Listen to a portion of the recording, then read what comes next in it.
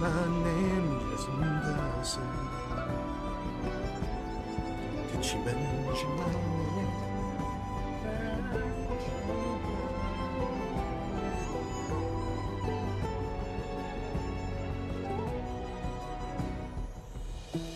The title of the stream is no longer clickbait because we got alpacas! Let's go! Hello, hello, hello, everybody. I am Jmulls of Jmulls Gaming, and welcome to the stream. Welcome to Dawntrail, the main story, which we'll do in a bit, don't get me wrong. However, bear with me, your boy's got some dailies to do, because this grind does not stop. Allow me to reiterate that. This grind does not stop, everybody. Yeah, oh my god, is that a cactuar and a chocobo? The things I've seen. Tale that would be told if you looked in my eyes. If you could read my mind, love, what a tale my thoughts could tell. Let's do them on Picto, because Picto's been a ton of fun. We get Picto up a little bit as we do these. Progressively get it up. I can place him it when we're done. There you go. Hello, hello, hello, Diego. Welcome to the stream. Hoping you're having a good day. Please, seeing you out. Hope your day's going well. I got so much shit to get rid of. Dude, I don't need these boss jet pieces of shit. I'm never going back there. I forgot that trust dungeons exist. I am never going back to boss jet my entire life, dude. I gotta do these as Viper. Well, slap my titties. Alright, we gotta do this as Viper, apparently. Oh my god, please would I remember the key binding. That would be extremely helpful. There's one thing I want to just... God fucking... HUD layout, target bar, UI element, yeah dude. Shrink that, perfect.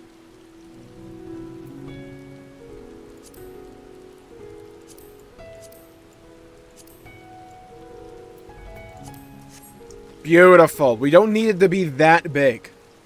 And for the main story, I don't want to be, like, overtaking NPCs when we're, like, looking at them.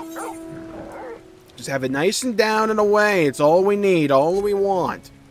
Yeah, it's yummy, yummy in my belly belly. I thought maybe we use Torgal for a little bit. I'm not sure, though. Yeah, we need to adjust. Maybe we need to bust out the regalia, maybe. Perhaps a bit of a snowman. Maybe a hippopotamus for Christmas. Maybe we bust out the old piggy. Decisions, decisions upon decisions. Intrigue upon intrigue. Who am I kidding? I like the pod too much. I'm too big of a Nia fan. I am too big of a Nia fan. I am too down bad for Nia. In both iterations, Replicant and Automata, and possibly, maybe, just a smidgen of Gestalt. Not Reincarnation, though. Mobile gacha game... Not gonna be one for me. Ignore the video uploaded today. Okay, now, where the fuck do I need to go? Missing rider. Well, where are they? There they are. How the hell are you missing? You can see you from, like, another area code. Ignore me being lost for a good, I want to say, 7 seconds there. Till the end. Fallen cargo. That's mine. Been called Dibs. Oh, good. You can see, like, inside the Morble's mouth. And it has, like... sinew. Yeah. That's not gonna haunt my dreams or anything. You know what? I'm just gonna carry this box. Yeah, there we go. 1 foot in front of the other. All we need to do. Don't need to make it any more complicated than that. 1 foot in front of the other. Now I'm gonna fly my ass all the way over there. Hopefully the pod doesn't drop me. That would be kind of bad. It'd be kind of funny if that was like a low % chance that it could happen. It just drops you out of the sky and you fall to your death. It'd be kind of funny. You meet up with Emmett Selk in the afterlife. I'm just saying.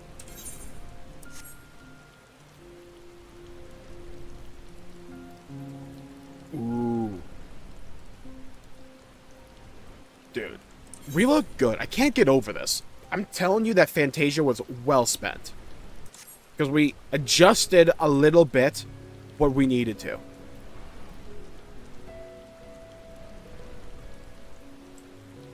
And still on the 2.x patch MSQ. Yep, that sounds like the new play experience, alright. Yep. I know it's not gonna be believable. The instant jump in quality the second actual 3.0 begins is insane. Like, it's shocking. Like, it takes people aback a bit. It's one of the things I was talking about in a video I made a little bit before Dawntrail came out. That, look, Final Fantasy XIV is great, and I've been won over by Yoshi P's argument not to include a story skip. At least, there is one gonna pay for it, though. But, like, I think Realm Reborn still needs a lot of work and a lot of touching up on, and I think it's worth it because that is the new play experience. I don't mind a Realm Reborn. I think, like, as an RPG, it's fine, it's serviceable. But especially in the patches, it's just too much. Like, there's a lot of room where you can, like, shrink it down and still get the important bits that come back later down the line. Like, even, like, 2 to 3 expansions down the line. But, like, it is just too much.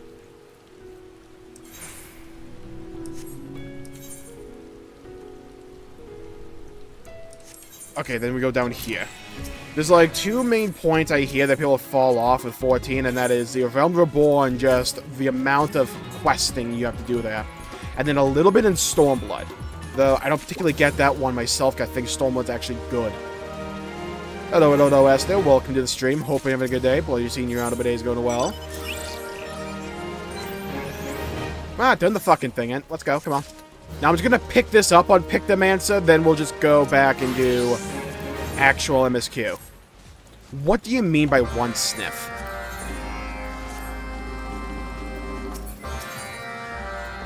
Down horrific. Tremendous, if you will.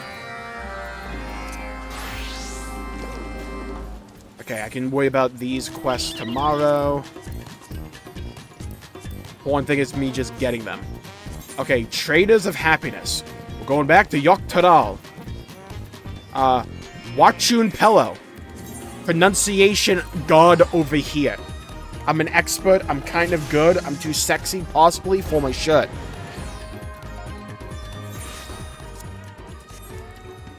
The thing with Final Fantasy XIV, Diego, is that at the end of the day, it's an unabashed Final Fantasy RPG first and foremost.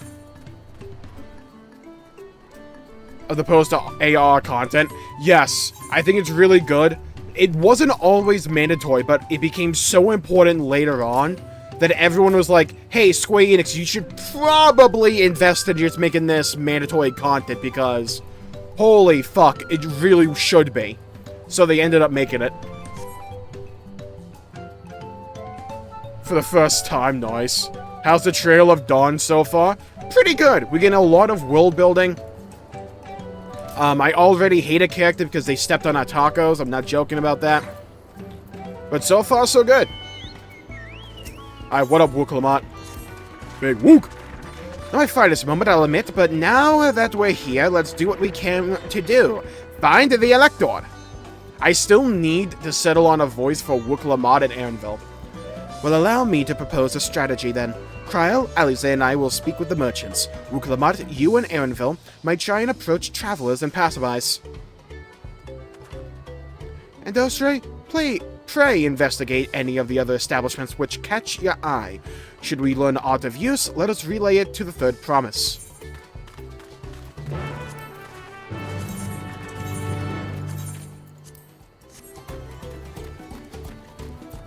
Hello, KG. Welcome to the stream. Hope you're having a good day. Please seeing you on. I hope your day's going well. Great set pieces. I'm super excited for the dungeons. I'm super excited for the first main trial as well. I want to get into the fights in this game so badly. Because the way they've been setting it up is that Dawntrail, they're going to really experiment with, like, fight design. And then in 8.0, they're going to do big job reworks overall. Really interested to see what they got. The Dawn 7th Elector? Dude, I can't get over the fact they have duckbills. Ah, I thought you were a new face in town. Here for the right of succession, I take it. But I don't care who sits the throne so long as they keep Tarao peaceful. People tend not to be in the mood to relax and sip an excellent mezcal once arrows and spears start flying, if you know what I mean. Speaking of which, would you like a cuppa? A joy shared is a joy doubled, I say. Why are we saying no? I'd take a sip. Oh, right, yes. You are asking about the Elector business. Being but freshly returned from my trading route, I've heard that there's a contest afoot, but not much else. Our head ledger, Toblee, could probably tell you more about it. I just hope healing is actually important. Oh my god, have you heard about the healer strike, Keiichi? Okay, let me fill you all in. So, there's a content creator by the name of Xenos. Great guy, I love his content. Shockingly, looks kind of like me, and by that I mean he's a bald white guy with a red beard. But, he plays tank, and he was invited to the media tour, and while there, he decided to run an experiment that you could run also in Endwalker, which is do a dungeon without a healer, because if you play warrior, who needs a healer? This got healers pissed off, and then some started a Reddit post or a forum post that were like, we're not gonna heal come Dawntrail until we get changes. Like, I'm not joking, it was like an actual picket line. Or at least had the vibe to it. Judging from the queue times, possibly, who knows? I think the biggest offender there is the fact they released 2 DPS. Is so clunky and weird. Summoner fucking sucks, and I'll say that to the end of days. There's like elements to Summoner that I think are really good, but the problem is it's lacking like half the buttons it should have. I think they made Summoner in the idea is like, okay, let's stress test a really simple job. However, down the line we'll add on to it and build off of it. But then I think they kicked off the job changes to 8.0, and then they're like in this awkward middle ground with Summoner, and like, well, what the fuck do we do with this thing? Might as well just leave it the same. Let's give it Solar Bahamut for some reason. So I think it just got caught in the middle here. Because I feel as if Summoner was like the beta test to Viper and Pictomancer. But I think Viper and Pictomancer do that simplistic job design infinitely better. I'm not built like a chia pet, but hello, Tax. Welcome to the stream. Hoping a good day. Placing your items go well. The healer strike is still ongoing. I can't imagine it's too many people, but like the queue times are. Oh, very well. You said you wanted to know about the Elector. I could help you, but I won't. I can't tell you're no supporter of Zol Ja or his policies. He's a supporter of Zol Ja? What an idiot. I also feel like Dawntrail release was like the worst time to do a strike if you're gonna try and go that route. Because, 1, trust dungeons exist, so everyone will just do those. Oh, hello there, I'm Malblue. Did you have a question for me? I just need an AoE dot. Yeah, the thing is, I largely agree with Xenos on this idea. It's like, Square kind of, when it comes to job design, especially when it comes to like healer design, the problem you run into is you have 2 camps. One camp, which is like half the player base, are so fucking god-awful at the game that if you give them more than 2 buttons, they like don't know what to do. The other problem is, you have the other half, which want way more complicated jobs, and you cannot please both audiences. So, when the jobs were more complicated, especially like healers and stuff, they were inundated with requests for a simplistic healer rotation and all that. So when they go in that direction, then you have the other half of people who were satisfied with the current state of job design, now upset about it. It's a lose-lose situation. I kind of think the math is a bit wonky. I think most people won't care too much, just so long as they continue to play the job that they like and it doesn't receive too many significant changes that aren't really cool. But I think with the state of healers, at least from what I've played, 1-button DPS rotations, no. Like, I won't play healer because of that. I'm not a healer anyway, so, like, my voice does not matter here. But I just don't think it's a fun design. Especially when most of the game, the healing is... The meta for healing is not to heal, it's do as little healing as you possibly can. Which is normally the meta when it comes to healers, but it's especially true in 14. With Cleric stance. Hello, Mr. Bakey. Welcome to the stream. Have a good day. Placing your items go well. We used to, like, watch fireworks a little bit, but, like, It was never a big holiday for us. I used to like watching the fireworks shows on the TV, though. Those were really cool. Nowadays, not really. I don't do much for holidays. Hello, hello, hello, Neo. Welcome to the stream. Have a good day. Please, your round to go well.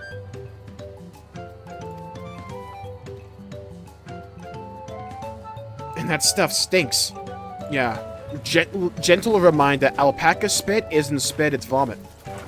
At least a mix. I think it's a mix or something. At least it is for camels. With cleric stance. The one time I really enjoyed healing in the game was Scholar.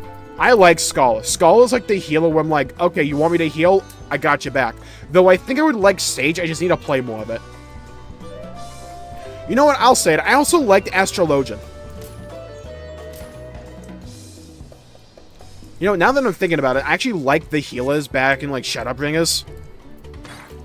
When I did do a little bit of healing, but I'm mostly a DPS guy. I also like to tank, it's just they feel a bit too homogenous. I need to check out the changes in Dawntrail, though. Because they look pretty cool. You really have to watch yourself around those silver-tongued peddlers. I almost bought a bottle of mezcal. And a stack of blankets. And then there was this enchanting ornament. Anyway, I did manage to learn that Tobley is the man to talk to about the contest. Now, if only they'd share, boy, there's a head ledger of theirs is to be found. Or too much responsibility. Yeah, they always have, like, that healer anxiety or, like, tank anxiety when it comes to MMO design. The problem with it right now is that some tanks have a lot of healing to where, unless you're doing high-end content, in which case you will need healers, don't let anyone tell you otherwise. Tanks can mostly just be fine by themselves, and you spend most of your time hitting one button repeatedly. Hello, hello, hello, Crimson. Welcome to the stream. Hoping you're having a good day. Please, your rounds go well. So the head rancher. Well, the ALPACA ranch is not far from here. I say we should be paid a visit before the others return.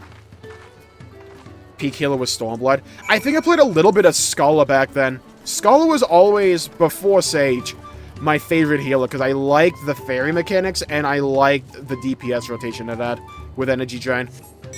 Also, the guy who got me into Final Fantasy XIV was a Scholar main. And he would yap about energy drain to no end. I agreed with him, though. That was the funny thing.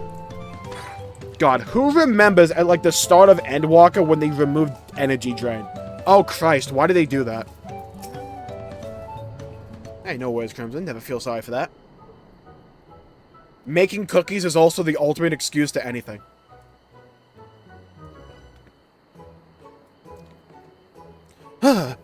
That is a lot of alpacas.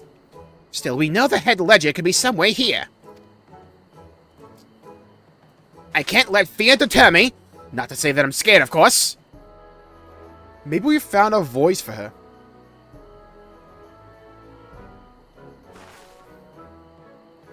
I like their masks. I like them so much.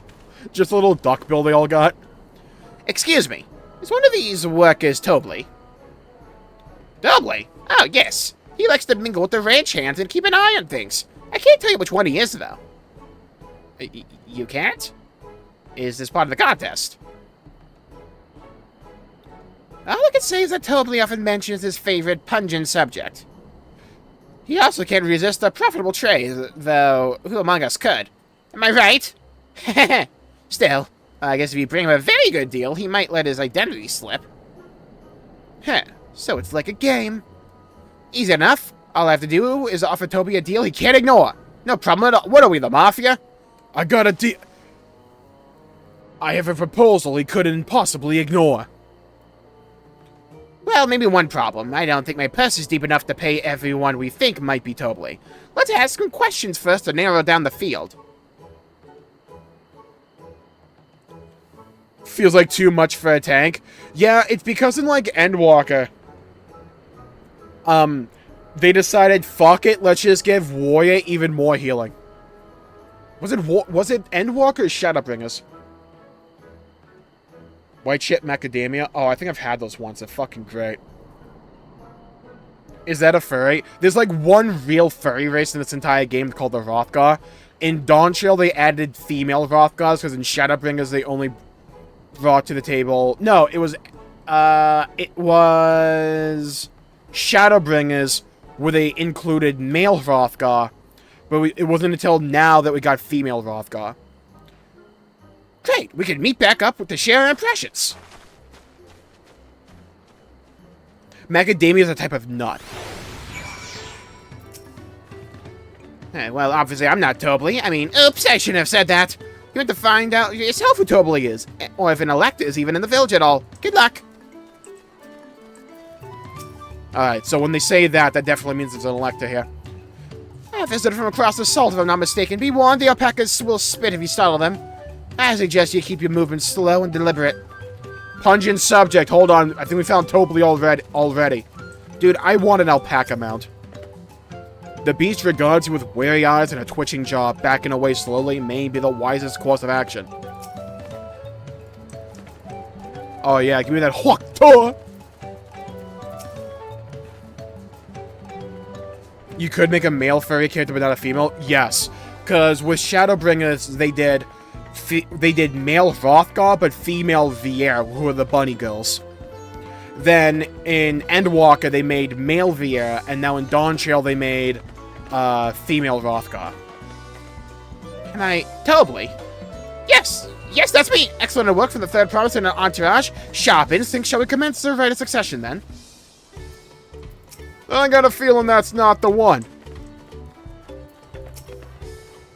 Basically, the issue they ran into is with each, like, race and male-female counterpart, they have to, like, retool all the gear to fit on that model, so it's a massively labor-intensive process.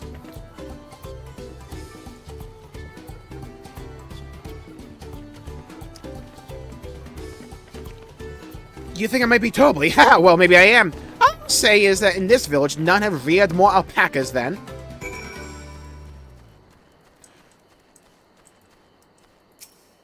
Because story-wise, in the location we're at in Shadowbringers, female Hrothgar were really rare. Same with, like, male Viera. But they wanted female Viera especially because it was a Final Fantasy XII reference. I see. We're both done with our interrogations. So who do you think it is? I have my suspicions, but let's hear your pick. Dude, I don't remember their names. What the fuck? Diligent? It's gonna be none of them. Oh, the work is so intent on stable chores. I have my eyes on that one, too. Time to rip the mask off our mystery ranch hand, so to speak. Did I nail it first try? I think I did. This is the one I wanted. Okay, good. We know it's you, Tobly, and to prove it, I propose a deal. A generous sum of coin for confirmation of your true identity. Thanks for the money. An offer I gladly accept. As you have correctly guessed, I'm a wizard. I'm a wizard. I am indeed Tobly, head ledger of... Oh, God help me. Watchun Pello, and head rancher of the family ranch. I am also one of Gulu Jaja's chosen electors. Aha! And a place featured in the Tulialo sagas, just as we thought! Is impressive. Yes, it's also the reason that Viera and Hrothgar have really limited headwear options, is because, like, the heads on those races makes it apparently really fucking annoying to actually, like, to shape all the helmets for. Will it be the first trial? Yeah, they kind of advertise what the first trial is. I'm fully expected to be, God, Yeligamondo, whatever the fuck that thing's name is. And I wager this won't be the last time. They've also been, like, hinted at that thing in this game already. Vatigamondo, that's the name. She found you out fair and square, Tobly. And I'm glad she did. Would have been a pity had her bid ended here. Okay, so here's the plan, right? Here's the plan.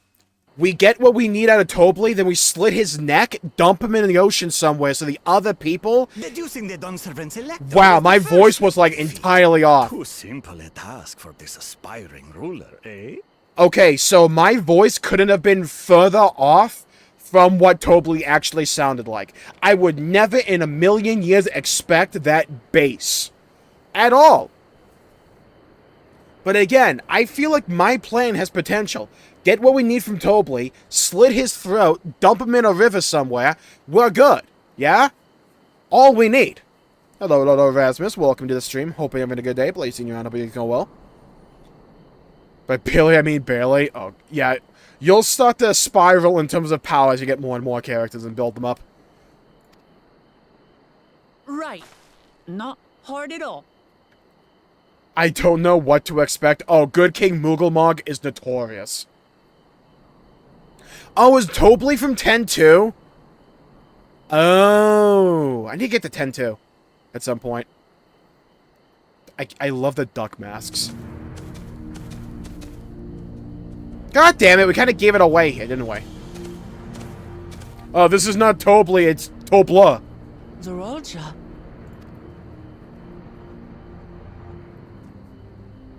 I am told the head ledger, Tobly, is to be found here. You have to guess which one of us is Tobly. That's part of the test. Yeah, it's totally not the one we were talking to, by the way. Totally. Believe me.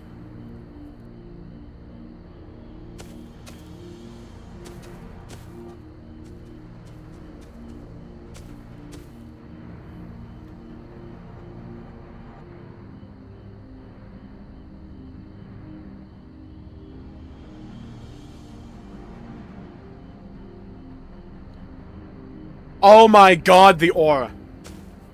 Stared him down until he looked nervously over at Tobly. What a Chad play. You know what, Zolja? I approve. Yeah, I approve of that. Without even asking a single question. Very impressive indeed. With that amusing prologue out of the way, we can proceed to the actual challenge.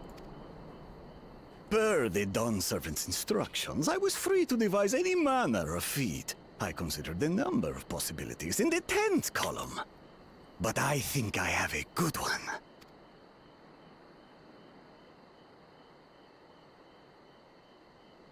You must go forth and capture for me an alpaca. Oh, god damn it, it's gonna be like the Chocobo catching from Rebirth. Oh, hell no. Oh god, grant me strength. Oh no. Please, anything but that.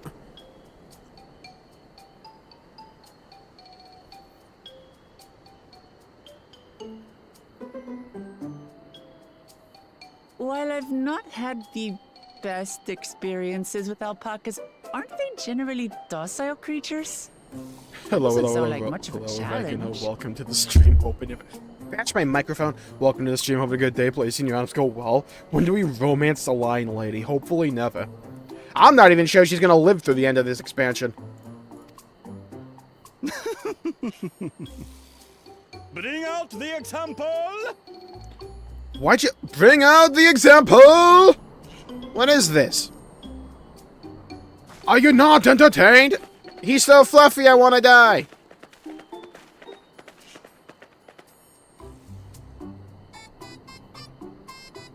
God, they look so stupid, I love them. Special kind of alpaca.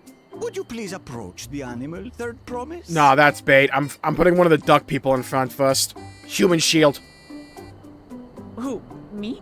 Well, it should stay calm if I stay calm, right? That's what Aaronville said. Yeah, never use that strategy out in the wild. I see a grizzly bear, but if I stay calm, it won't hurt me. Yeah, you have fun with that one.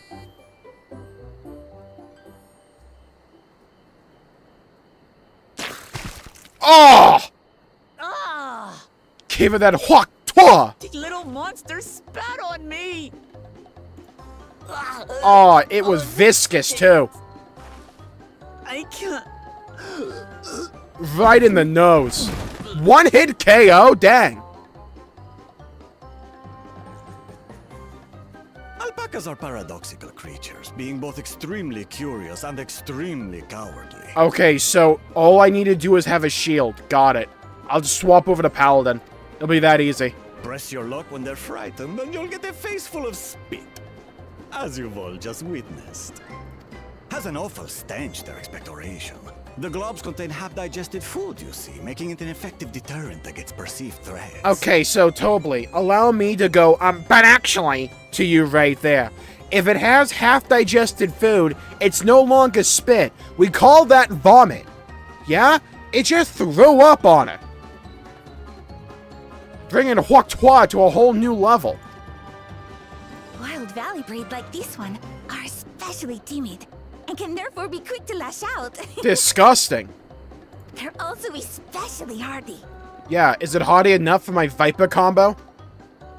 Indeed. We take the rugged wild alpacas and breed them with our gentle domesticated stock. This produces the strong but beatable pack animals prized by our traveling merchants. Yeah, I don't like the way you emphasize the word breed there.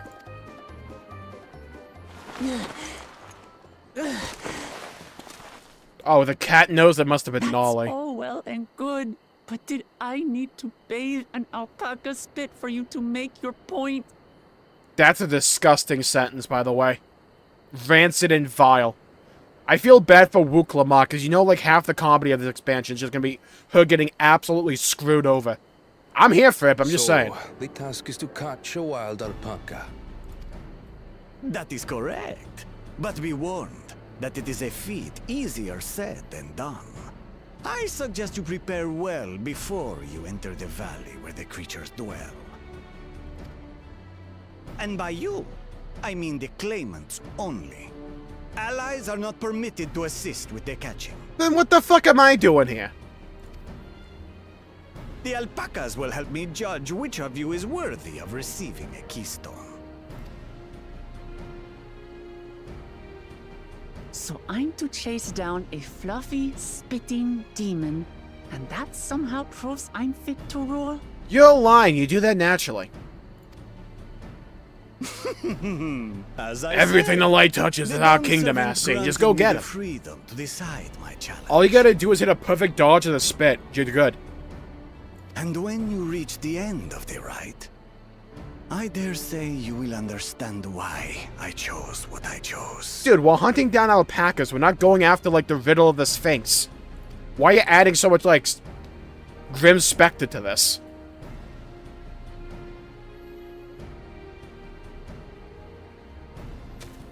Very well. This won't take long. Alright, someone was a scaly who made Zorl jaw. Did you see how well-defined his pecs were? Wait! Didn't I warn you this was easier said than done? There are preparations to be made, factors to consider. It's an alpaca, A relax. beast is a beast. All yield to strength. See, I'm with Zorl jaw. Can I join him? Sure, he wants to, like, imperialize the entire continent, maybe kill a few people. But, I mean, fuck him, you know? This experience He's has cool. done absolutely nothing to improve my opinion of alpacas.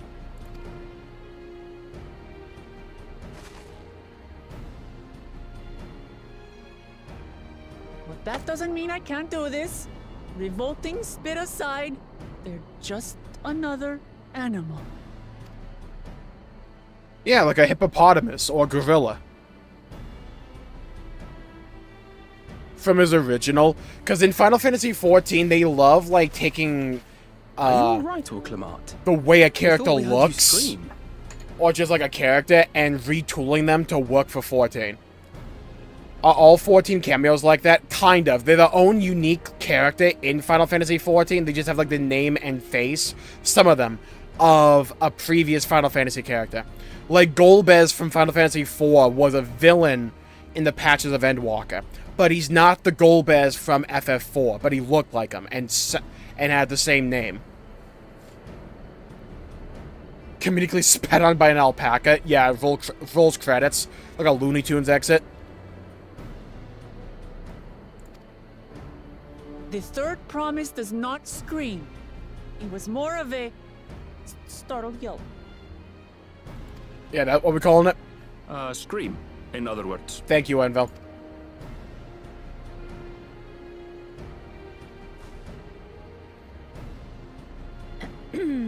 Did you find the Elector? Yeah, welcome to the party, Kryl. About 5 minutes late, aren't you?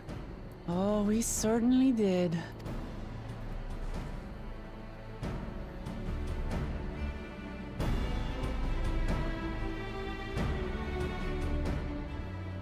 So where are the other two bozo, like, candidates? And are they in the other zone?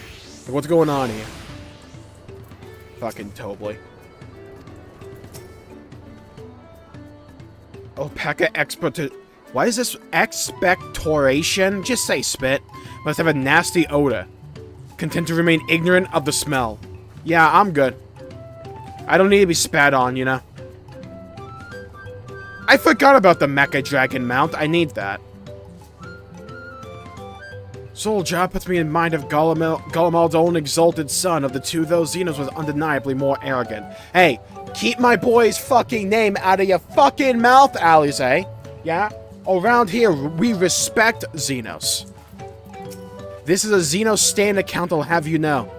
So this is our sought-after elector.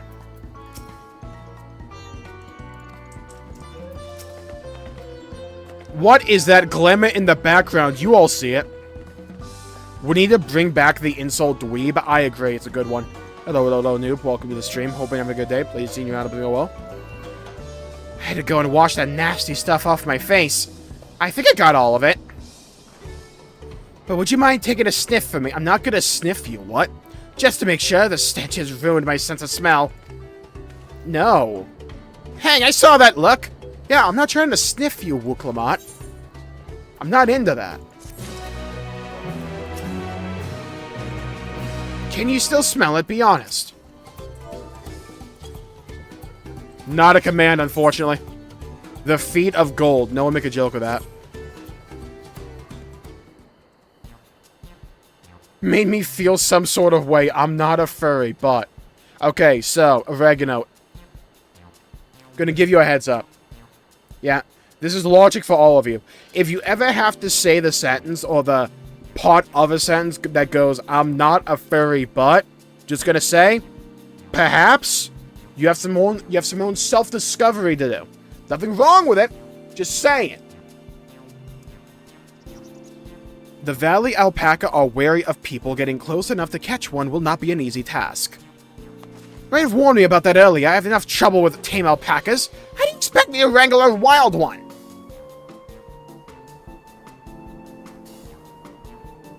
With the proper saddle, we infuse the leather with a relaxing scent that soothes the spitting beasts. Wonderful! Give me one of those, then. Have you perhaps forgotten we are a clan of merchants? If you want a taming saddle, then you'll have to find a saddler and make them an offer. They don't come cheap, of course. Crafting a saddle will cost you the equivalent of 10 pel. In the thousands column. Oh! You mean 10,000 pel? You don't have that kind of coin! How about I threaten the village with extinction if they don't give me a saddle? Will that count? Converting the guild, that comes to around 1 million or so. Maybe if we all pitch in. I'm not giving them a fucking million, Alfred. Are you high? No, this is my feat to accomplish. I wouldn't feel right about having others pay the cost. I'll find the money somehow.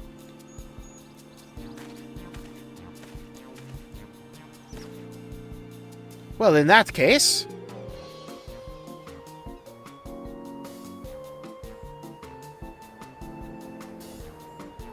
That basket of wool is worth the sum you paid me earlier. 1 pel. In the hundreds column. Beginning with the wool, you can trade for ever more valuable goods until you have something suitable to bargain with for the saddle. Oh, that's a nice gesture, but you think I can turn 100 pel into 1 million? That's 10,000 times more! We need 10,000 pel, not 1 million.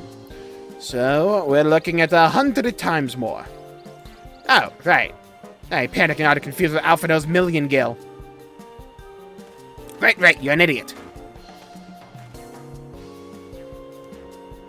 I'm not so sure about this trading idea. You almost talked into buying a cloak you didn't need mere moments after you arrived. I think I should give her a deeper voice. I don't have a foot fetish. But I hate it when you're right. Well, then let me help you with your deal-making. Oh, hello again, Mablu. I work here as a ranch hand, but I've also learned a lot about the meddler profession.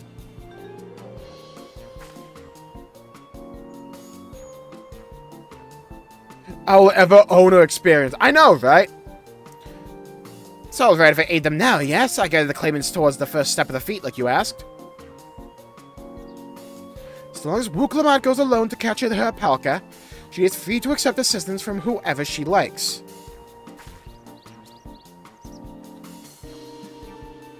Hooray! Let's see about getting you your saddle then, Third Promise. I don't know why you made your offer, but I could use an ally with a beak for bargains. Welcome aboard, Mablu. Perhaps it may be easier to haggle over price without so many voices chiming in. Stay here and pitch in with the ranch work? Aw, hell. I think you should go with Wuklamat. You've seen markets and bazaars the world over, and surely have sage advice to share. Aw, hell yeah. Okay, so what you're gonna want to do to get the best deal is take my swords out and put them right up against their throat. Then you'll say, I'll take this for 5 gil, walk away. But I'll leave the wolf in Dostra anyways. The better keep my hands free.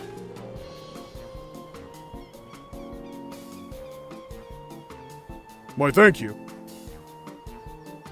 To begin, I suggest we trade Will to Havli the Saddler. He won't agree to the deal, of course, but it'll give us an idea of how much he'll accept for his wares. Ah, okay, I got an idea. What if we gaslight this guy? Okay, so here's the play. I swapped a black mage. I started nearby forest fire. I make the entire village fear for their life, and as they run away from the scene, I grab the saddle. I feel as if this is a working solution. It has potential. Pure, raw potential.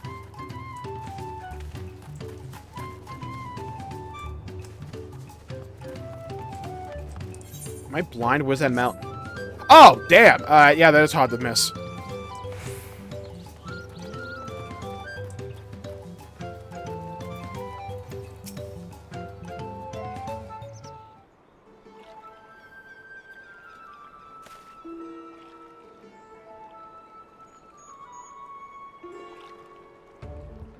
Something I can do for you? We've come to bargain. I need one of your special teaming saddles to catch a wild alpaca. Oh, a saddle, is it? And how will you be paying for it? A thumbs up. With this basket of fine alpaca wool.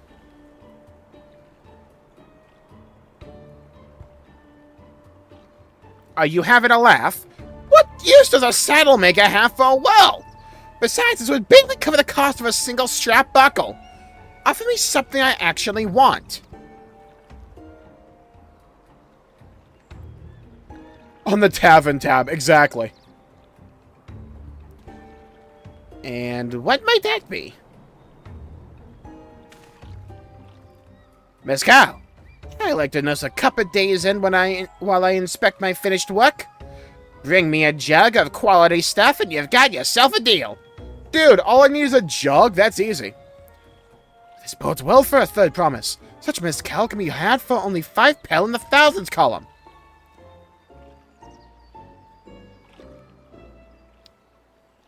Baited. Hold on. Did you say Third Promise? Then my offer has changed. The saddle's gonna cost you a jug of premium mezcal. Aged 3 years at least. Oh, this fucker. Contraire, mon ami, I'm gonna hit you with a quick little limit break.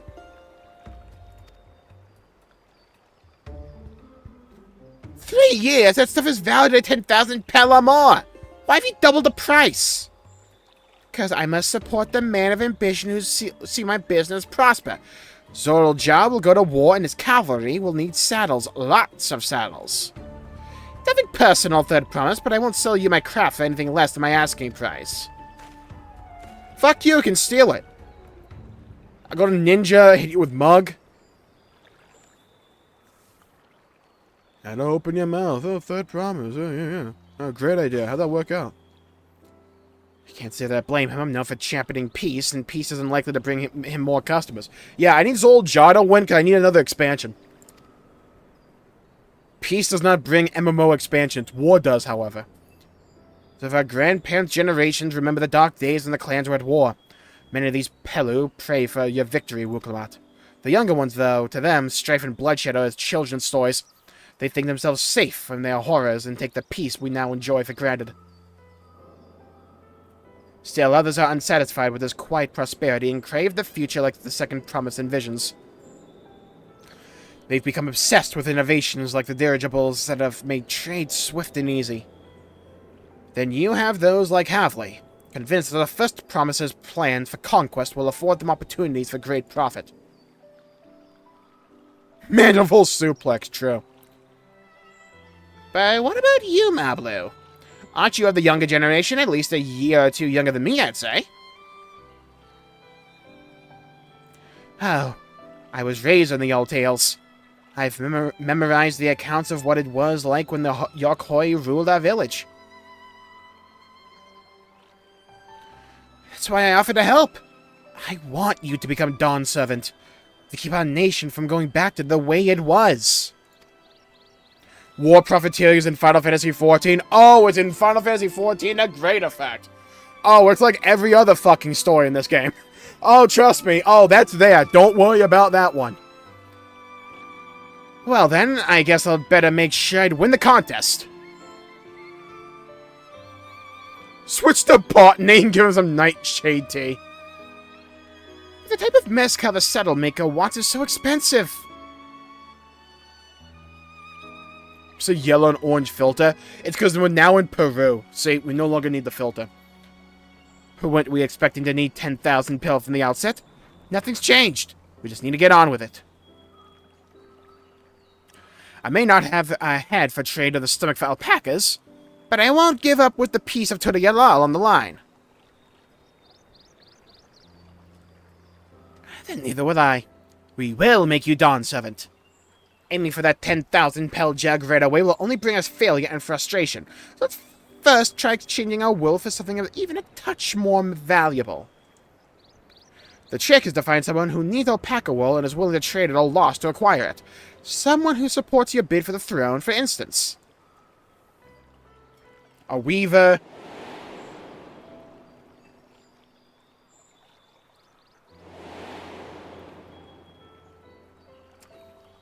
That nerd. Of course, the weaver, dude. I'm a prophet. Oh, I'm too good. Bull Nuck was his name, I believe. He went out of his way to say he agreed with my vision, and he was there to buy wool. I think I remember the direction he was going, but for now, let's head back to that road where we first met him.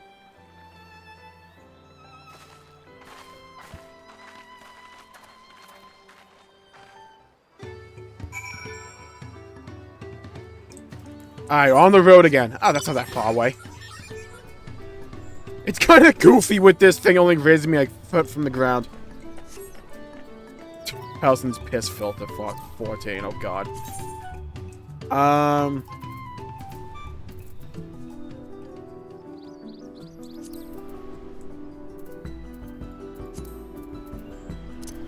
Let's rock with Torgal for now.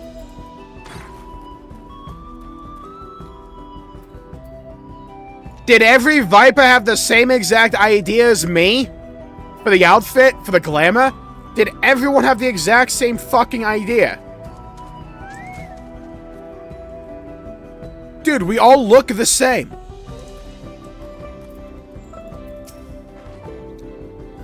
This is the spot. After Bull Nuck talked to us, he went off to the south.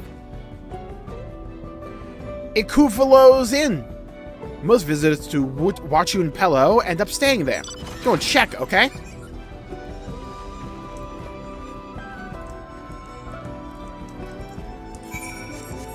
I woke up on a new Torgal.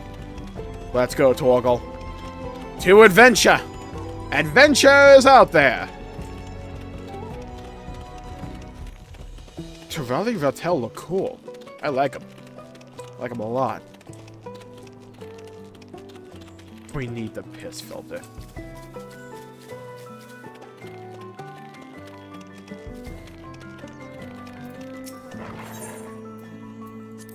Wait, you have loot? What do you sell? 645 gain, you sell this shit, huh?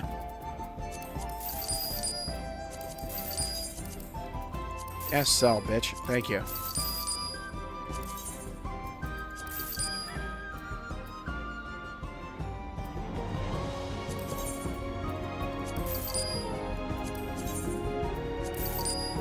Sell all that crap I don't need. I need inventory space today. There we go.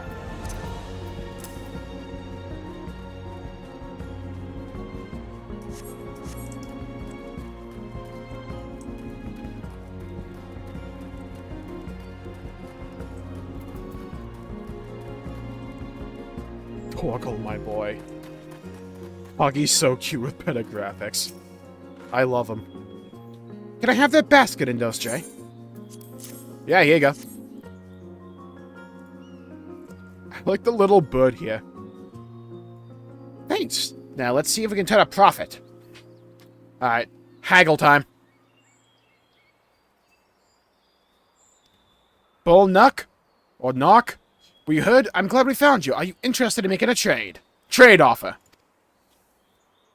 Fed promise, you. You wish to do business with me? Might I ask what this is all about? Yeah, we need money. Look, guys, I'm unique every 14 Viper. You know, yeah.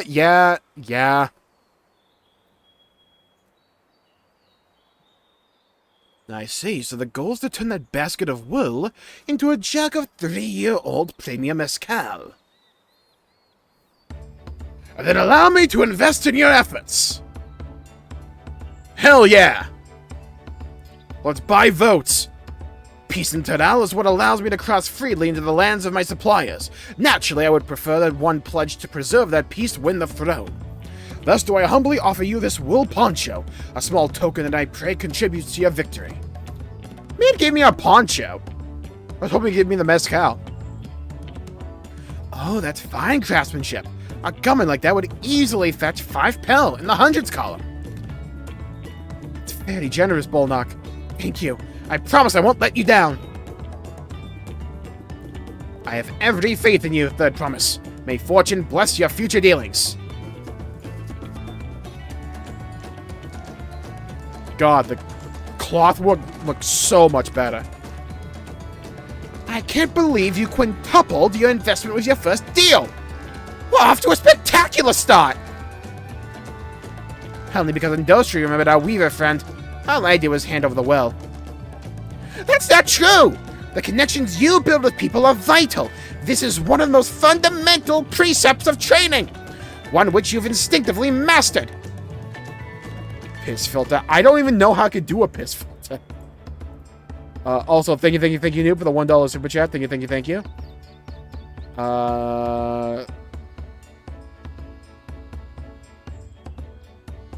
Oh, maybe?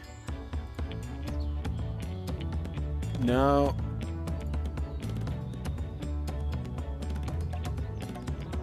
No, that's not it. How would I even do a piss filter?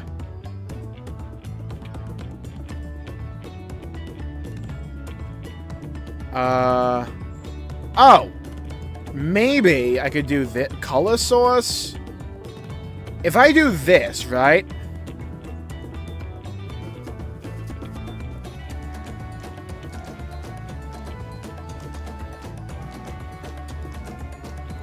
Now, if I add a filter...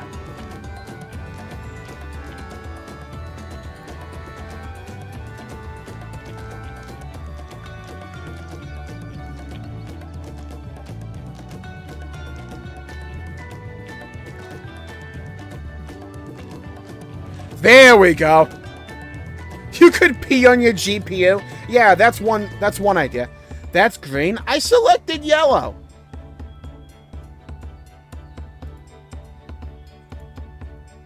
Okay, there we go. It's kind of weird for me. That's not true. The connections you build with people are vital. This is one of the most fundamental precepts of trading. You think so? I know so. Now let's take a 500 pel poncho and trade it for something even more valuable. It needs to be more yellow. I don't think there's a more yellow color in here. Like, fundamentally, I don't think there's a possibility to make it more yellow.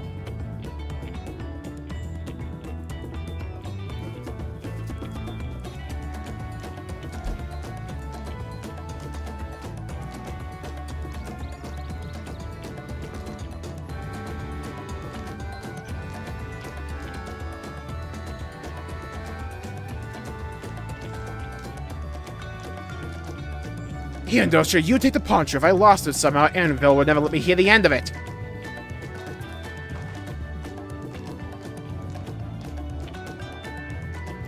All set, our next deal is waiting to be found.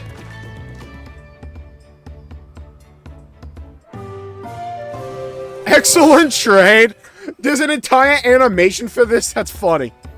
Success, you traded 100 pel basket of alpaca wool for a 500 pel wool poncho.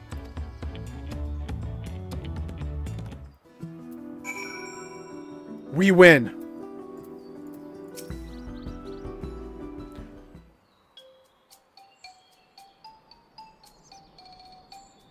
I'll leave it up for a few more seconds, but we're not going to have the pierce filter on the entire time. I imagine it a little bit annoying. And I want to know how many people would join the stream and be like, are my colors messed up here? Leveraging connection to the sound strategy, but we should also consider supply and demand. An individual in urgent need of a good poncho will offer more than a merchant simply looking to stock his shelves. You want me to be honest? That makes sense, but how do we know if someone needs a poncho? Yeah, go ahead. They aren't wearing one. They have a fabulous sense of style. True! I think we're good on the pierce filter. Oh my god, color. In the full spectrum. It's a nice, sturdy poncho, but the design is traditional. I don't think fashion is part of its appeal. Only those with a practical need would be interested. Wait, that's the obvious answer, isn't it? We look for a person without a poncho, pee on them until they get really wet, and then offer them the poncho, making them think it was raining. Brilliant! Hello, Snow Fairy. Welcome to the stream. Hoping you have a good day. Placing your items go well. That looks like a modern FPS from the early 2000s. Yes, there you go. We find the demand for our supply. So, where should we begin for prospective buyers? Well, there are any number of places, but we could do worse than starting right here at the end. There might be interested travelers.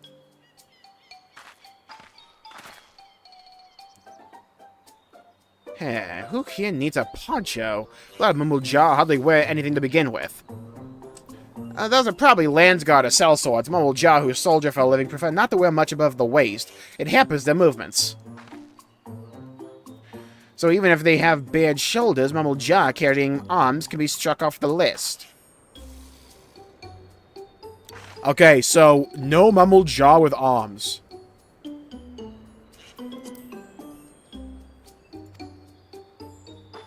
Professional fighters like those of the Landsguard would have little interest of any Torali who prioritizes ease of movement in their work. So not him. Resting Hubigo. Maybe him. Sweaty Dawntrail, not him. Disconcerted Hobigo. This one already has one, so maybe this one. Let's see, no coat or cloak, but also no weapon. Oh, we might have a winner. Ho! There, friend. You're not a mercenary by trade, right? I was curious about your bold choice of dress, or lack thereof. That was no choice of mine, believe me.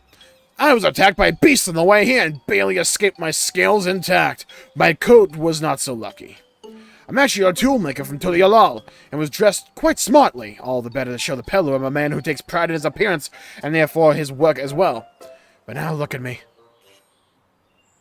Well, sir, this is your lucky day. Billy Mays here with another fantastic product. What a splendid poncho. This would be the perfect replacement for the coat I lost. We'd be willing to part with it if you'd like to make a trade. For one of your fine tools, perhaps? What about this hatchet? I crafted it myself and will vouch for its quality.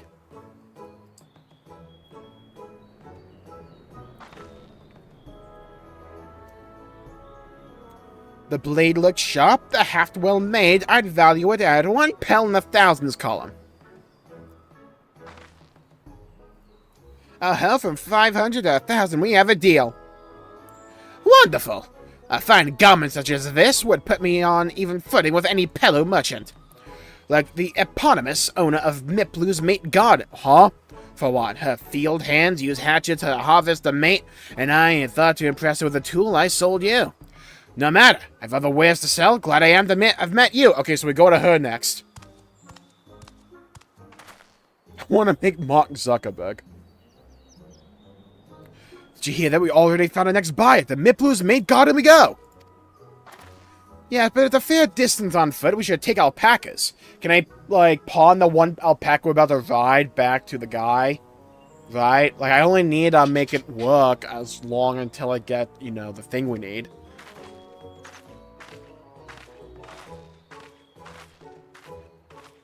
These ones will be the calm type, right? Now the extra speedy. Excellent trade, oh god. We doubled it, let's go! And awesome, I missed 14. I love the music in Dawntrail so far. It's so good, Rasmus. Yeah, go ahead, noob.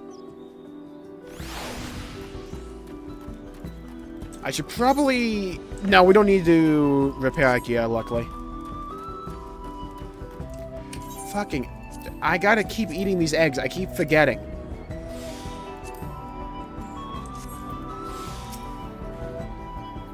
Well done recognizing that toolmaker as a potential customer. If you have a mind to change professions, you make it an excellent merchant.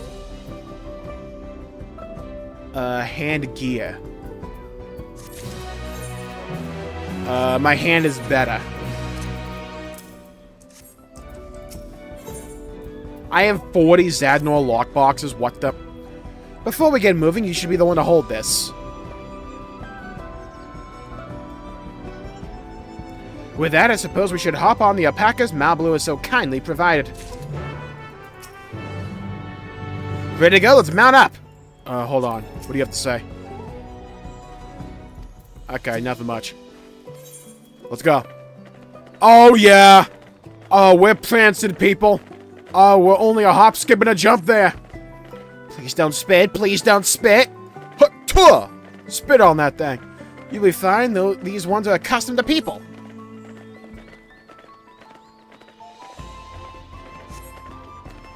You have a knack for riding no matter what you say. Without our alpaca friends, we Pelu would have never become traveling merchants. Can you imagine walking all the way across Tadal?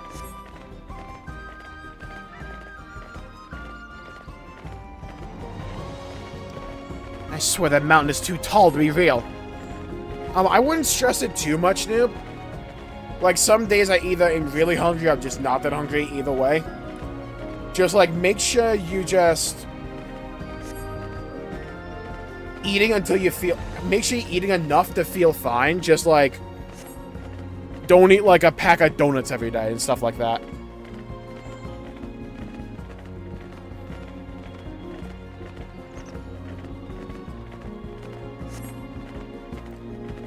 No, I love it. I love working with alpacas. But becoming a peddler has always been a dream of mine. It's just... I'm not sure I have the talent for it.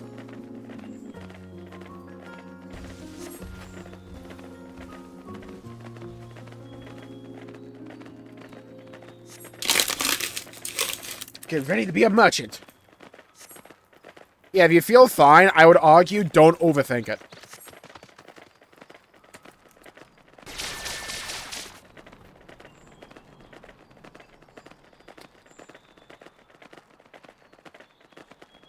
Is so amazing. Oh, Keiichi, it's one of the best things they've ever done. It's the best fucking thing.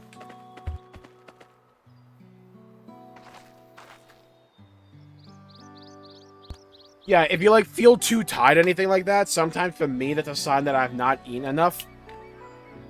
But, like, don't stress it too much.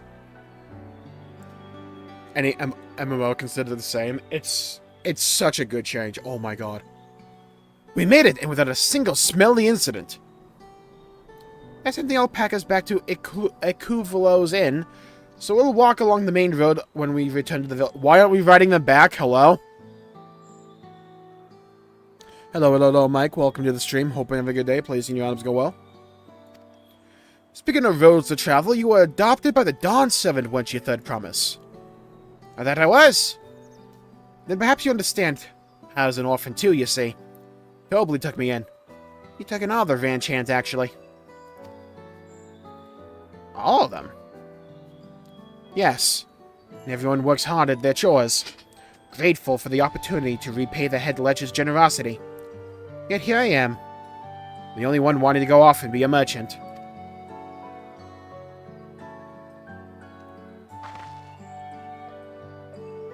I'm sorry. I don't know why I'm telling you this. We need to keep trading things via saddle if you're to prepare for the feat of gold. As it's mate's harvesting season, they can have too many quality hatchets. Add to that Wukalamat's way with people, and we should have no trouble making a favorable deal.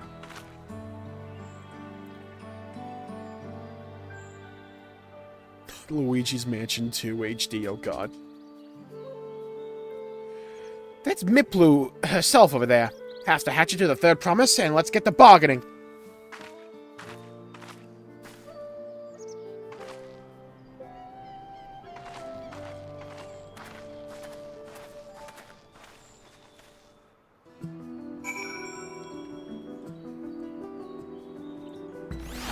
Alright, let's gaslight.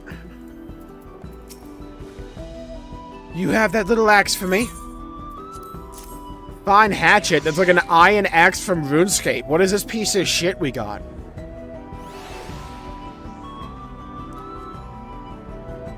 Thanks. Now let's see what we can get for it. Give you $1.50.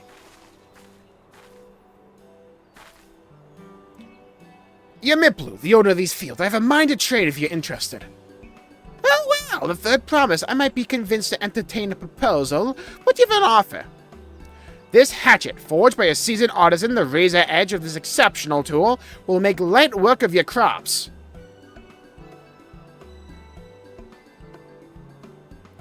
The quality's acceptable, I suppose. I offer you a large sack of mate leaves in exchange. A fucking bunch of leaves, dude! Sack of mate leaves is valued at 1 pel in the thousands column. Same price as the hatchet. Still would bring us no closer to the mezcal.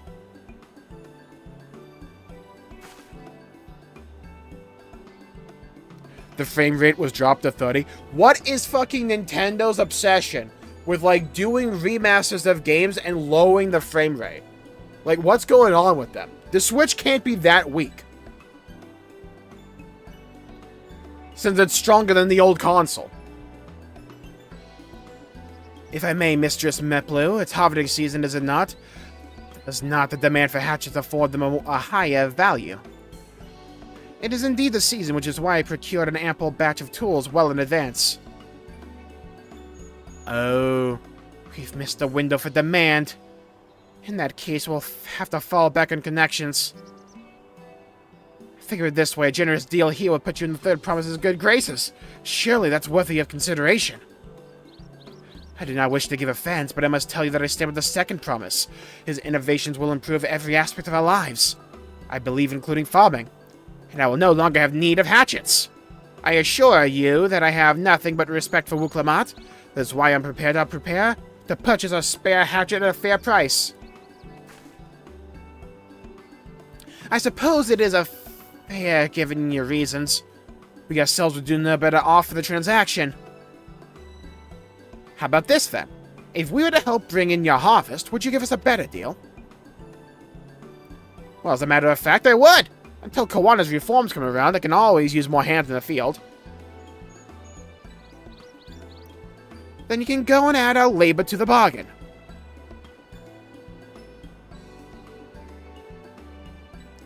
Added value to tip the scales? How could I have forgotten one of the most basic rules of trading? You can rest here if you like, Mablu. Industria and I have mate together. Is it Mate, not mate? Because mate sounds wild. Oh no, I'm helping too! Off to the fields then! And mind you, pick the healthy leaves. I'll take 5 good bundles from each of you. Okay, let me swap on over to Reap, I mean botany. I mean botanist. Give me more reasons to yo-ho, yo-ho. It's to the sales we go. Dude, what's his Elden Ring DLC as cloak?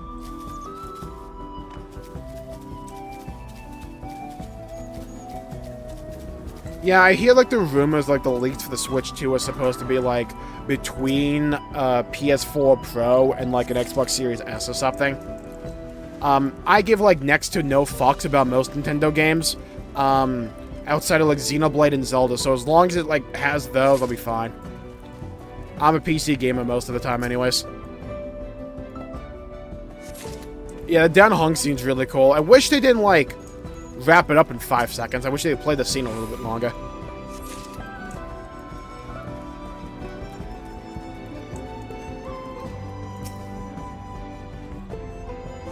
Tech skipped out on it because they prized their portability. I'm still not going to give them the tech issue.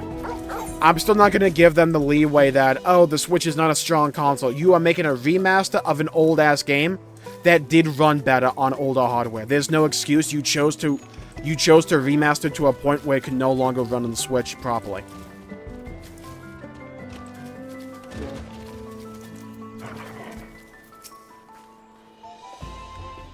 You brought me some leaves then.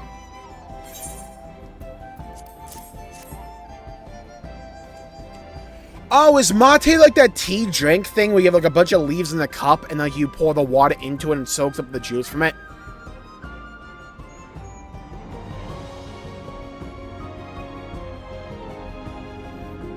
Oh! Anything less powerful than a Steam Deck is unacceptable.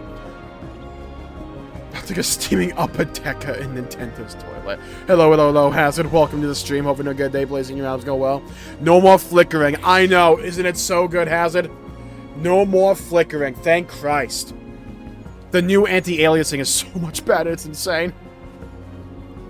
An acceptable harvest. We'll see how your opinions fared before I make any decisions, though.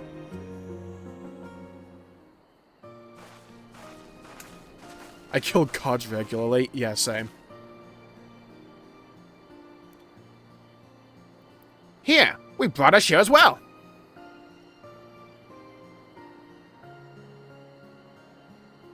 Thank you, Third Promise. This is more than enough to hold up your end of the bargain. Now it's time to honor mine. After adding the value of your labor to the price of the hatchet, I am prepared to offer you a full sack of our highest grade mate leaves.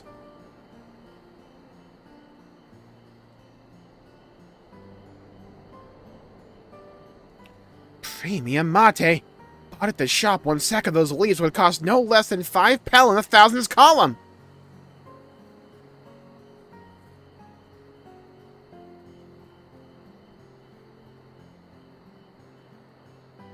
Oh, yeah. I have yet to run into an upper decker IRL. Came close, though. The guy in my high school decided to shit on the bathroom floor instead. Then he, like, made a smiley face out of it. Yeah, that was a moment.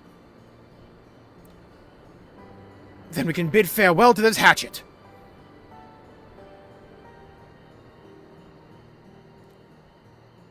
The only way I would get the 1000-Year Door remake is if I get another, like, bid of Nintendo Online. And then get that, like, $100 deal for 2 games. Otherwise, probably not. I'm glad we could come to a mutually agreeable trade. As am I. All the best with the rest of your harvest. Oh my. Yeah, there are some people in my high school who are wild. And by wild, I mean they probably need actual help. Or needed.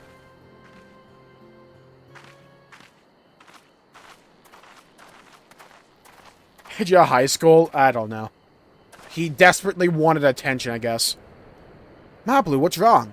I didn't collect any leaves. I'm useless. It's as I was saying before. Even after everything Tobli's done for me. I'm planning to abandon it all and become a merchant. Just do what Rex did in Xenoblade 2, send the money back to the village. But then I needed your help after forgetting a basic rule of trade. How can I expect Tobli to accept my decision then?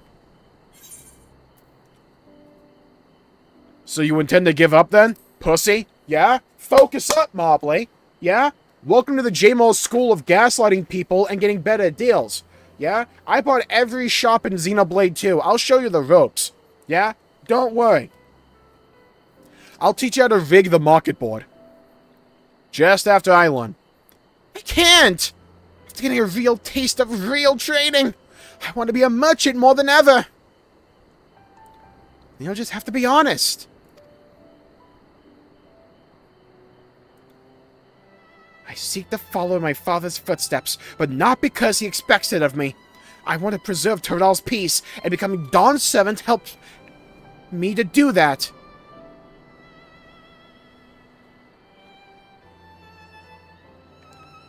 You just never taught that it's something you just need to do. Look, the sooner we get bidets to be like the standard, the better. Because I'm still suspect of people like wiping their ass only with a piece of paper.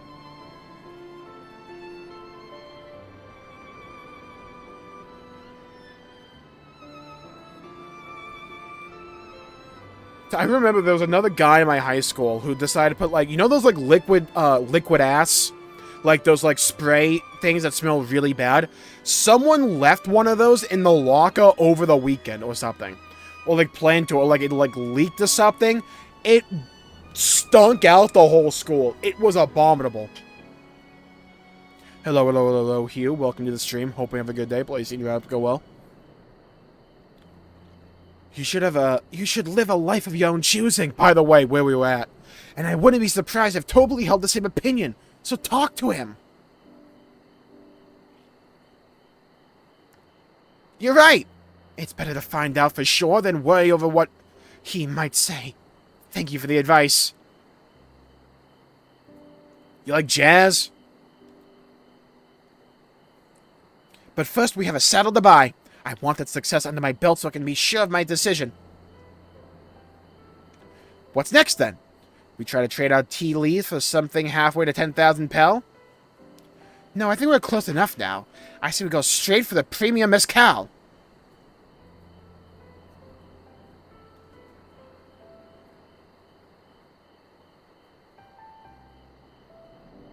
Bargain our way into double the value, eh?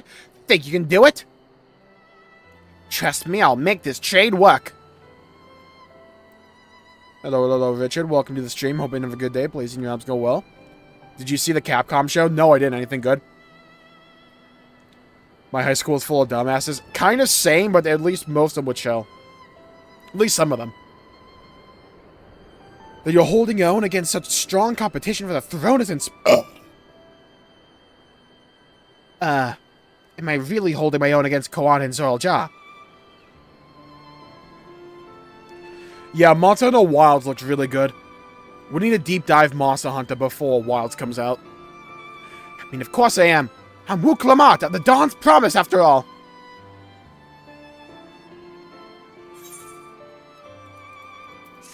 Noob, I think they didn't even realize it. I think we all underestimate just how nasty a lot of people are in this world. Dude, look at this trade. 5 times the amount? Let's go.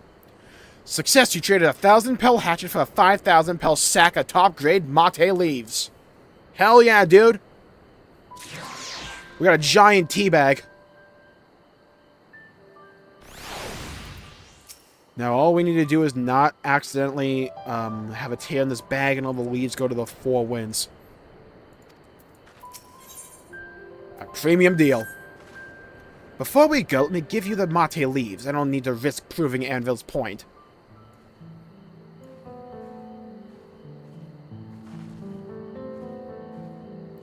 Ready then? Our next stop is the Mezcal Distillery.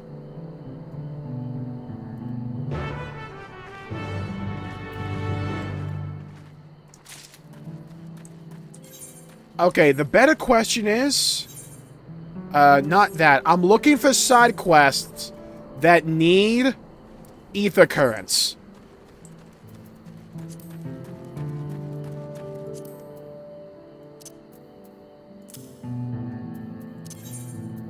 So, to fly in a zone, you have to perform 2 criteria.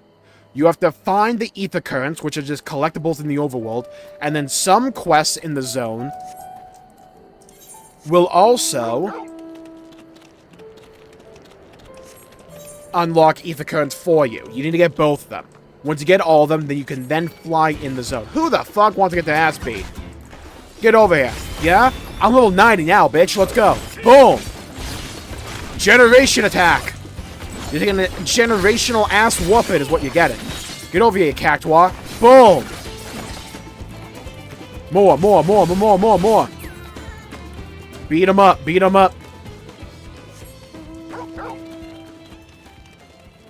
He didn't understand the question, oh god. Surely the kid smelled like shit. I mean, if you get used to a smell for too long, you don't notice it. That's an issue as well.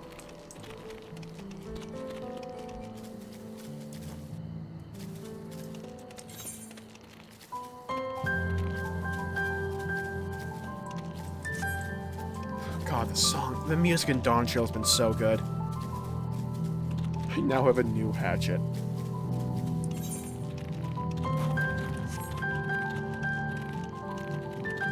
Is a joke. I mean, I imagine some don't, but, like, I haven't met any like that, though I don't go around asking people if they wipe their ass.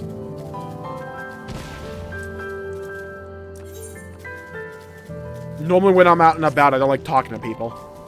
And being 6'4", I can just put on a mean face and no one talks to me, which is kind of nice. It's like the best privilege of all time.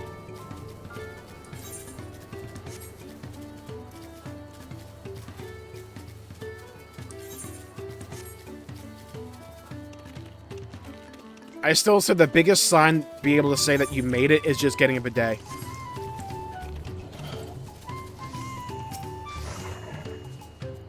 Did you smell when you were bigger? No, because I actually showered and used deodorant. Issue I had with my feet, though. I rectified that later on, though.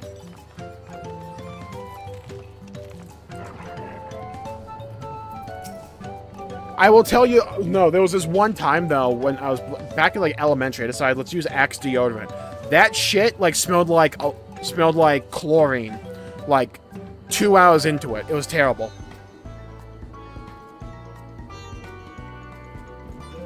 Can you pet Torgal is the real question. I think there was a part where you could in the quest line when you got him.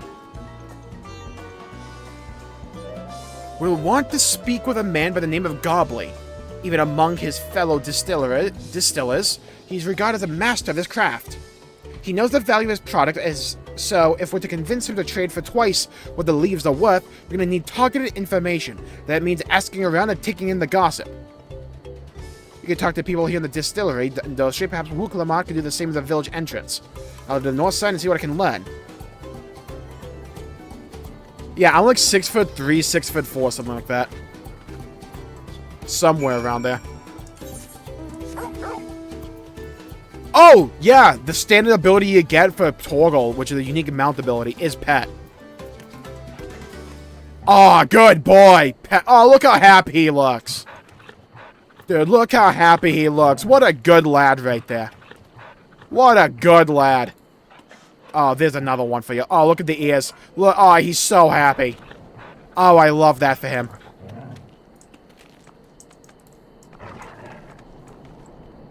About 16? I agree. I love 16. I think it drops off a little bit near the end. What in the fuck am I looking at? Oh my god, it's people doing RP. Hey, you know what? Good on you. Yeah, welcome to the RP of Final Fantasy XIV. They allow you to do stuff like that. It's kind of neat. There's an entire marriage system in this game. Who's better, Torgal or Koromaru? Torgal.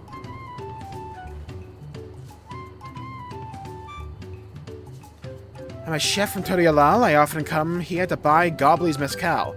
Finest in Toral. According to my customers. He always brings out a jug during our dealing, but I can't handle the stuff too well myself. I take small sips, not wanting to be impolite, you understand, but still end up so addled as to agree to whatever praise he quotes me. Is it sexual RP? Probably not. Like, they may just be an IRL couple or something. You should censor your chat bar. I have it on the event only, so it's not no like actual people text typing here. I also have a chat sense if I need it.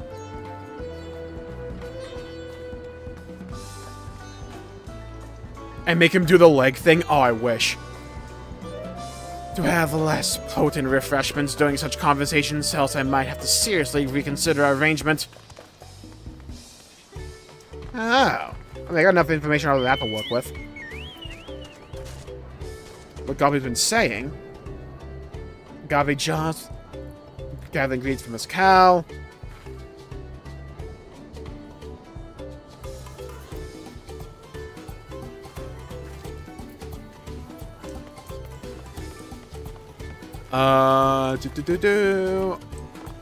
Where the fuck's his other bozo? Oh, they're over here. Svuli. Svuli. Gobbly might be a deft-handed distilling, but he's got no sense when it comes to appearances. Be laughed at a sun perch. Where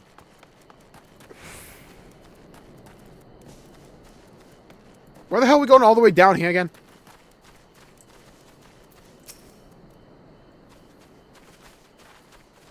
What'd you find out? Yeah, he just wants leaves. Deal's as good as done. Go on ahead, I'll bring back Wuklamat. Like 2B hiding in the grass.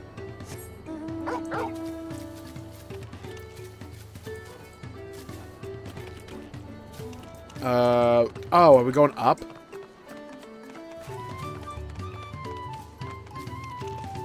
Mezcal Distillery. No. No. Where the fuck are they?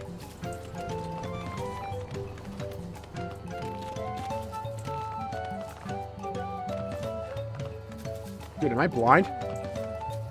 For quite a while now. Where the fuck? Oh, do I gotta go all the way around?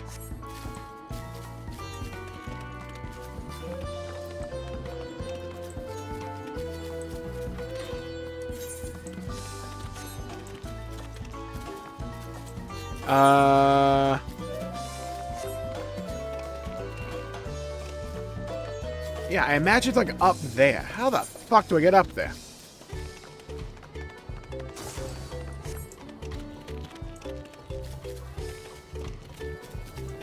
Oh, I think I can see the jump. Cormonger's nice. I like him, but like, I mean, Torgal clears. Not even close.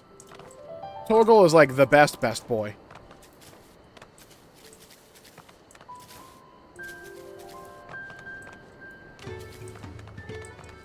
This poor alpaca. Oh my god.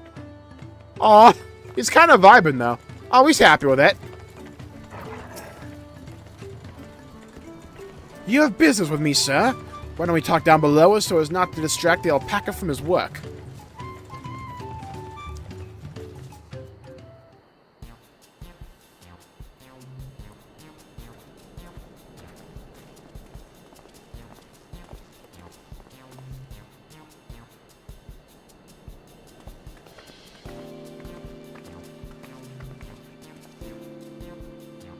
Now, what's this about? Keep it brief, if you would. I'm a busy man. We're in the market for a 3-year-old jug of premium mezcal. Assuming you have any on hand, that is.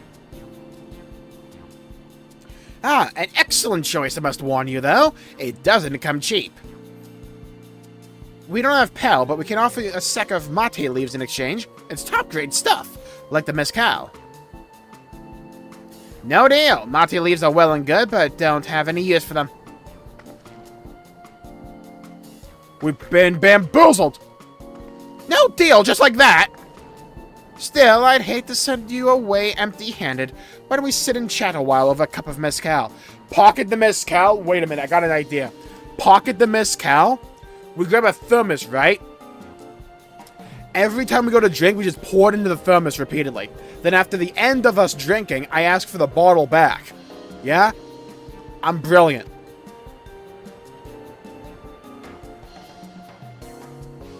Now the real bargaining begins. Which of our cards do you want to play first? The State for Strong Drink, Gobbly's Invitation to the Palace, the Monsters in the Agave Fields. Agave Fields. Let's hold on to that one for now. We need to consider our timing. Okay, so we're going to go down the list.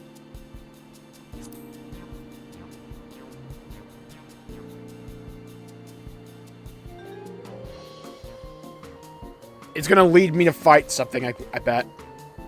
I appreciate your hospitality, but I'm afraid I can hold my drink. I've heard one of your regular customers, a Hoopy Go chef, is the same.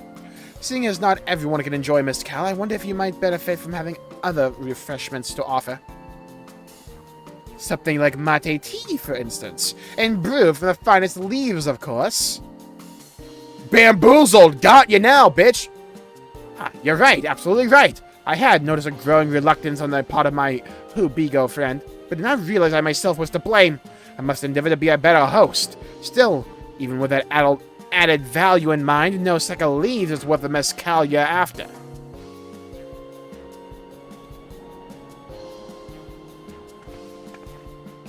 Should we offer to call the monsters causing them trouble, which is clearly the correct answer? And they even played MGS5? Okay, to be fair, that dog is also great. Not yet. We keep that card up our sleeves until we need it. Smiley. As I expect you're aware, the rite of succession is currently taking place. That's why the third promise has graced us with her presence. When the contest is decided, the subsequent ascension ceremony and banquet will be a prestigious affair. If your mezcal were to be served there, it would bring your distillery immeasurable fame. Wait, could it be that your rumored invitation to the palace is to discuss that very possibility? As a matter of fact, yes. I must admit, I'm still reeling from the abruptness of it all. It would be a great honor and opportunity if I can secure the deal. Well, I should think your exceptional mezcal would speak for itself. That said, there's no such thing as being too prepared, and first impressions last. You want to be wearing your very best when you walk into Volakshunsa. It would be such a shame to miss this chance of a lifetime, simply for a want of proper garments. But what's wrong with these? They're nice. Colorful. That it would. Are you saying you have garments to offer? Something ideal for court? We have no garments on hand, I'm afraid, but we can provide you with the next best thing, an introduction to a weaver. His name is Bulnock, and his works are highly regarded in Turialal. Smart. Hello, Robbo. Welcome to the stream. Hope you have a good day. Placing your hands go well. We're trying to gaslight this guy in red over here to give us, like, booze. As a supporter of Wuklamat and keen observer of palace politics, he will doubtless be happy to guide you in the selection of an outfit to fit this golden occasion. Yeah, we're nearing the end of it, I think. That is certainly a tempting proposal, and one of which I should like to take full advantage, but the scale is still on quite balancing.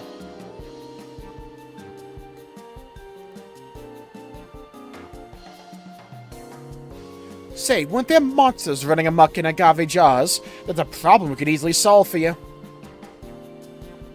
Truly, I would be most grateful for your immediate assistance. I was resigned to hiring sellswords to clear them out. Factoring in that saved expense and an introduction to a trusted weaver, this is shaping up to be a sound bargain. Alright, you have a deal. Yes, I knew you'd come around. Give us a moment and Indulcia and I will take care of those prowling nuisances. In the meantime, I'll use this time to pen an introductory letter to Bulnock. The fields you're looking for are just north of Watchun Pedo. Good luck. What job do you think Aaronville should take up? I need to see more of his character arc. I feel like we haven't had a good... What should he be?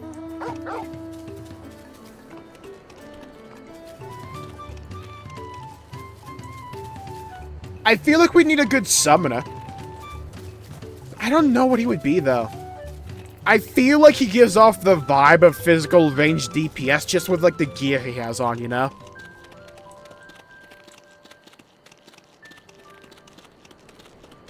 He could pull off Viper, but that's my thing.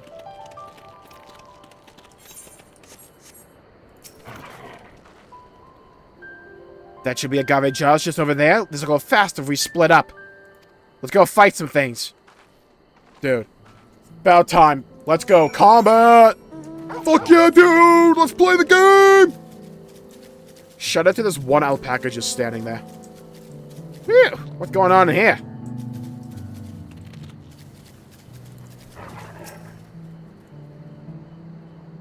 We don't have a bot in the Scions. Yeah. I feel like bot could be good. I feel like we need a bot at some point. Because we need like song people, you know? I need someone who will act as that one NPC in Baldur's Gate 3 that gives us those great songs on occasion. We need that.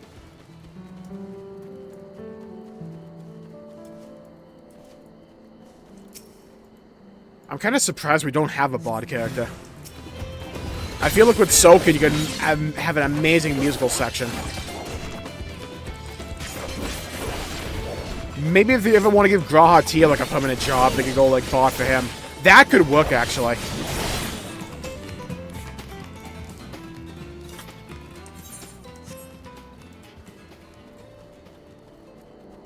Or they may just want to keep him as like this like jack of all trades character.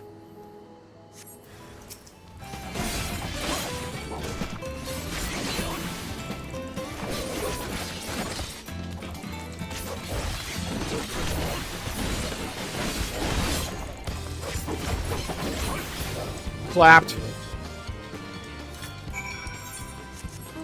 Okay, let's head down here.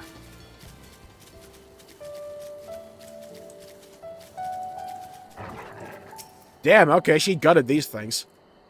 Compared to the creatures I hunted with Papa, this was no challenge at all. Come on, let's head back to the distillery. All that's left is to give Ma Blue a sack of leaves so she can seal the deal.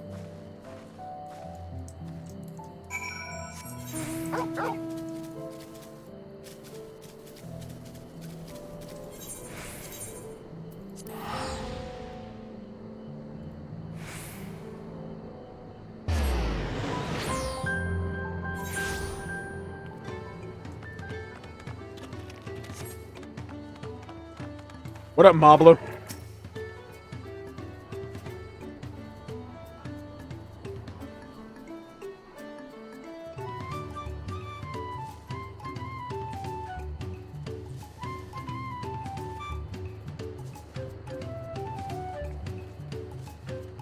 Those monsters were of no trouble for you, it seems. Now, if I could just have those sacks of leaves.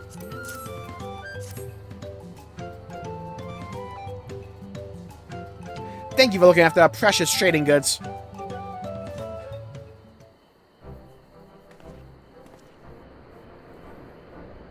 Your monster problem has been resolved, Master Gobbly. Here are the mate leaves and a written introduction of Bull Knock as agreed.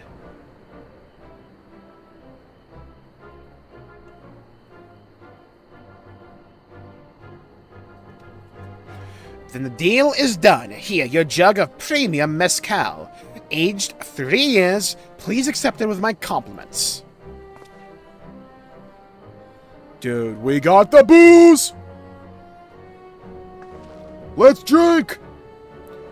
Yes, yes, we finally have the mezcal! Great work, especially you, Mablu. You were the one that inspired me to come this far, third promise, but let's not celebrate until we have the saddle in hand. Mablu, is it? You drive a hard bargain, young peddler. I look forward to doing business with you in the future. Someone else believes in her. Let's go! Thank you. But truth be told, I'm just a ranch hand for now. Should I ever become a proper merchant, though, I'll be back to strike more deals with you.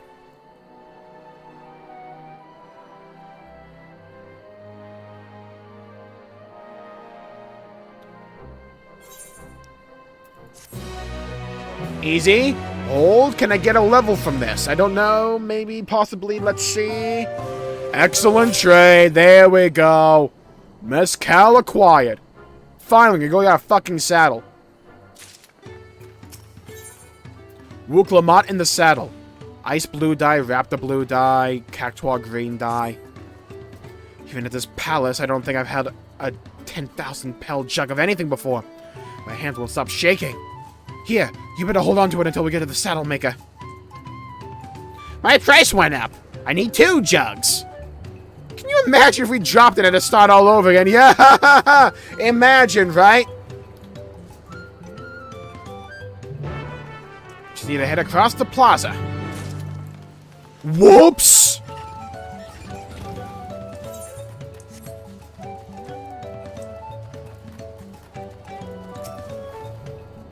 Alright, cheers, Rasmus. This is it? The trade we've been working towards.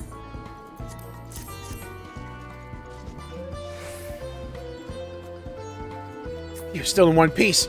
Right, time to make our deal. Still in what?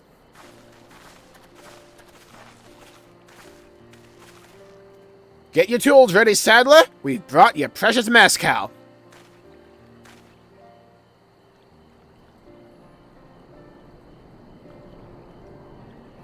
Wait, you actually got your hands on a jug. But you had nothing. A few measly clumps of wool. What we had was an aspiring trader with a gift for negotiation.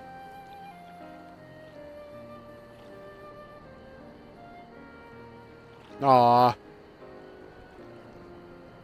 Also, we slaughtered like half the wildlife.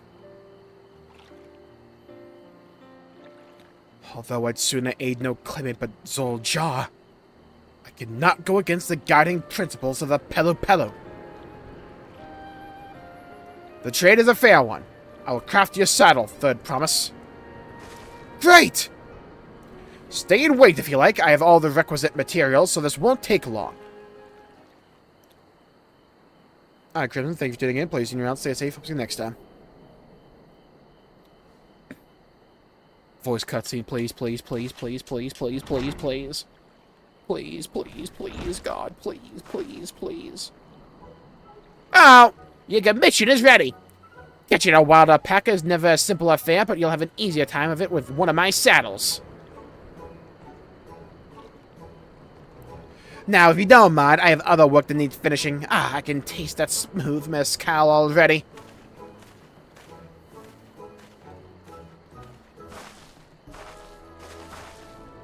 We did it! The saddle is ours!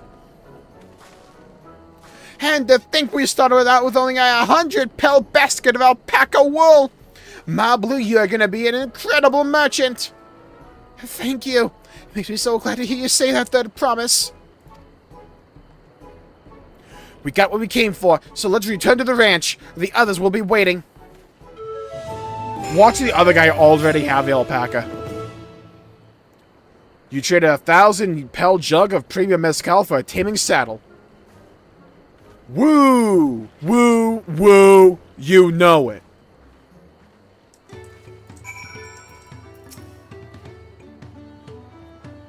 Untested daughter I was expecting. Ah, we're changing hearts and minds. Yeah, one pillow at a time.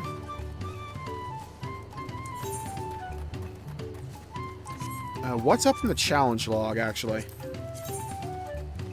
I'm mostly done. Guild has. Hey, Alizea Alpino, how's it feel not to have done anything? Club of Spittle for my trouble. I'm beginning to understand Wuklamat's aversion to the animals. Oh god. She got spat on. I've been teaching us how to care for alpacas. One gentle girl ate the feed straight from my hand.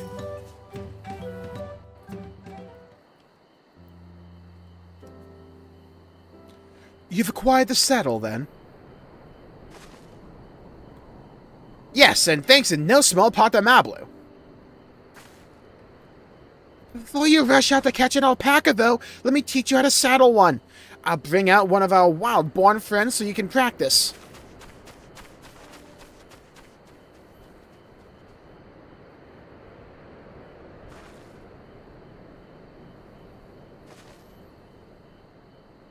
I know, this is something I need to learn. Oh god, here we go. The Fluffy Menace. Alpaca Extreme coming up, let's go. Are they playing the Extreme song? They're playing the boss fight music, oh god. Here we go, Wuklamat, come on. Lift with your knees, yeah? Like a viper. Go for the kill. Choke it. Great sunken gods, I did it! That can't be comfortable. Look this strap right across the schnoz. Well, he hardly seemed bothered. Much less inclined to spit. as if he was completely accepting of Wooklamat's touch. Well, that is because of the singular scent with which the saddle has been coated. Alpacas find it very soothing. It's alpaca juice. You don't want to know where it's from.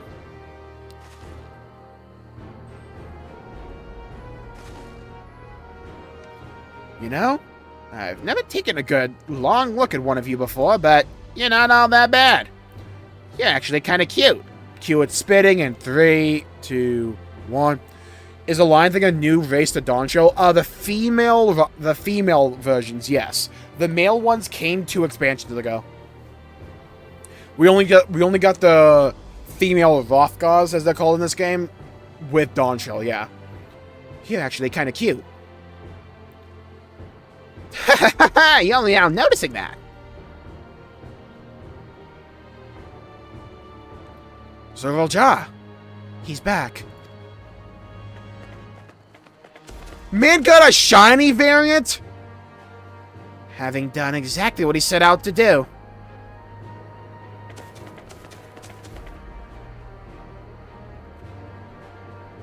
That alpaca he's brought, is it just me or is it glowing? The man got a shiny alpaca, that's insane. At the start of the new expansion. And Endwalker they didn't get it till like way later. So if they do get a new outfit, it doesn't necessarily have to be at the start. Also for them, I feel like they wouldn't get it till like Solution 9 maybe. Is it just me or is it glowing? Is it just me or is it glowing? I've heard tales of such a beast. They say the golden alpaca lives a solitary existence deep in the valley, which shuns the company of both man and its own kind.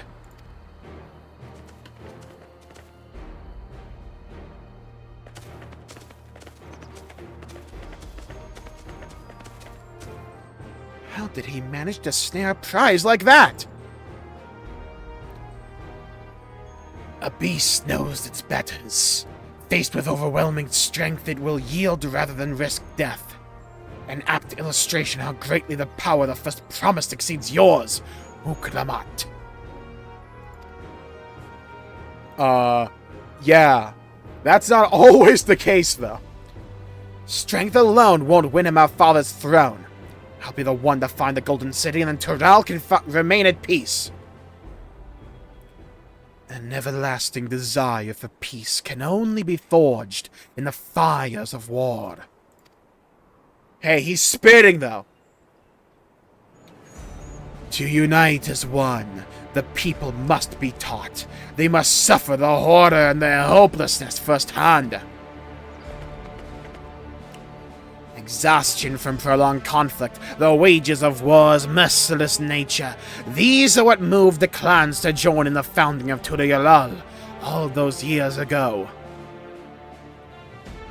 Consider the younger generation of this village. Since birth they have basked in unbroken harmony, and behold, they regard war not as tragedy but opportunity. Thus does the resilient son seek to provide education. He offers much-needed lessons in the realities of conquest and a renewed appreciation for peacetime.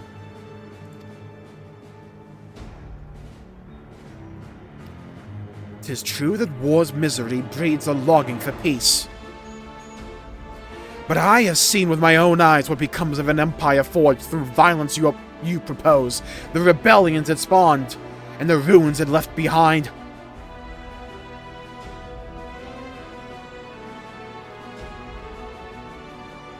Dude, the way they remixed the Dawntrail theme here is mwah.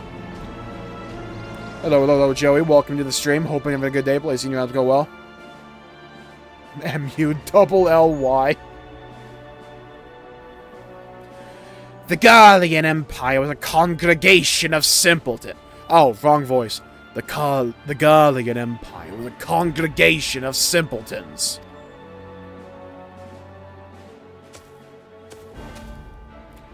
Do not dare disrespect Xenos on my account, you bootleg motherfucking Teenage Mutant Ninja Turtle.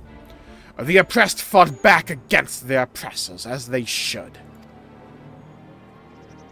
Men are not beasts, only a fool would seek to rule over all with the threat of force alone. The music is so good. This is why Galul Jar Jar did not elevate the Mamul Jar. Why he treated all clans with equal respect. However, the first promises his gaze fixed upon more distant horizons. He would unite only to the Yalal, but the star in its entirety. What? Why?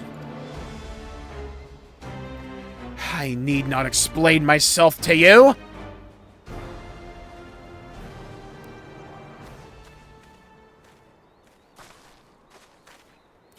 Oh, well done! Well done indeed! The first promise has completed the feat of gold with an appropriately golden flourish.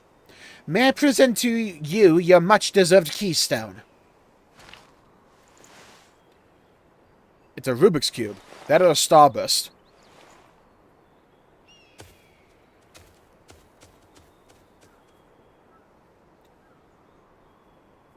He's always been like that. Never sharing his innermost thoughts with me, or even with Koana. It's like we're not even family. Bring in Vin Diesel.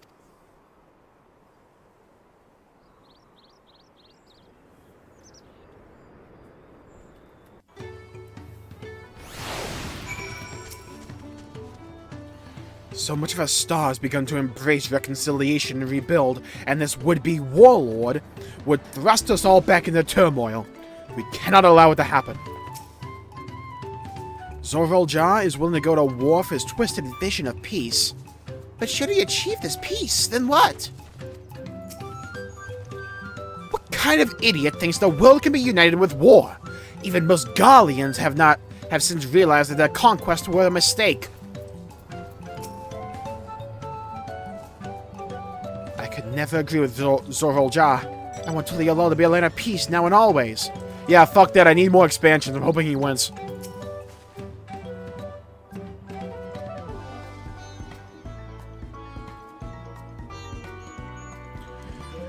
I'll ponder Zorval Jah and his mysteries later. Right now, I need to think about finishing the feat of gold. I have my saddle, but I've practiced now to use it. So lead on to where the wild alpacas roam. The valley of Arun Kanka is northwest of here. Come on, hunt, everyone. Even if we can't enter ourselves, we can see Wuklamot off to the hunt. Oh my god, the Fall Guys bean. Who sees it? Who sees the Fall Guys bean? Are we gonna have a section we get to play as Wuklamot? I think they're gonna do that. Really interested to see what they do with these sections in Dawntrail. I can't wait to go to that mountain.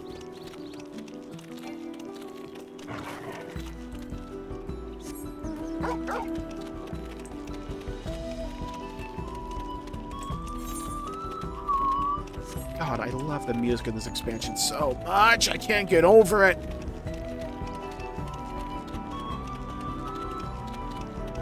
Coffee grounds? Oh, dude, we made it to heaven. Was it a rhinoceros, like, balloon mount?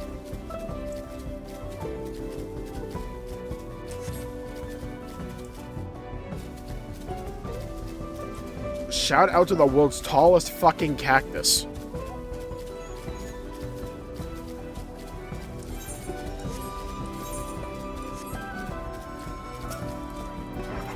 I don't need to kill any more of these things, right?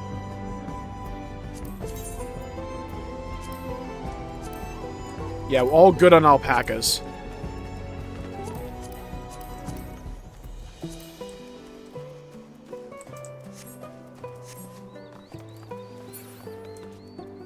A bit of Xenoblade.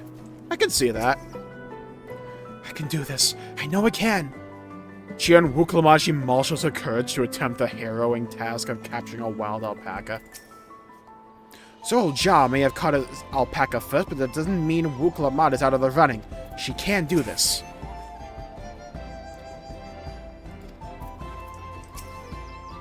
How deep do you think the valley is? I glanced over the edge on the way here, but the mist was too thick to even speculate. Thank God for this feature, by the way. Cheer. I don't have to type it in anymore.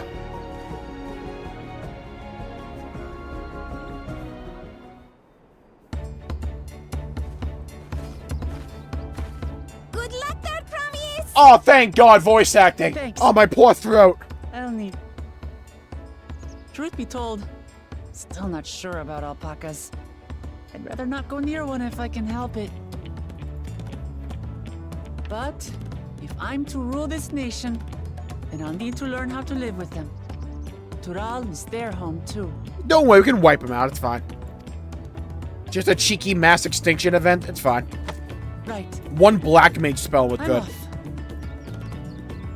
Or we use pick the mance and just like paint the ground a bit. Well, there she goes.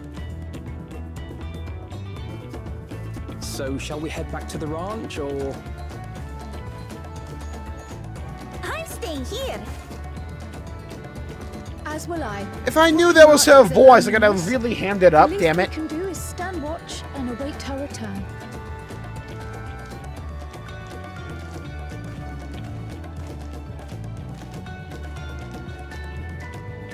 It may be a while yet. Help me pitch the tent. We're setting up camp? Oh god. Watch as we have Final Fantasy 15 camp.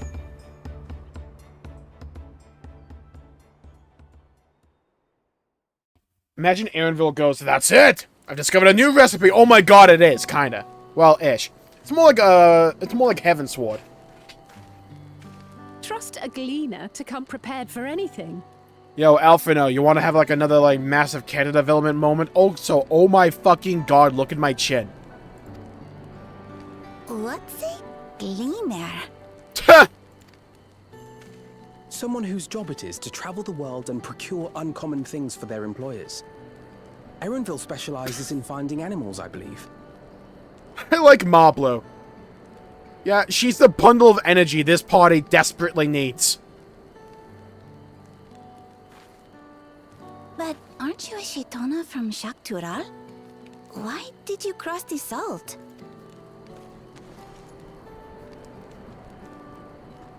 When I was much younger, the thought of leaving Tural never even occurred to me.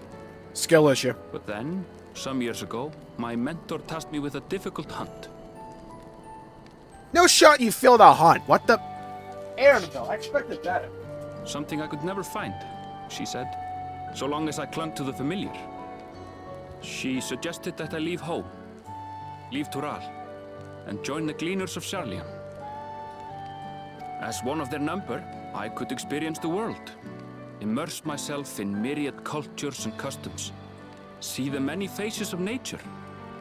And once I had learned what is truly important, I would find that which I seek. My younger self took those words to heart, and off I went to become a gleaner. Her words alone moved you to leave behind everything you'd ever known? You must have great respect for your mentor. Okay, so the mentor's either gonna be the villain or she's already dead and was killed by the villain. It's gonna be like one of those two options. As it happens, gleaner work was much to my liking. And I all but forgot why I had pursued it in the first place. Yet, events conspired to put me back on the trail I'd abandoned. Like the Dawn? Fred from Final Fantasy XII? Yes, he's the male version. Male VA were added in Endwalker. Female VA were added in Shadowbringers. Wait, are you saying you were tasked with finding this city of gold?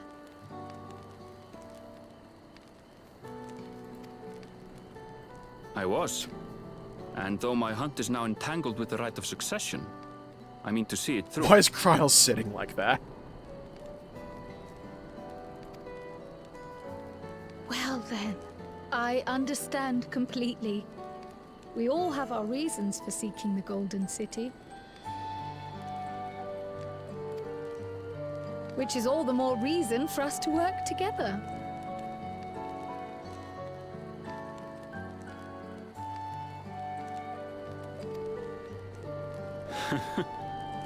Just so. Yes, Vieira.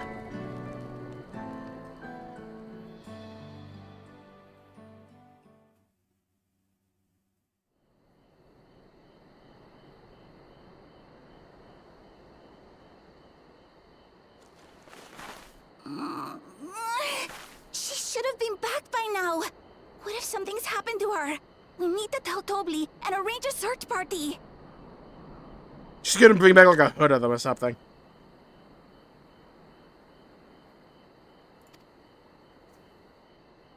Wait. Do you hear that?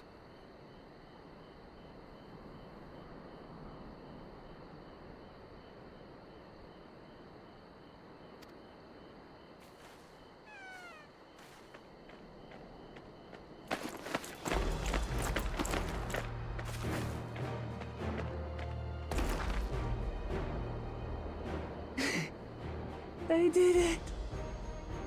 But Dawntrail, I'm pretty sure at least most of it. That's normally the thing with like most expansions. That like a couple of songs will be like similar every now and then, like the Warrior of Lights theme. But like most of the music's new. Soken is legit one of the best in the industry.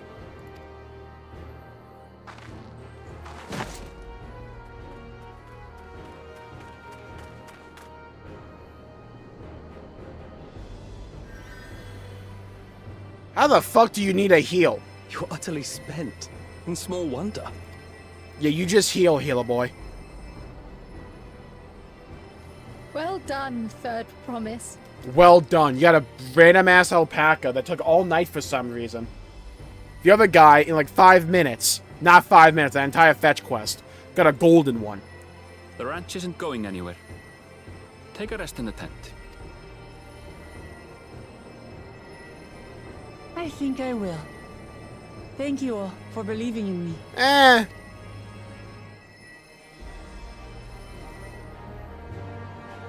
One alpaca, oh my god.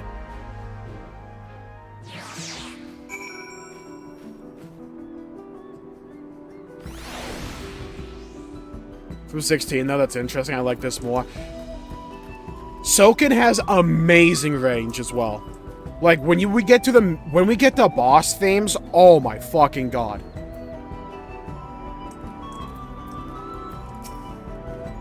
Wuklamot had no serious injuries to speak of, however she had clearly been pushed to the very limits of her endurance. His new obsession now that he's mastered collecting firewood. She isn't gonna let him live that down. But I'm glad Wuklamot was able to catch our alpaca, and Ernville choosing to share his story with us was a welcome surprise. And the alpaca she tamed is a healthy-looking beast. Surely this will be enough to satisfy the feet of gold. Old. Not you! I spoke too much. If Wuklamot is up to it, we should be heading back to Tobli. I'm so relieved. Yeah. Give me my money. Give me that money! Known the Pelu. Wuklamot still seems a bit unsteady on her feet, but hardly surprising after she spent the night chasing alpacas. You know what will melt away fatigue like magic, though? Mate tea! I'll run to the ranch and get a pot brewing. That way you can take your time, and the tea will be ready when you arrive.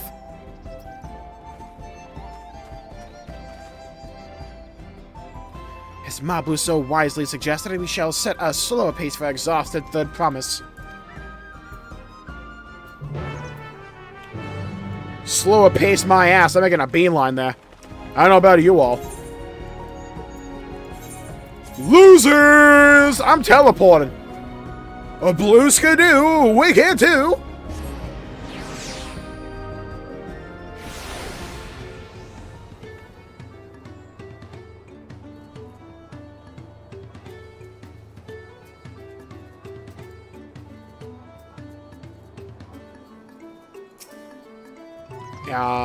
Oh, over there.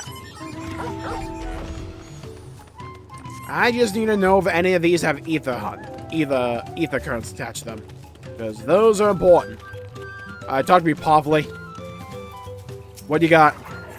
Nope. Don't care, El Bozo. Rip. No one cares. Yeah. Yeah, it's a really cool fight, Neo, isn't it? Whole thing about Healer Strike. Some healers are not particularly happy about the fact that for some casual content, you don't really need a healer. And just like overall healer design in general is kind of boring in my opinion. And, like, damage used, like, 1-button rotations. Which you, like, spam 1 repeatedly, pretty much.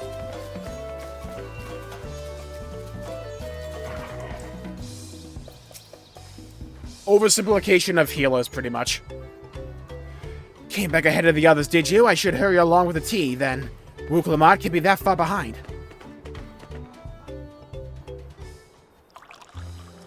Sound like someone was peeing.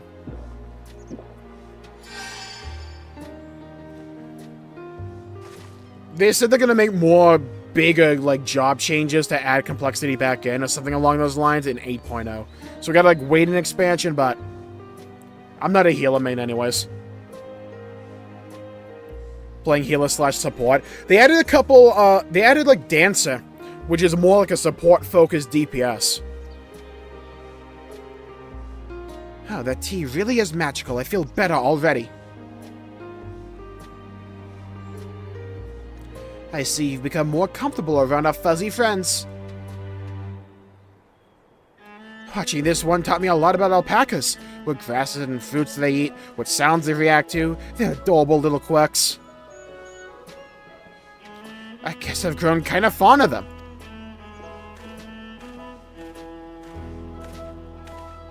Welcome back, Third Promise. Accomplished the feat of gold, have you?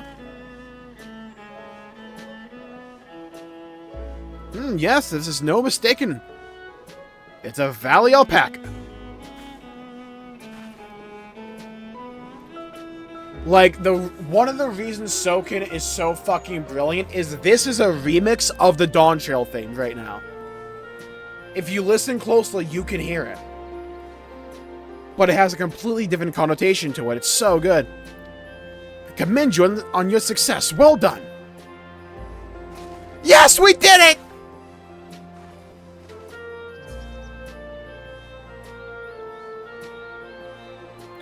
Although I couldn't find a shiny one like Zorel Jaw did. I'd be surprised if you had.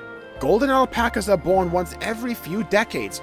They are elusive, solitary creatures that are rarely seen, much less captured, thanks to their innate physical and magical gifts. So that's gonna be an elite hunt. Only a single other person is known to have caught one before, that being Galul Jaja himself. Papa was chasing alpacas too? Yeah, I agree. You have to have a good balance between all three. So my grandfather's story, say? It was before the founding of Tulialal, in a time when the mountain giants, the Yakhoi, held our people in thrall. Compelled by their overlords, our forebears would ride their alpaca mounts to the highlands to deliver gifts of food and other tributes. Those were wretched days to hear grandfather tell it. From day one, baby, it was always so good. Then along came the young Gulu Jaja, yet unburdened by the mantle of Dawn Servant.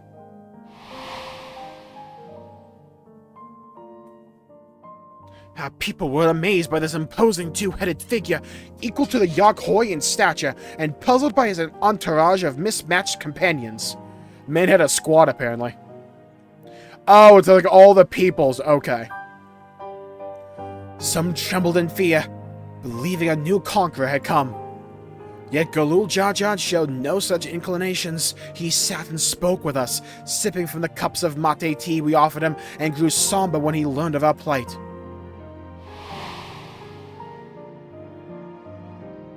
None could have anticipated what their visitor decided to do next. Galul Jaja ascended the cliffs to face the giants and freed the Pelu Pelu from the Yakhoi subjugation. He then turned an appraising eye upon our riders and proposed we take to the road to peddle our beverages. The suggestion seemed obvious for one who traveled as he did, intent on fostering amity between the clans.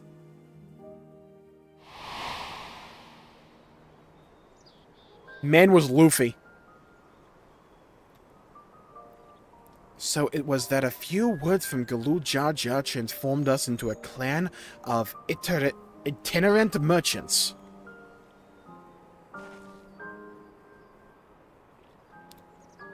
I've never heard the bond Papa forged with the Pelu Pelu spoken of in that way before.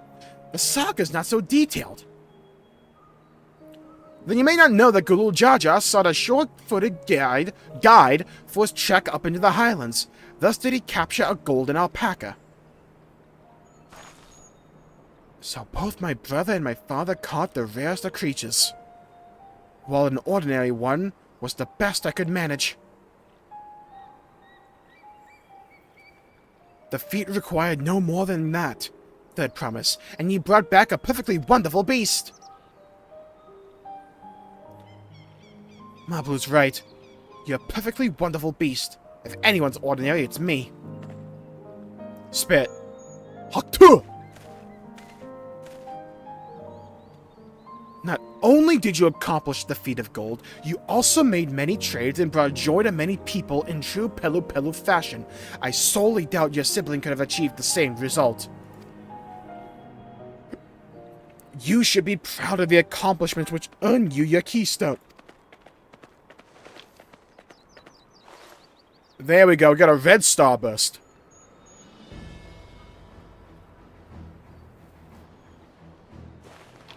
Spit, you coward. So this is what they look like. A portal cube. Go on, set it in the tablet.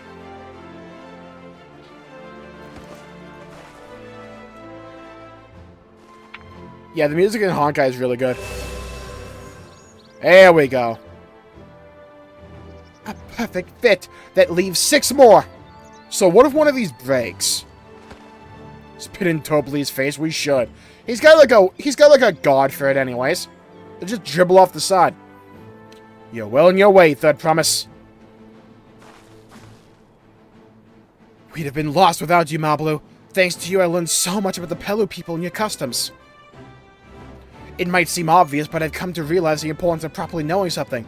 Okay, yeah, sure, Disney ass roundup. I'm thankful to you as well, Wuklamat. You've given me the courage to say what I wasn't sure I could ever say. See, this is how Final Fantasy XIV does world building better than, like, everyone else. We're on this quest to gather an item. A thingamabob. A whatchamacallit. A doodad. But as we do this, one, we're developing the character of Wuklamat, developing this entire zone as a location, giving expanded lore and detailed analysis to the Pelu people, giving us also their backstory and their lore and certain characters that populate this place, which builds up the world here. We've also built up Mablu, who is clearly going to be a character that comes back later on. We built up the story with Gulul Jaja, the first promise as well. And also how the second promise is like, aspirations can aid the people here. They do multiple things at once. So what would ordinarily be a bit of a filler section, which this kind of is, has multiple purposes and is furthering the development of the world. So then later on, when that world is at stake, or some kind of threat emerges, we have something to ground us in this world to make us care about it. Okay, Keiichi, thank you for tuning in. Pleasure seeing you around. Stay safe. Hope to see you next time. Having a media day today? Oh, have fun with that. Thankful to you as well, Wuklamat. You've given me the courage to say what I wasn't sure I could ever say. Here's a side quest, Nia.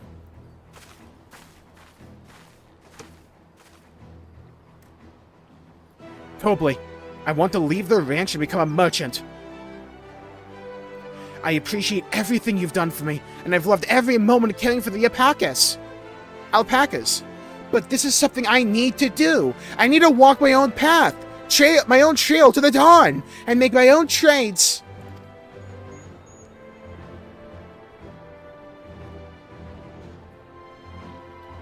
As your parent, allow me to say one thing. I've always tried to give my wards lives filled with as much happiness as I could provide, yet never once have I ever wanted that to be the only happiness you knew. You have my blessing to walk any path you choose, Mablu. It gladdens me to hear you found a calling you wish to pursue with such passion. You will make an exceptional peddler, I'm sure of it. For the MMO. Yeah, I love the whole, like, bait and switch that a lot of people have caught. Was like, before Final Fantasy XIV became really popular, everyone was like, because of World of Warcraft, you can't tell a really good story in an MMORPG. Then everybody started to play Final Fantasy XIV, realized, oh, wait, shit, yeah, that no longer applies, now does it? So everyone else is scrambling to try and, like, get a really good narrative in theirs. With Rumble feature in the field, the Rumble changes based on what you walk on. Oh, that's cool!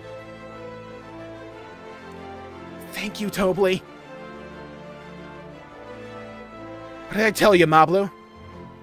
Presentation is competent. It gets so good at, like, certain sections as well. Like in Shadowbringers and Endwalker. Mwah. There's one last thing I can help you with, Third Promise. You need to find the Golden City, right? It's over there. Well, that's the end goal. Then I suggest you talk to the Yakhoi. So they're still around. They once ruled over far more than just Ukopacha and the Pelu Pelu. 1,000 years ago, they were the overlords of Yogg-Total and all its peoples. During that era, the Pelu Pelu were commanded to search for the City of Gold. Or for a City of Gold. So, even 1,000 years ago, the City of Gold was a mystery and an enigma. Has depth and atmosphere, unlike most MMOs. Yeah, because they understand that at the end of the day, they are not only an MMORPG, they are a Final Fantasy game. And if you're going to go into a Final Fantasy game, two of the most important elements you have to nail. Characters, world building. You gotta get those right. Those are intrinsic to every Final Fantasy game. You have to have a compelling world and characters and a cast of characters that populate that world. You need to nail that. And that requires time and it requires effort. Depending upon what you want out of it. The 40-hour RPGs work for 40-hour RPGs. Final Fantasy XIV is like hundreds of hours. So they can afford to say, okay, we're going to ask you to be in this world for hundreds, if not thousands upon thousands of hours. Let's take a step back and let these slow scenes breathe. Carefully develop these worlds, these characters, make it multifaceted, and make this world feel living and breathing and also evolving, which is what they managed to nail time and time again, in my opinion. They scoured every corner of the continent, but never found any trace of that fabled prize or place. But if they didn't find anything, what could the Yakhoi have to tell us? They may not have found it, but the fact they thought to look for it at all makes me curious. Perhaps there's value in delving into how the legend originated. So when we come back to this zone later on, that'll be the objective.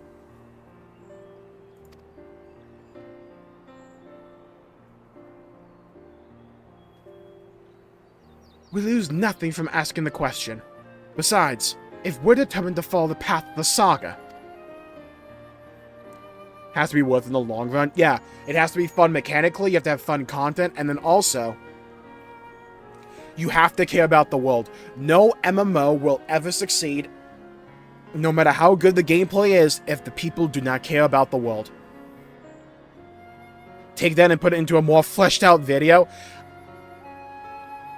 You know what? I may do that for tomorrow. I very well may.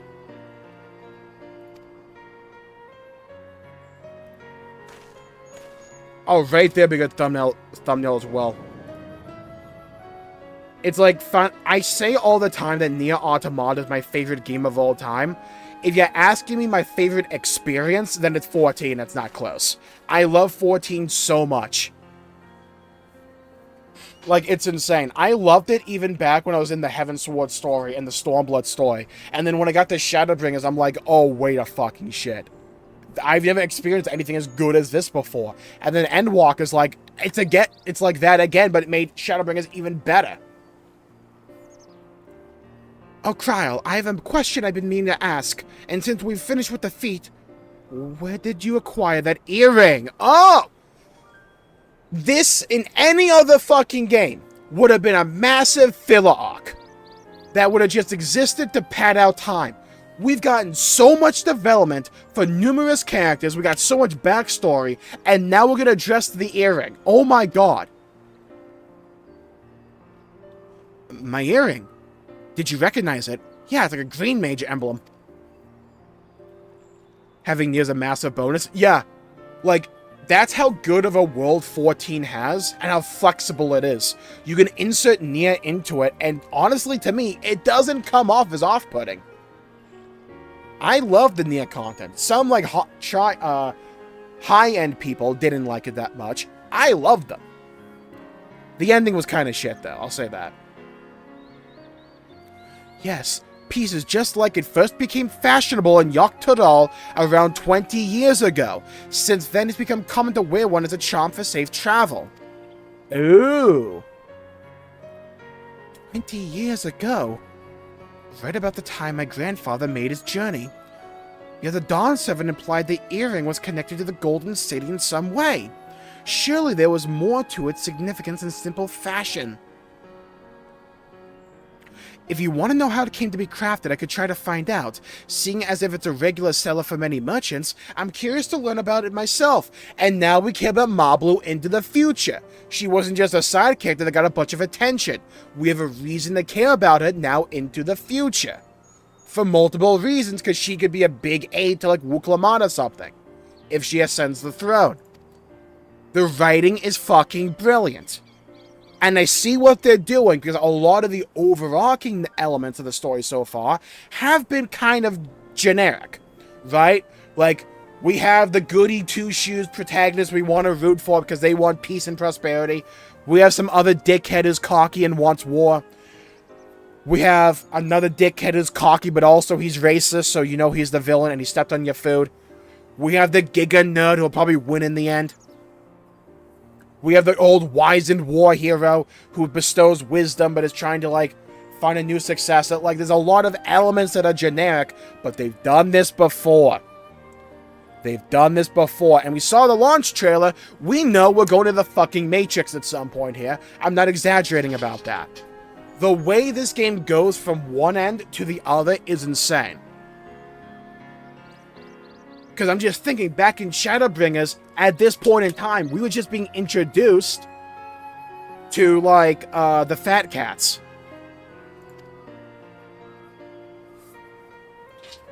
Jumping feet first into peddler business, eh, Mablu?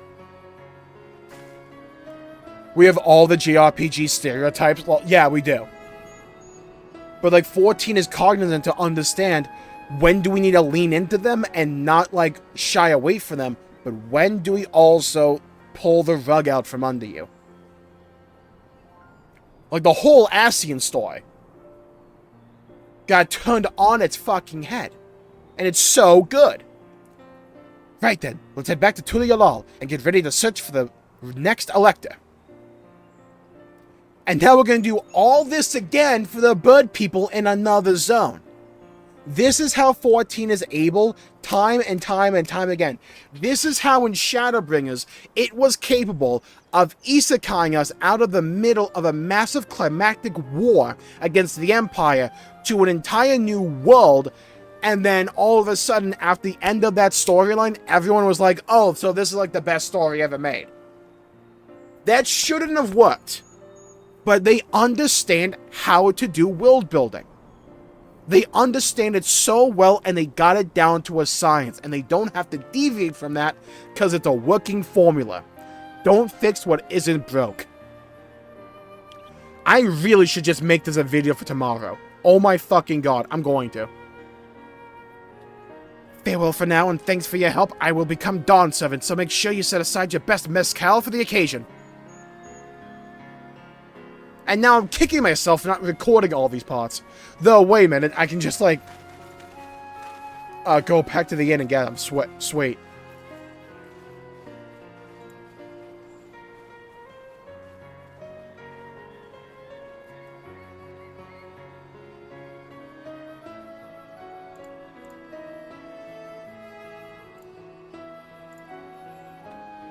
She has a fearsome opponent, that brother of hers. He even brought a golden alpaca to heal. You heard Zoraljar's supporters talk. They might see opportunity in his expansionist ambitions, but they find the man himself intimidating, terrifying even. Whereas I've grown to love Wuk-Lamat. Everyone she meets will come to love her too, and that's why she'll win the throne. Yeah, she ain't winning shit. You might be right, Mablu. You might be right. I'm not convinced Wuk-Lamat even makes it out of the expansion. She might, but... who knows? 14 doesn't rely on character depth all the time, but when they have it, it's really important. But winning the contest against Zoraljar will not be easy. When ruled the entirety of Yogg-Todal, I'm curious to see what has become of them. Because we haven't even explored like half the zone, if not 2/3 of it. Like, we've only explored this little part up here. The rest that's not filled in, those are all locations we can go to at some point. On a higher elevation. So, like, we'll be back here, and we'll have all this development to kickstart our adventures up here. I never dared hope we would find a lead for this earring mystery so quickly. I gotta write some of this shit down for the video. Hold on. I was gonna do a video on the graphical overhaul, too. And world building. Okay. Just in Peru, because I can't remember the name of this fucking zone, we had Kryle's earring, City of Gold or Fashion Accessory. We had Wuk-Lamat Development. We had Galul Jaja Development and Backstory. Pelu Pelu Development and World Building and History. We also had Yakhoi History. On top of that, we learned about alpacas. Alpaca lore, that's important. Massive. What else did we have? Aaronville backstory as well. Yeah, I forgot about that. Aaronville backstory. And motivation. Aaronville mentor mentioned.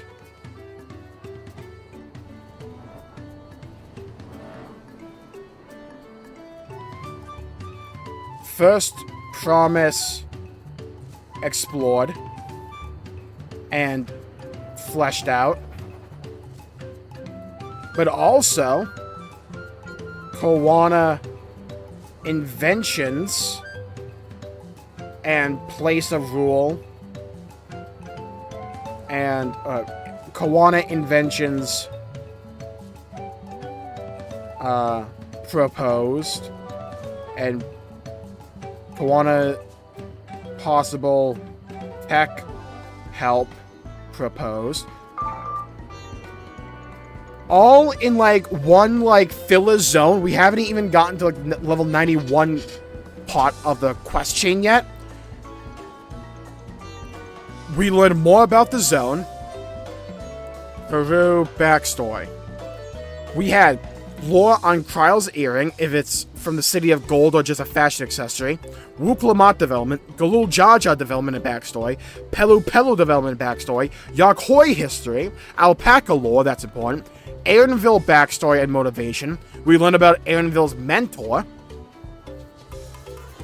Mention and reason for City of Gold and him being Galena.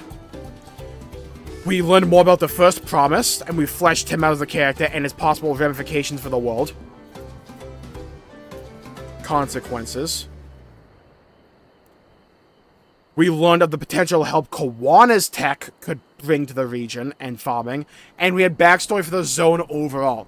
All of that in a fucking filler quest.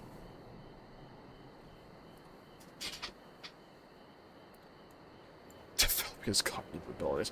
I never dared hope we would find a lead for this earring mystery so quickly. It's all that matters. And now we're going to do all that again for another zone. Feels good to defeat a gold safely under our belt, even if the victory pales beside Zol John and shiny a golden alpaca. I know I shouldn't let it bother me, and gods know you've all been so supportive. I want to be strong or wise like my brothers, to be a promise that people respect. Welcome back, noob. Which is not likely if I stand here carrying on and on about things. Let's move on. Back to, God help me, Zabalyav Tai. With us, the contest has hardly begun. What did I miss? So much world building and development. A blue scaly guy wants to be an imperialist and conquer the world. We got alpaca lore, that's important. We can traders. We introduced a character called, forgot her name. Clearly she's important. What a duck people. We saw a single llama. Yeah, in our quest to find one alpaca, we got so much lore and backstory. Okay, I need to do this shit as well. Crisis of Corruption. I recognize you. You're in Dawntrail. Most dependable individual. Name is Nopli.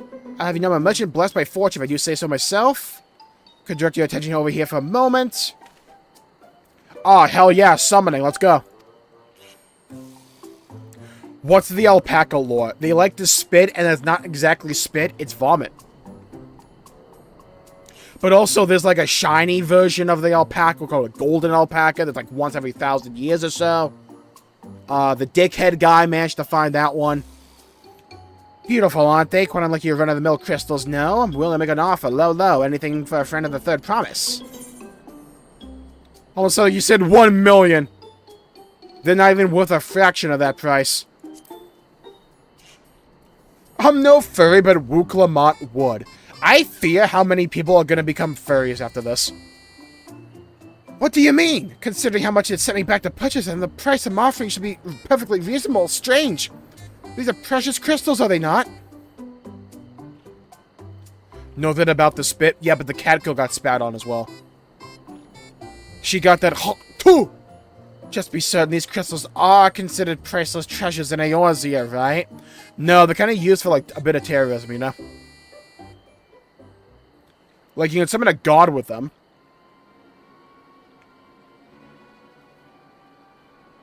Let me see if I'm getting this right. Not only are corrupted crystals commonplace across the salt, but they're also highly volatile. And in the past, you once used such crystals together with an elemental converter to battle powerful entities you call primals. What's more, you kept them in a water container at all times to protect against the what is this word? Deleterious effect. I've got to look that up. Deleterious? No shot. It's an actual word. Causing harm or damage. Deleterious. Deleterious. Cool. All of which is to say no practical use for such crystals has been discovered, meaning no one would sense would even bother mining them. To me, mention what of this, he claimed it extremely rare in Eorzea, which is why I decided to purchase him in the first place, even at the exorbitant price he offered. Naturally, I believed, having never seen crystals of the like. Oh. You got scammed. Have I not believed the lucky been swindled? Bamboozled, hoodwinked, led astray, run amok, possibly, maybe, perchance, flat out deceived? Well, at the very least, I was able to learn about the crystal's true nature before selling them to some poor soul. Fortune hasn't abandoned me completely yet. Would you be willing to help me look into this? I need someone I can trust, and to be willing to share the truth with me says a lot. I'll be waiting here. Oh my fucking god. How do you always join when I'm saying some sus out of context line? Hello, Warrock. Welcome to the stream. Hoping you're having a good day. Play your senior round of the day's going well. That's enough Jmulls for today. You know what? You know what, Warrock? I understand. I can't blame you. For the bandage. There's a bandage outfit? No shot. You truly are a kind-hearted soul. Hello, hello, hello. Ayaka's big-ass forehead. Welcome to the stream. Hoping you're having a good day. Placing your enemies going well.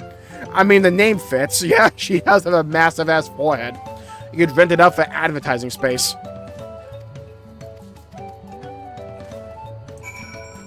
Mage you're looking for is an individual of the Bunewa tribe. A traveler to the rescue. I need these to unlock flying. Actually, I'll pick them up and do them off stream. Thank goodness, I need your help. Young Momo John mercenary, could barely fend for himself. Little me, please beg you, gotta save him. Okay, sick.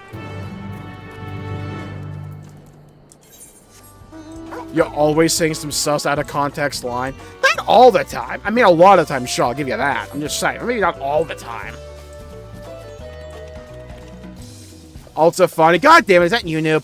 See, I suspected it because it was Genshin, but I wasn't sure. I predict by the end of the year we'll be back down on 1K subs. I mean, who knows?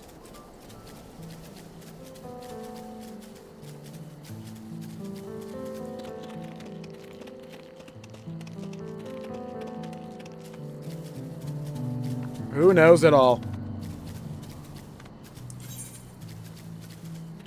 Dude, trying to lose weight as a volume eater is the worst fucking thing ever. I'm still hungry. I had an entire plate full of rice and... spinach and green beans. By the way, green beans, when you French them, and you have a bit of salt on them, oh, that's so good. Delicious. I could house an entire plate full of them. God, I love the music here!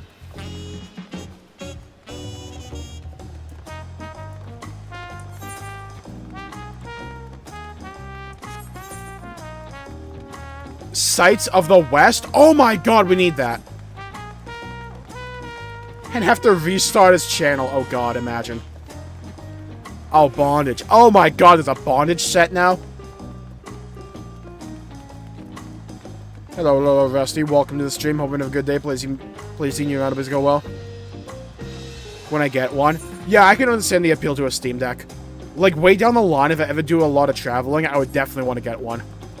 I feel like they're way more convenient and just portable than a laptop, you know?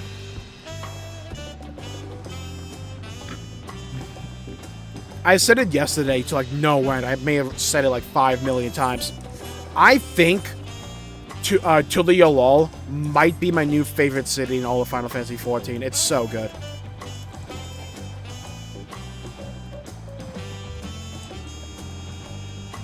Elsby Ironheart, what a name.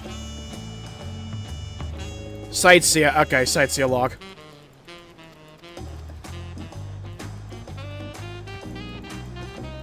I always forget about sightseeing after like 2 weeks after the expansion launches.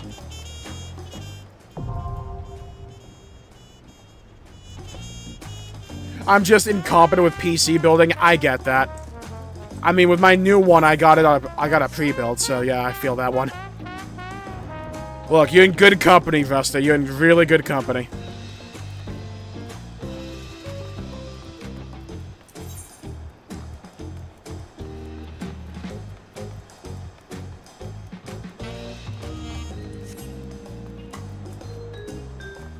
What about the Switch? I mean, the problem with the Switch is just... there's a few games on it I really like. Like, I have the Switch already, that's the thing.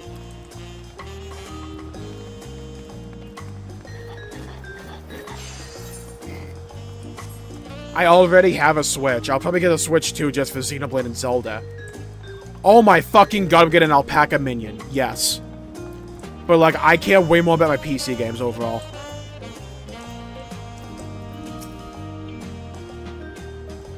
Mayhap time permitting. Oh god, hot springs. And just like that, we found an Electa and won our first keystone. I knew I was ready to trust our instincts. Marched onwards to Kazuma Uka. Find an Electa there as well. We should see what your patient Hanu friend has to say. I forget whose alt was BuzzFeed again. Or Screw Straight. Yeah, I feel that.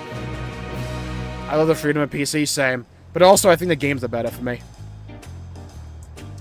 I did pick up Trails in the Sky. What's the name of the game again? It's probably the one thing I'll pick up from the Steam sale. I may pick up Chrono Trigger. I haven't decided yet, though. I'll probably maybe get it the next one, though. I picked up Trails in the Sky, so we'll probably stop that after we do a Dawntrail. After we beat them, maybe the end Elden Ring DLC. It's got the name of the game for a second.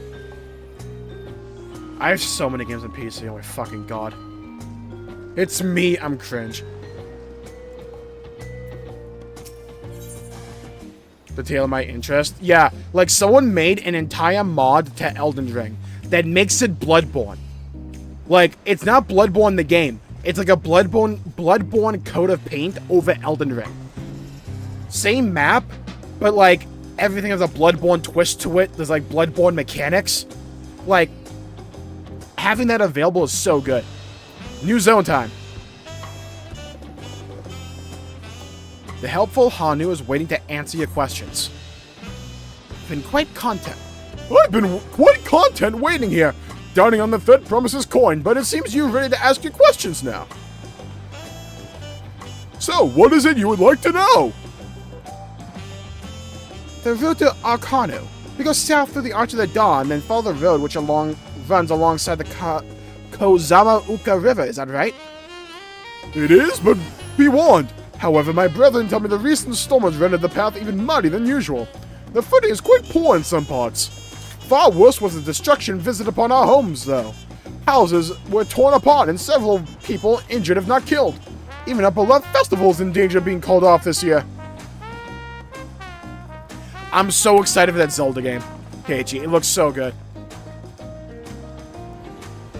Persona is for weebs. Yeah, well, I mean, I play Final Fantasy, Nier, Xenoblade, Honkai, Wuthering Waves. Need I go on?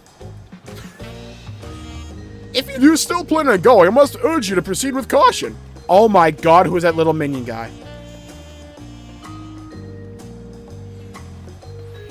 Xenoblade 2 is a masterpiece. True! True! Where's my Elden Ring mod that makes Rani into a freaky, and instead of me doing what she normally does, she sucks toes and eats ass? I mean, the Elden Ring community is down horrific. I wouldn't be surprised if that exists. Is better, lol. I have one main issue with SMT5 when I first played it back on the Switch. I don't like the boss design. I think it's one-dimensional. It's really boring to me.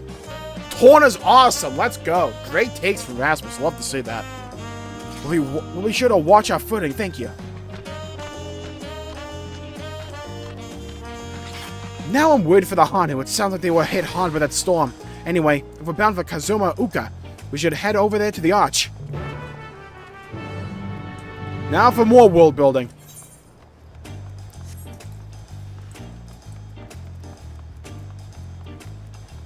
Okay, I've drank enough fucking water for what right now. I'm gonna get some iced coffee. I'll be right back.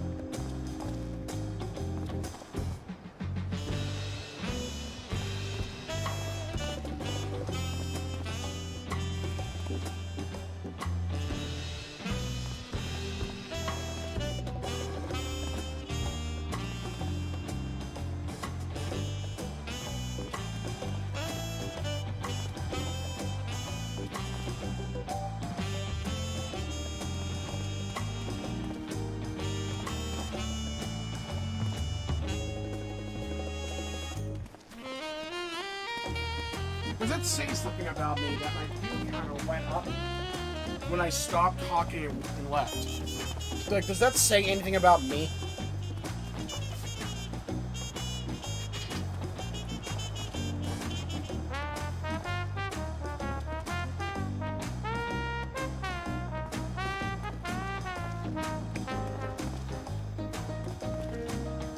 Not new with its plot, but how it tells the story is what makes it work so well compared to other JRPGs. Yeah, I'm right there with you, Rusty. For me, it's not always about just being unique or standing out. It's about how you implement your story. That is always way more important than just being unique. I think Xenoblade nails it.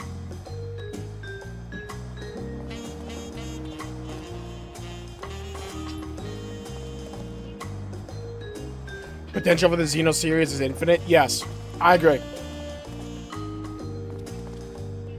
It does have like one kind of small issue. That is, it's a series that aims for grandeur and that wow feeling, like when you look at anything, but it's on the platform with the weakest hardware. But also, that could be like its strength, you know? Because it's still able to do that on that hardware. Like, I don't think it's like that big of an issue. Because the games are still good at the end of the day.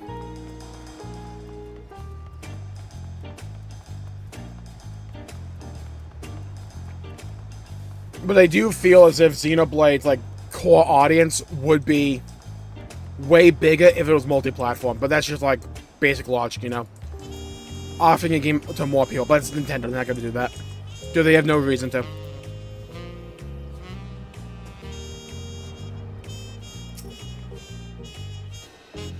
Can turn a lot of people off from the game. Yeah, I'm kind of fortunate that way. I think someone even commented on like my recent like Steam sale video, is that like I like everything.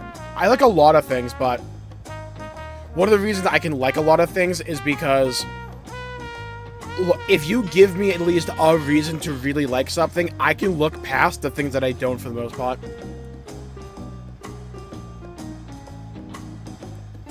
For instance, you all know how much I hate Halo 5. I've played it like 5 to 6 times. I've played it on Legendary.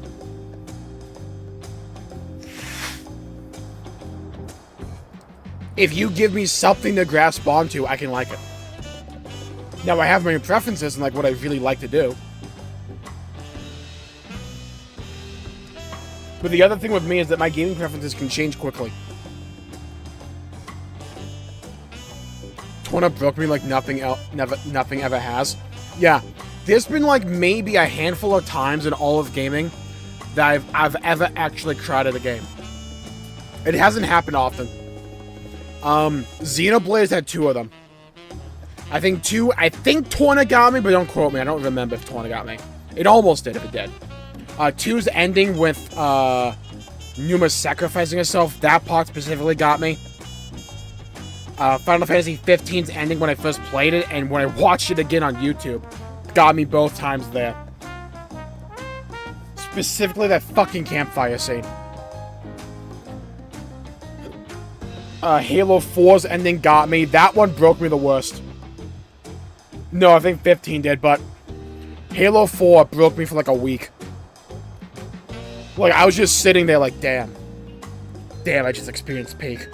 Damn. When it comes to storytelling, yeah, it's what I like to call giving a shit. It has a really strong theme and message, but it focuses on the elements of what I like about Final Fantasy XIV. Remember that giant yap session I just gave about Final Fantasy XIV's world building? Xenoblade does that too. It's one of the reasons I love Xenoblade 2 so much, is because that game especially does it well.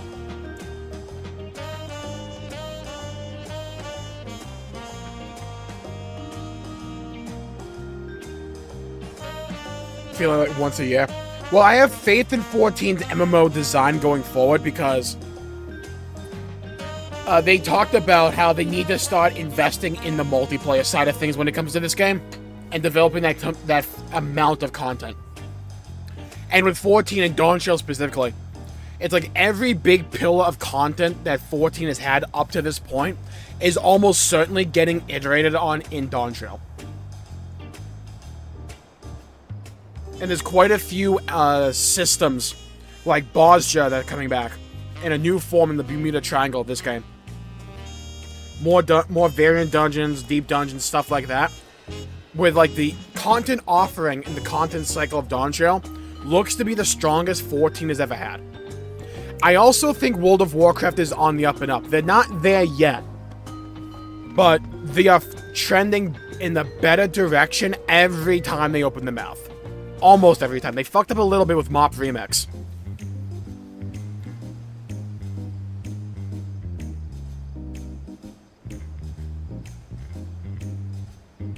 But World of Warcraft is coming back. And they're doing changes that are actually good to that game. Like, they made a massive sweeping change to Mythic Plus not too long ago, like a week or so ago, where they're like, okay, all these affixes everyone fucking hates that we've been so weirdly stubborn on, we're gonna remove all of them. Here's a bunch of cool Kiss Curse ones. Like, oh my god, you're actually, like, listening to the community. It actually feels as if you're playing the game.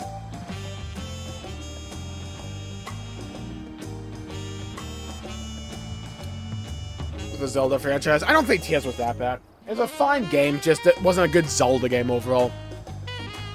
It was still fine. I still enjoyed it. To run optional content before the newest expansion. I can't really care about the new challenge stuff when I can't even do legacy challenge content. You mostly have to just find a group for that kind of stuff. There's groups that do it.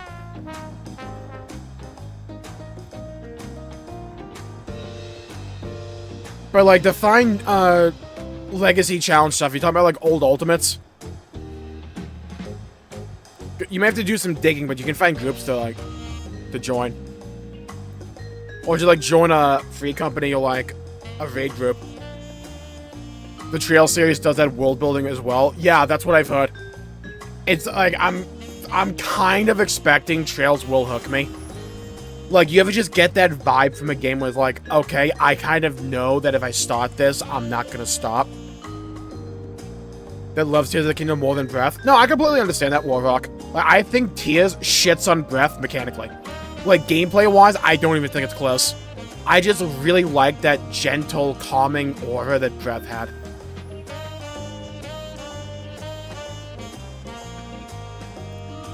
Then onward to Kazuma Uka.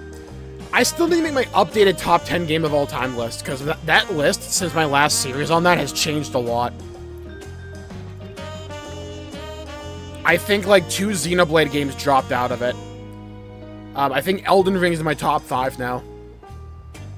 I still think my top 5 games of all time goes Nier Automata, Xenoblade 2, Final Fantasy XIV, Halo 3, then I think it's Elden Ring.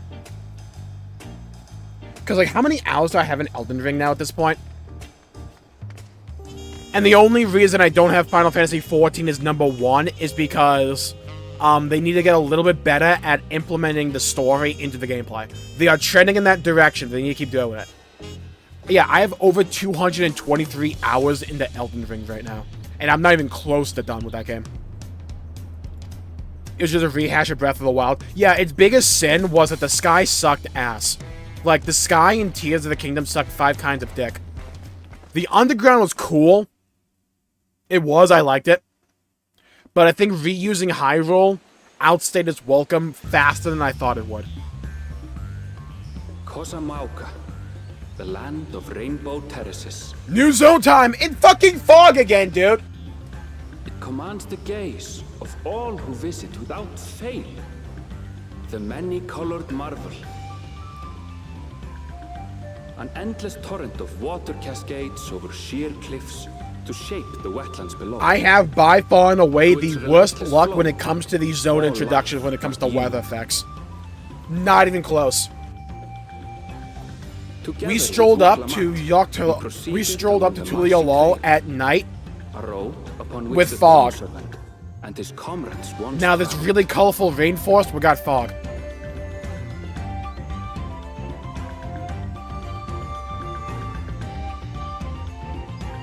zone is pretty, though. All the waterfalls and all that. I need a gun.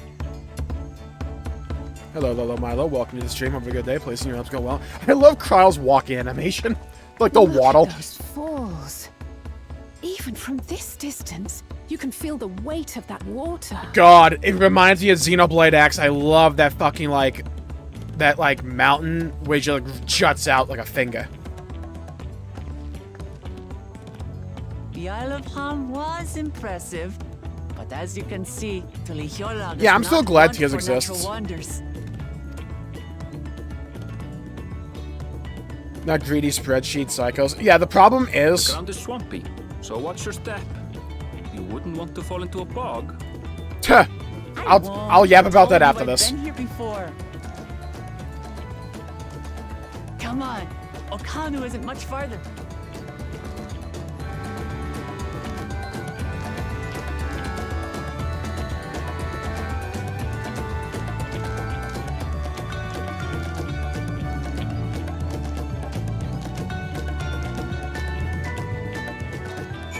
Okay, I can yap now. So the issue with a lot of like modern gaming, especially in the West, is that gaming has exploded in terms of the amount of money centered around it. So you get a lot of like people who are money people but not gamers that come into the scene and are like, okay, let's look at the spreadsheets. How do we maximize profits? That shit does not work for making a good game. Though some people stupidly eat it up. Bask in the majesty of it all. Pity they're so far away. Don't worry, we'll get there eventually. How fucking big is this zone? It's why, like, you have games that blow up in popularity, like Elden Ring and Baldur's Gate 3. Because these are games that are clearly, fundamentally designed by people who play games, that love games, and want to make an amazing game. And it's so obviously clear. Because there's so many little things in those games you may not even notice when you play it. But if you stop to smell the roses, you're like, oh, I see why you did this.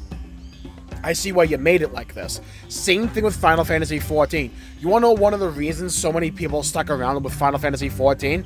It's because of Yoshi P. It's because of Soken. It's because of the developers behind this game. Because they know, not always are they listened to. Well, they listen to, not always are they agreed with, but a lot of the times, they know they're playing the fucking game as well, and they want to make the game even better. Back in Bozja, back in Shadowbringers, there's a type of content called Bozja. You had this first chunk of it called the Southern Front. And it was really cool. It was great. Massive improvement to what happened in a previous type of content called Eureka. It was a massive step up. Ton of fun. Had its issues, though. The community made some suggestions. Say, hey, if we do this again, maybe we do something like this? What if we do that? To, like, make the experience better. You want to know what they did?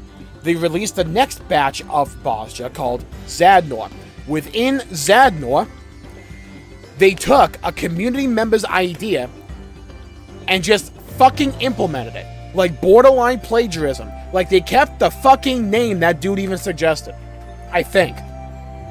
And no one minded because it was a good change. It was good. It rounded out one of the biggest rough edges that Bozja had. And it made Zadnor even better. Said for basically all media Jmulls. Exactly, but we're focusing on gaming mostly.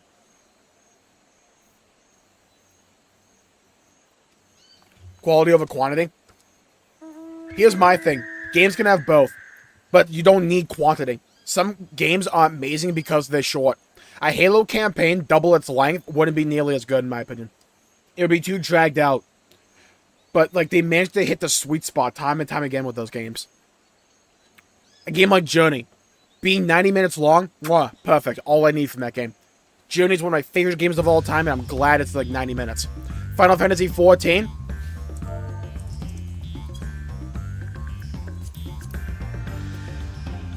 Oh my fucking god, please. I have over 128 days and 10 hours on this character. Though, to be fair, it's going to be the bulk of my time. 128 days of my fucking life. Some of that will be AFK. in this game, and I don't regret a fucking second of it.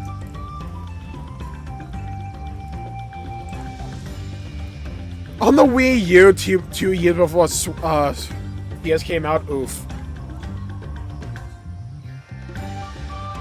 I haven't played Engage. I've played 3 Houses, and I love that game. Though, I will say this about 3 Houses. Whoever at Nintendo, whoever the fuck developed that game, that thought that it'd be a good idea, say, hey, let me cook. What if you want to experience all the endings, you gotta replay the beginning of the fucking game 4 times? Not just like the beginning mission. No, the first half of it. Like, the new units makes the combat feel different. I'll give them that, and I like that. And with Fire Emblem, it's mostly what you need. But like, oh my fucking god, please. Anvil to keep it from getting lost. I still love that game though. I need to get back to it. I need to beat Golden Deer in the Empire. Blue lines for life though. All his grumbling, he's certainly there for her. Everyone should be lucky to have such a loyal childhood friend. Let's get moving. If we continue along this road, we should find ourselves in the village before long.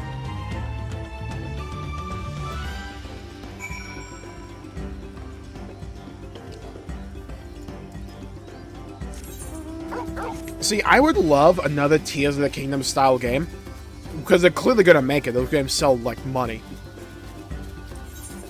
Those games sell. They like, oh my god, they make a lot of money. But what I want to see, one, remove the stamina system. We don't need this shit anymore. I understand why they had it to begin with Breath, and I think it worked with Breath to a degree. Just need to extend the stamina bar, which I don't know why the fuck they didn't even patch that. But I think just give us weapon archetypes. Use the fuse mechanic. Let us attach like something there, and we can like alternate the different builds or like different styles of that weapon archetype without the weapon itself breaking or the fusion accessory breaking. You do that, have better dungeons, have better bosses on the whole. Ganondorf at the end of Tears is one of the best fights in all of Zelda, in my opinion. But the other fights aren't.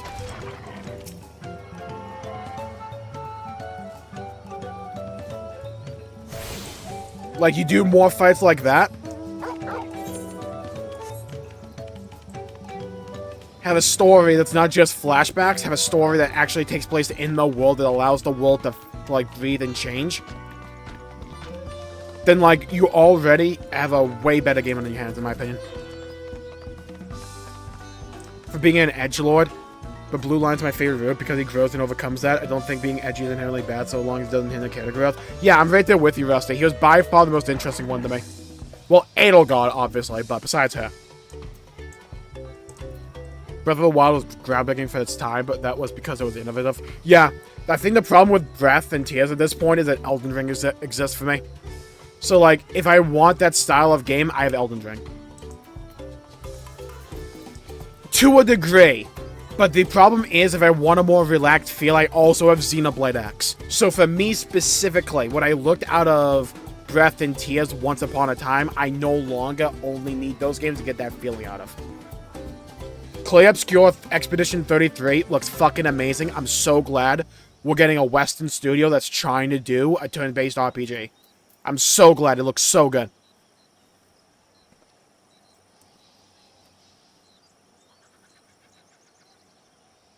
Primarily big pooper women and Chad men. Look, Fire Emblem Fates. Some people shit on it. I love that game. I love Birthright. It's easy as piss. It was my first Fire Emblem, though. Easy as piss. But it's a ton of fun. And Conquest, mwah, I haven't finished it, but oh my god, Conquest is so good. Everyone has arrived, and none the worse for wear. Except for a certain third promise who slipped in the mud despite my explicit warnings. Hey, I asked you not to say anything! Anyway, this is the Hanu village I was telling you about, Akhanu. Dude, this place looks cool.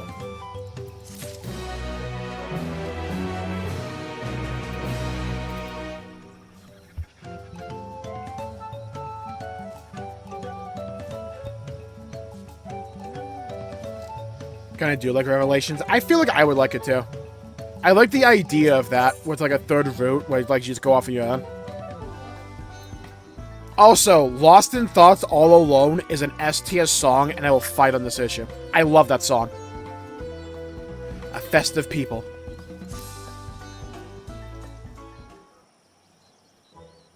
Also, I like the dragon mechanic in Birthright.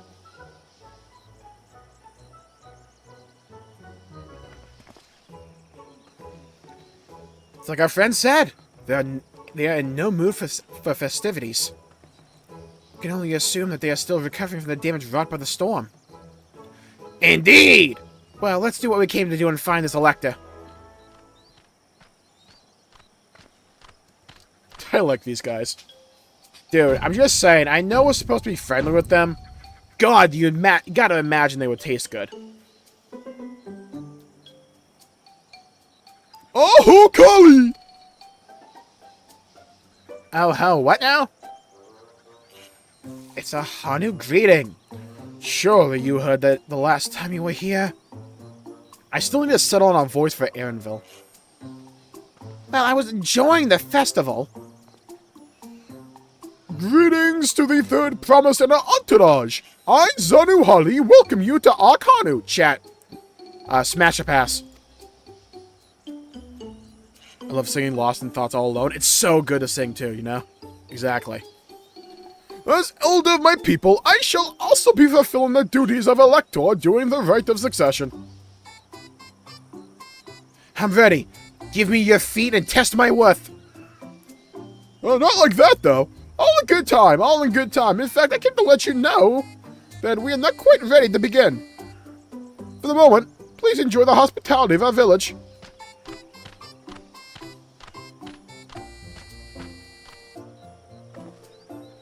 Yeah! Right then. It helped to do some investigating at Wachu and Pello, so let's take a look around here as well. I love the fact they reference to that, because you can do this in either order.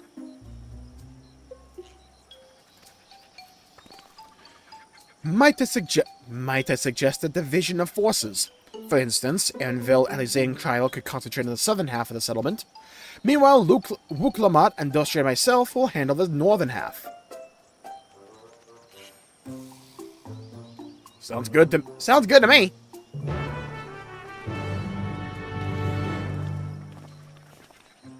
His kill an option.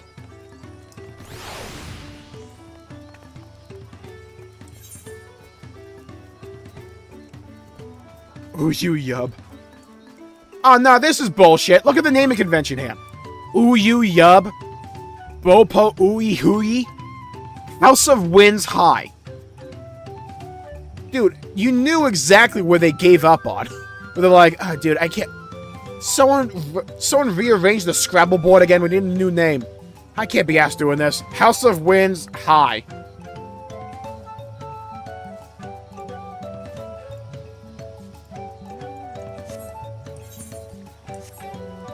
Oh, Gemstone Trader, let's go.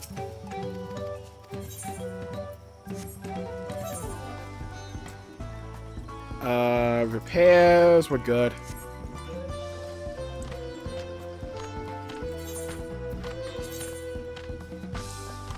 Yeah, I was gonna say, that didn't feel like 140 FPS. Sorry! What about the storm? I've never seen the likes of it before! I don't think it's Hawaiian names. I think it's supposed to be like, they found some really obscure, like, South American language and, like, well, languages and, like, use names from those and stuff like that. I'm still convinced they do the naming just to fuck with streamers. Because it makes sense to me. Ever since I heard that theory, it's like, yeah, that clicks. Dude, they're clip farming. That's what they're doing. Hardcore clip farming. /S. With the supplies and help the Dawn Servant sent, we're making progress repairing and rebuilding our homes. But while roofs and walls can be patched, there's not so much that was lost for good. There's like 4 fucking buildings here. There's not much else to lose. Vantage point my ass. Hey, no, where's Rusty? I am looking, I am looking, I am looking, I am looking.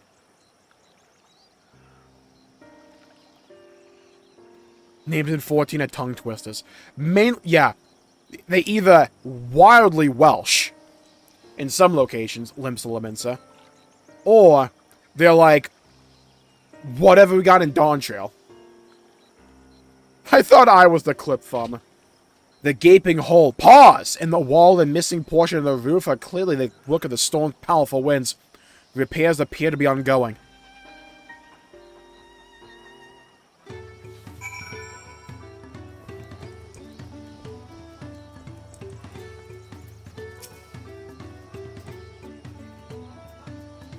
A lot of houses are still damaged, and the Hanu I've spoken to are not their usual cheery selves. That storm broke more than woods and reeds. There must be something I can do to help them. I'm going to look around a bit more.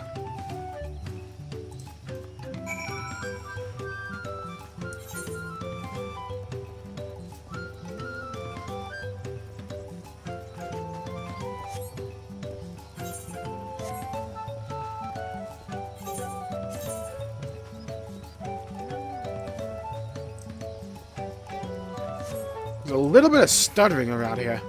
At least it feels like it. Not stuttering, just like FPS drop. It doesn't register it. The drying shrunken bundles against the reeds were harvested some time ago. So old-ass reeds, alright.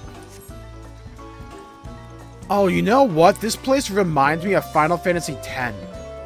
If you know that one village... Yeah, that one village we got to when we started FF10 and then immediately dropped. Yeah, that place. Oh my god, the fat chocobo. Okay. That was not a mount I'd expected to see there. Probably not your special little clip farmer is an insane sentence. But Yoshi P is the only clip farmer I need.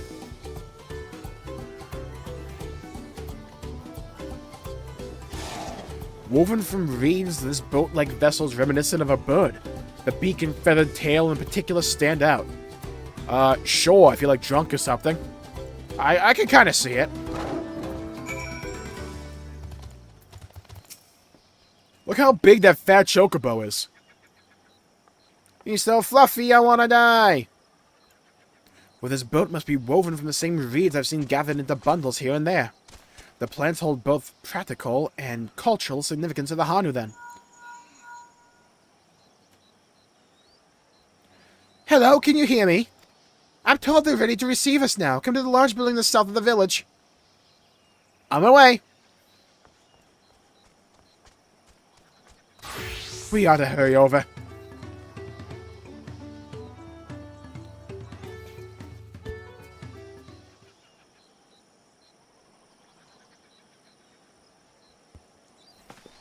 Oh my god, my nose.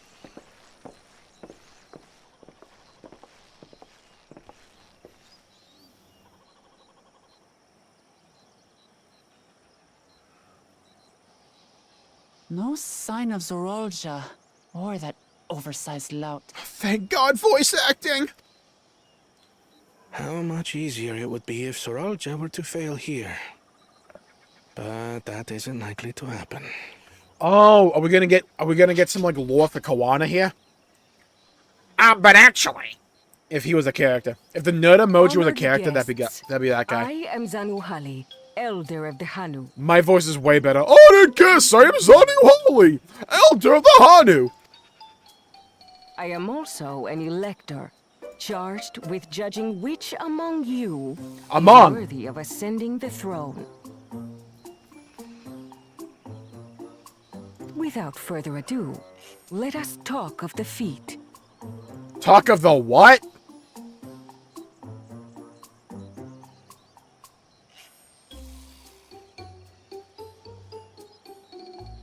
Talk of the what? Not so fast. Surely you couldn't be considering it's a spoiler. To be fair, we're like really early into Dawntrail. Like we're still level 90. Like we're just doing world building for these zones pretty much. You made it after all. Oh, the racist guy.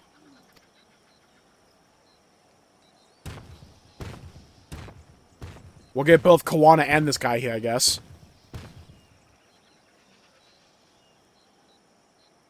Dude, I'll beat this guy's ass. Let me at him. No need to fuss. There is no time limit for this challenge. Now, if you would allow me to proceed. I need you to teach me how to whip Ano Nene. Inokanu, where my people forged a bond with the Dawn Servant during our own chapter of the Tuli Yolal saga. That's so pretty, dude. Oh my god. I love this expansion so much. In homage to those events, I have prepared for you the Feet of Reeds. The feet of what? Reeds seem to be of great importance to the Hanu. I wonder what this feat entails. Okay, Alphino, I don't need to know about your fetish. Feet. We use reeds in every part of our lives, be it as food or weaving material. Have you considered iron or possibly steel? Maybe the skulls of your enemies.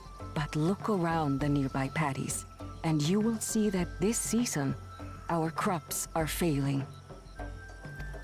Skill issue. How fortunate, then, that my appointment to Elector coincided with this predicament. For surely, those who aspire to be I'm right there with you, Dawn Rusty. Servant would find the matter of an ailing harvest a mere trifle to resolve. 14's really good with that, in my opinion. Aye, well, it is indeed the duty of a ruler to address the people's woes. Now, fuck that. Subjugate them. Fear of rule. Divine rule. Divine rule. Exactly. Machiavelli. Machiavelli. Do this, and you will earn my keystone. Do what?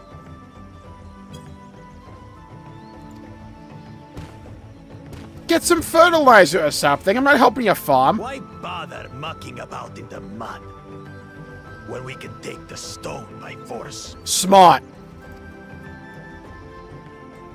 Oh, mercy me.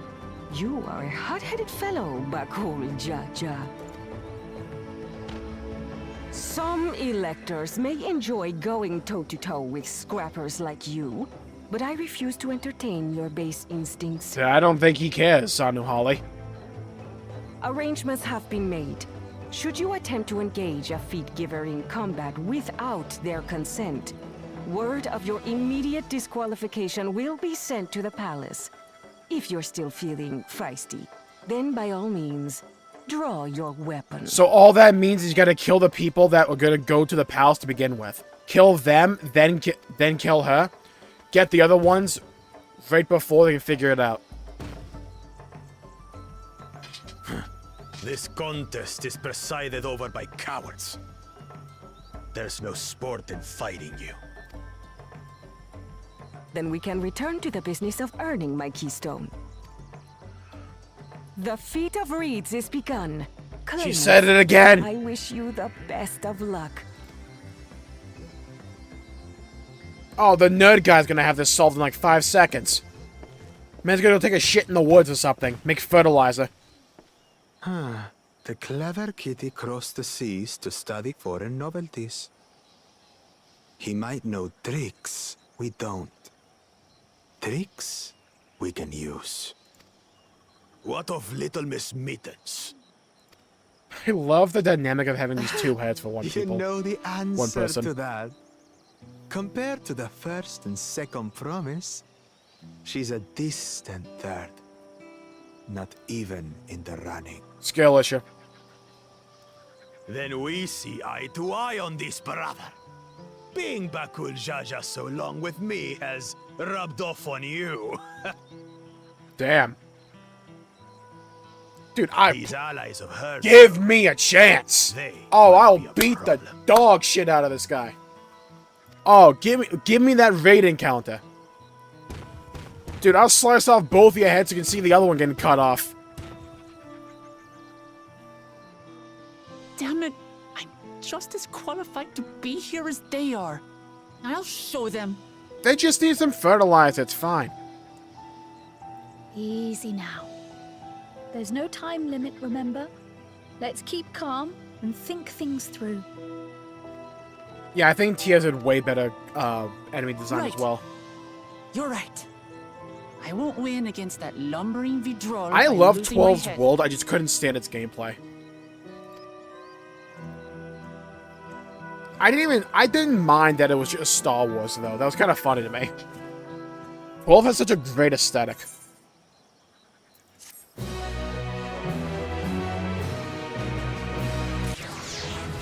Oh, dude, leveled up! We got to level 92, and we're not even at the 91 quest yet.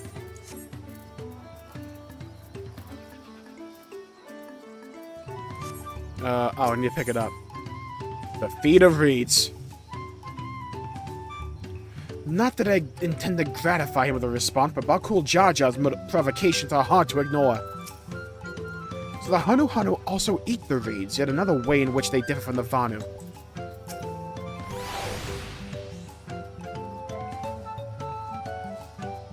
I understand not... Noob, not in chat. I understand not wanting to fall behind, but rushing ahead risks playing into up or anything ever. Like, that's way too far. Let's not do anything reckless and think matters through. This kind of feat is tailor-made for a rational, educated scholar like Kawada.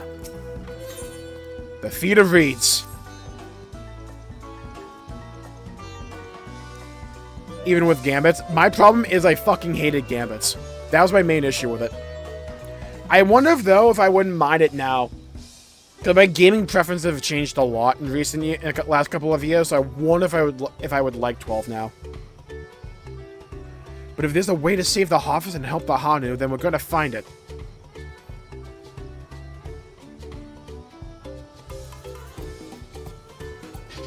I'm like, Bako Jaja, eat his words! We need to examine the reeds themselves and then deduce the cause of their poor condition. Anvil, will you take us to the fields where the reeds are grown? Of course, follow me.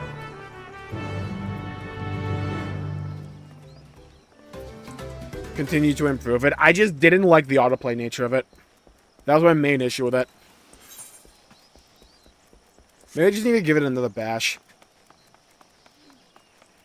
I loved its job system though, like the job wheel was cool.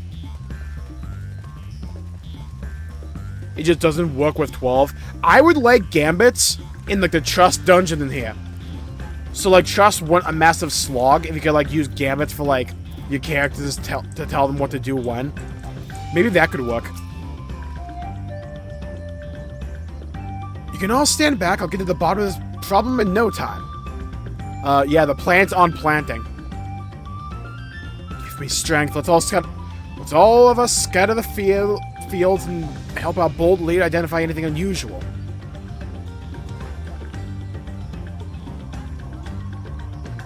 The AI pod members would be good, in my opinion. Yeah, that could work. About strategic combat. Yeah, but I like the strategy to happen in the combat, if that makes sense. My problem was I didn't find it fun setting the gambit, so I didn't want to actually set them all with various precisions and all that. It got boring to me.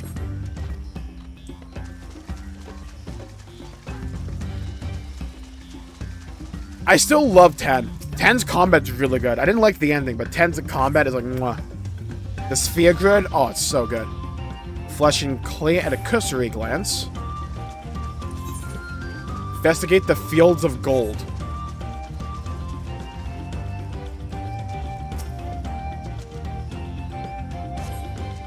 The soil in the patties is as one would expect, rich in color and suitably moist, not dry nor flaky. Baby Gog, oh god.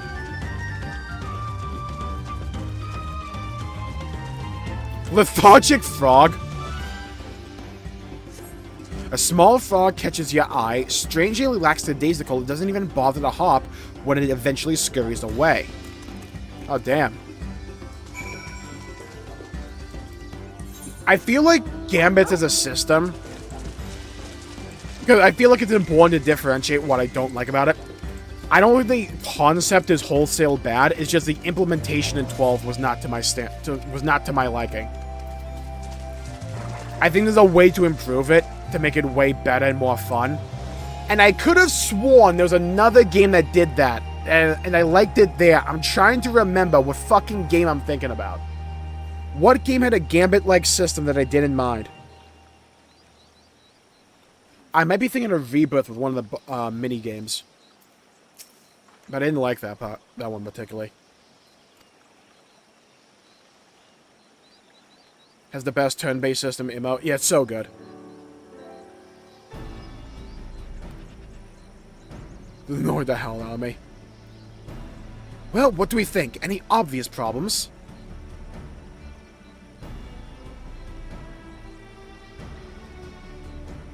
Every time it drove me mad. Is that the fucking reason we had traps in Bosnia? Because it was based off of Ivalice? Oh, for the love of God. Now, okay, now it makes sense. I agree, the waters look to be of good quality, as does the mud in which the reeds have been planted. So an invasive species. The frogs and insects are unusually torpid. This suggests the problem is affecting not only the reeds, but also the creatures which live among them. Could something invisible to the naked eye be polluting the water? We would need an alchemist to know for certain. Yeah, that giga nerd guy Kawana already knows, probably.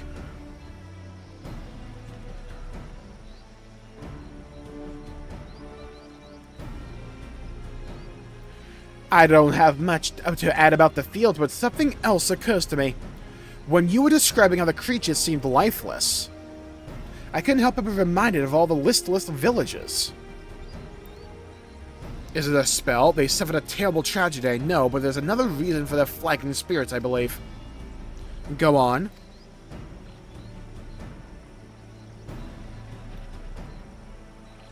The festival! This is traditionally an occasion for celebration and renewal, so without it, the Hanu is struggling even more to recover. The last time I visited the village was in the middle of the festivities. You'll never see the Hanu more joyful and alive. It's an indispensable part of their culture, and its absence will only compound their woes. So I say we help them put on their festival, give them a reason to cheer in these sad times. Who knows? Maybe fixing one problem could lead us to a solution for the other. Sounds like Square to me. To be fair, the traps weren't even that bad. It was just kind of funny watching people run into them. Strange things are happening to me. Right? No, left. I failed to see the relation between festivals and fields. Well, let's not be too hasty in dismissing the idea. Things which seem unrelated can later prove to be connected in surprising ways. Let me guess. The Hanu have a dance they do that for some reason is fucking magical that allows these crops to grow and lets the animals be happy and all that or something. I imagine it'll be somewhere along those lines.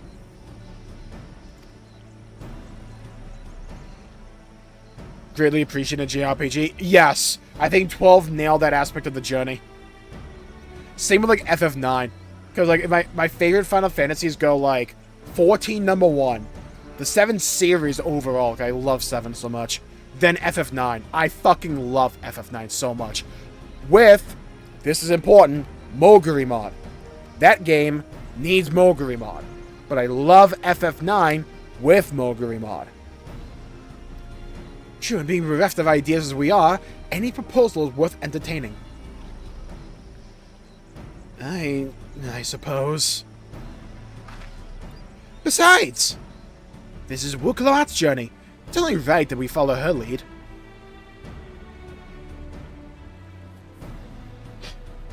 Thanks, everyone. By the way, does anyone know where the festival float is? It's like a boat woven from reeds that looks like a bird.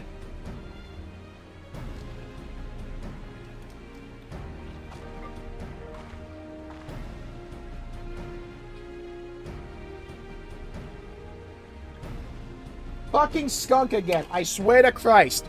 I need that species of animal to go fucking extinct. Hold on.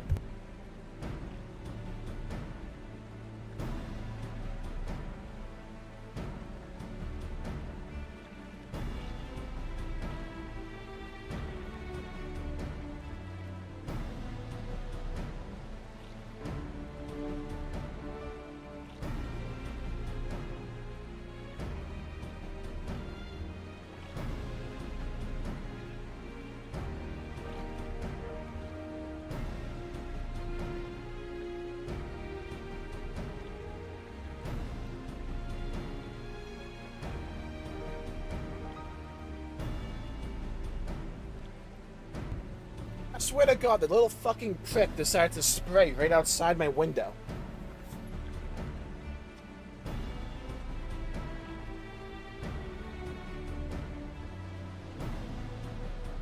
Playing FF9 without Mowgli mod? Oh god, no.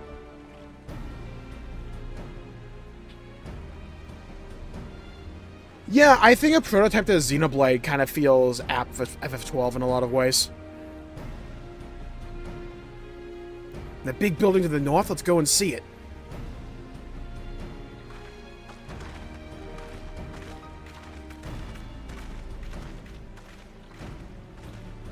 See, my problem without Mowgli mod for FF9 is that it would have been way too fucking slow for the ATV system.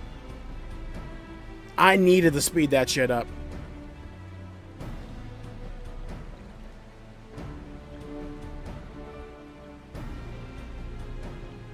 There's much less debate when I'm traveling alone. During a stream, I know, I think it's like one skunk that just coming by and carpet bomb my fucking place. There's like this place I'm near. I cannot escape Matt Mosa.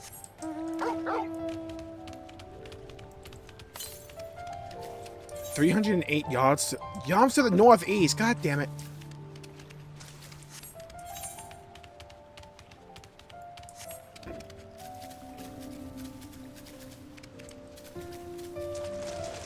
You're gonna make me tear up. I love...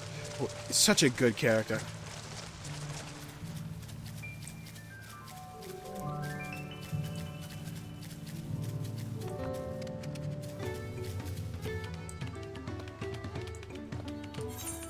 I didn't mind... I'm trying to think what minigames were mandatory in FF9. I didn't mind the card game in 9. Even the part you had to do. Has some great themes. Xenoblade X was just so good. This is the float I remember. Let's burn it. Does it not appear somewhat damaged to you? We should take a closer look. My window's still open. Fuck me something. I'm half tempted just to get like a lion, like... I want like a lion or like a tiger, maybe a grizzly bear. I need somebody to hunt down this fucking skunk. Alright, chat. Time for an inspection. Got it. Objection! These tail feathers have seen better days. I swear the colors were a lot brighter the last time I saw them.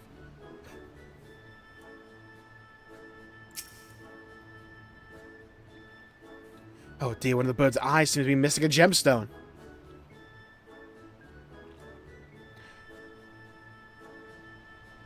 The jump rope one in the beginning was required if you didn't want locked out of side content later. I don't know what side content would have been locked out of it.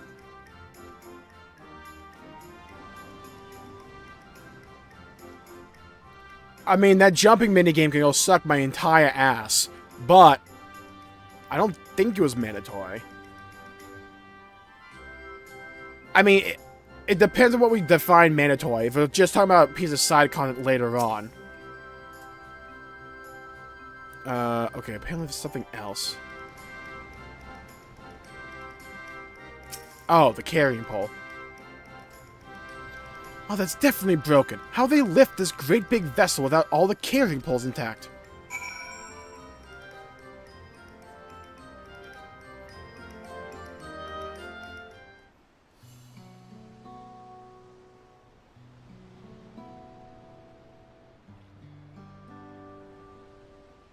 Well, I think we can all agree this bird boat is in dire need of repairs. Now, how to go about fixing it? Is comparable to avoiding lightning in FF10. Oh, Christ. I think I tried to avoid lightning. I made like 3 of them and got hit. I'm like, nah, fuck this. Kill the frogs for you. I would do ungodly things.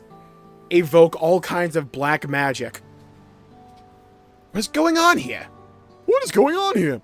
We're admiring your festival float. It's a shame it's in such a poor state. Due to the recent storm, I gather.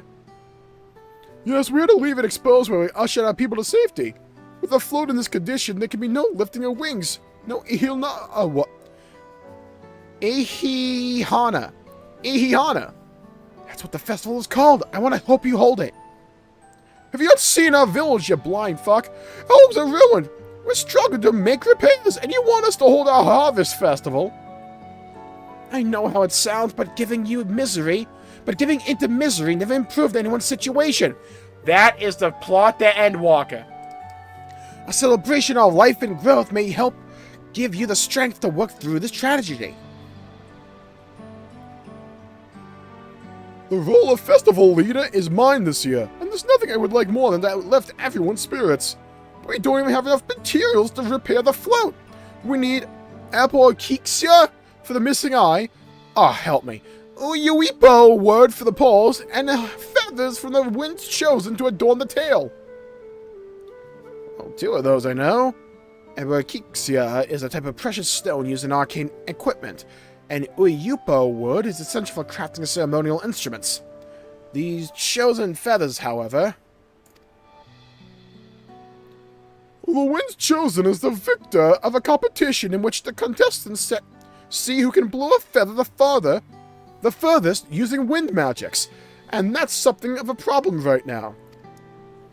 We Hanu are gifted at employing such airy sorceries, but expend a great deal of mana when doing so. We are soon exhausted by the effort, and having no reeds to eat will only make it harder. I'll swap the white mage, it's fine. I think I understand. Your vibrant reeds grow quickly and vigorously, so much so that they stifle the development of nearby plants. They must be a potent source of the energies you naturally lack. They are indeed. Owing to the poor harvest this year, we've been left enervated, and if we cannot gather the correct materials as dictated by custom, we cannot repair the festival float.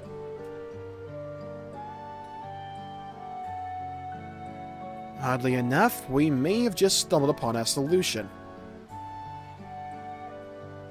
The winds chosen would, by necessity, have a natural gift for manipulating magical energies, which means any feathers taken from the victor should be high in ethereal conductivity.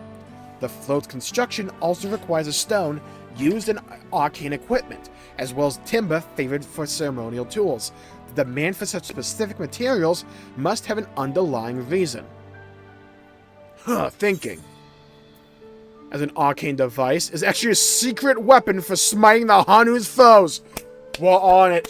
Yep, 100%. That's what it is. It's a secret weapon.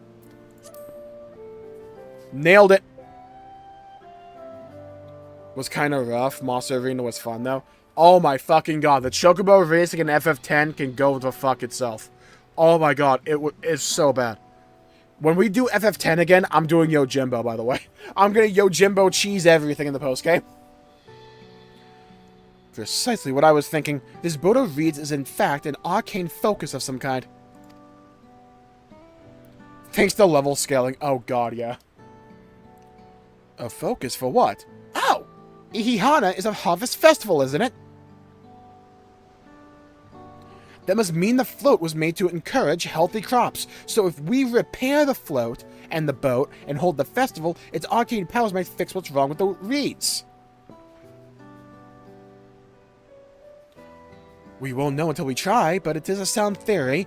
Celebration, prayer, ritual ceremonies, they've all been known to elicit miraculous effects. Wait. The float? A tool for magic? This is the first I'm hearing of it. Yeah, because you're a bird brain. In the beginning, it may well not have been. After a good harvest year, there'd be no reason to change it, but when the harvest was poor, new adornments were likely added, and those who performed the labor may have imbued their work with ardent hopes for a brighter future. Oh my god, they did a summoning. Through years of trial and error, the Hanu would have refined their festival float into a focus for harvest prayers. Incredible! You know, you're practically fainting from hunger, but reviving Ihihana really does sound like the solution to all your woes, and I promise we'll do everything in our power to help you. I'm still not convinced about this focus business, but I accept your aid nonetheless. I'll introduce you to the shipwright who has been maintaining the float these last few years. He's replaced both the eyes and the poles before, so he should know where and how to procure what we need.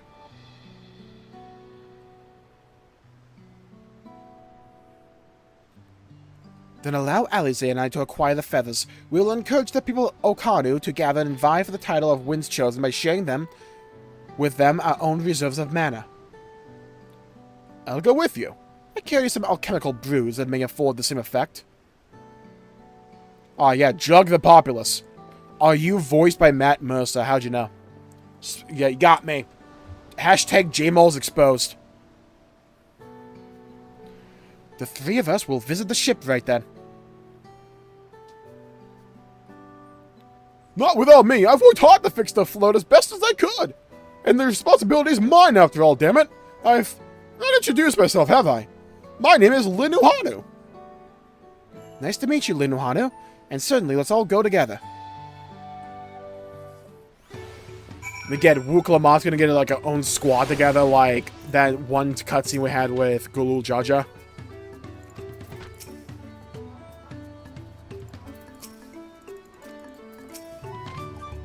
Thanks to Wuklamat, we found ourselves a promising way forward. Something to be said for following one's instincts. Oh, I got some feet! Oh, it's technically better, though. It's technically better. I'm just saying. Streamer, new loot is better.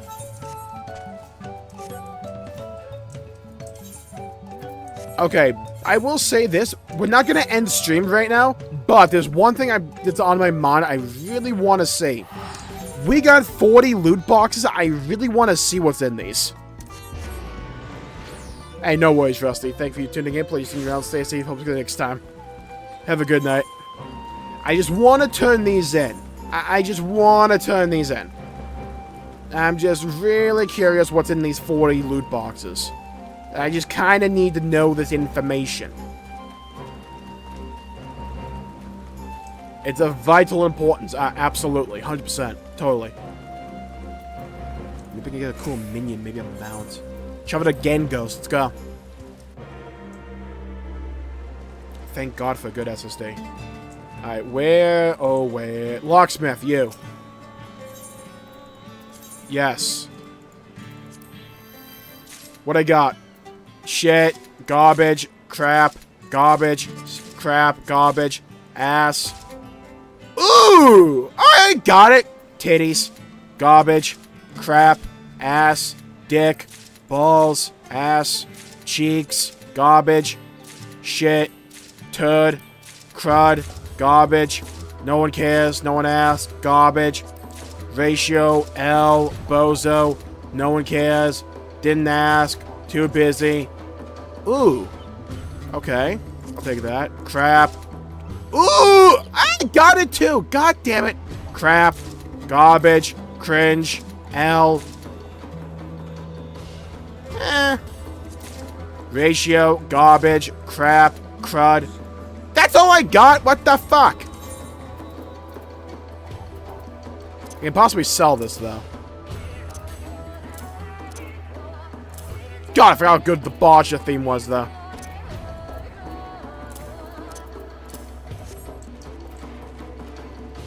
So the average loot box. Yep. Yeah. Yeah. Tadal. Kozama Uka. Imagine spending over a K on that teleport.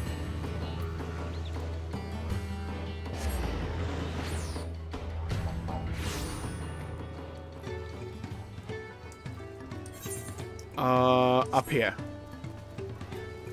Okay, we had a necessary gamba for the stream.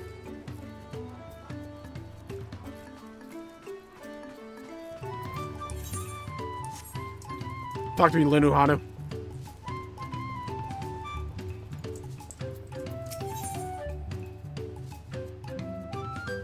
A well-managed shipwright. The shipwright's name is Wook Ivu. He's a Zabral who only moved to Kozama Uka a few years ago. He has since mastered our customs to an almost frightening degree. He's especially strict when it comes to manners, so make sure to offer him a proper Hanu greeting. We wouldn't want to offend him right before asking a favor. Yeah, naturally, of course.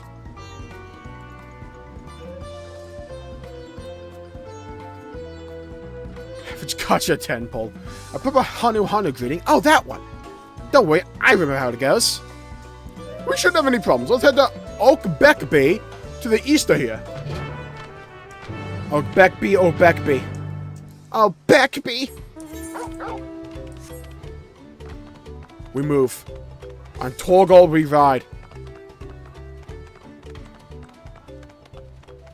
Damn, this zone is pretty.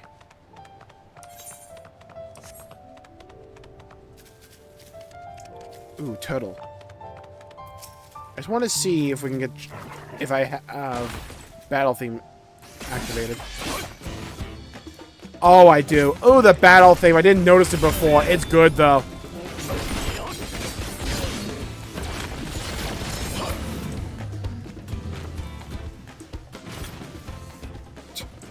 I went Ultra Instinct. This is to go even further beyond.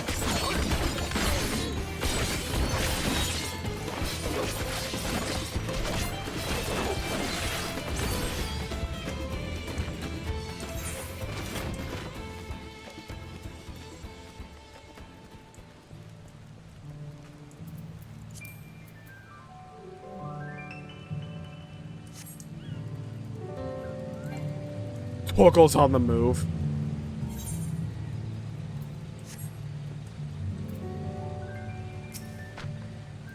This is Okbekbe, the village of all. Those who drift into Kozomu-uka from Turiolol and elsewhere are welcome to live here alongside the Hanu. As for Wukivu, he lives and works in the house of waters high at the top of that large tree nearby. Follow me, but I should warn you, the climb up the stairs could be challenging.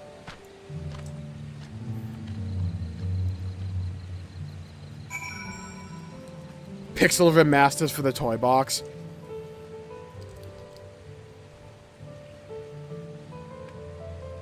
That, if they could implement Final Fantasy 1 through 6 and just put them in Final Fantasy 14, that would be insane, and I would stream that day one.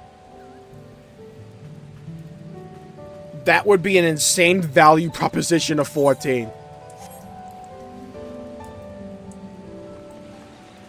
I'm still waiting for those Pixel Remaster games to go on sale. I don't know why they're not on sale consistently nowadays. What's the toy box? In Final Fantasy XIV in an in-room, you get a toy box that's filled with a few mini-games.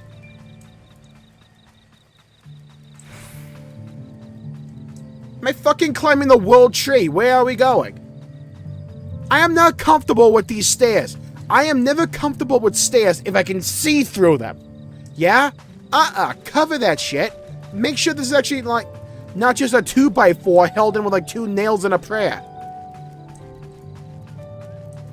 Dude, one issue, one accident, and I'm going all the way down in an earlier round. I'm being teleported back to Gridania because my soul got reincarnated.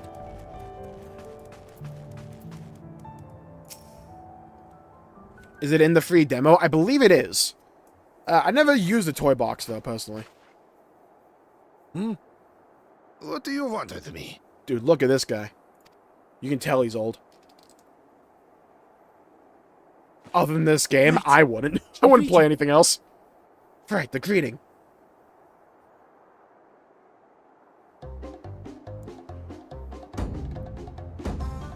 Oh, Kali. I'm gonna be recording this real quick. Hold on. Okay, this song is insane, by the way.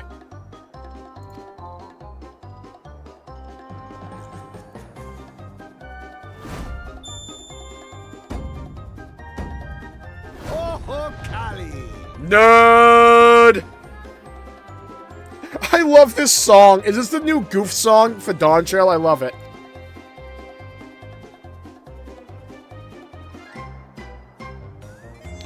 Oh god, was there a second part to this? Good. You brought your manners with you. Oh no, okay.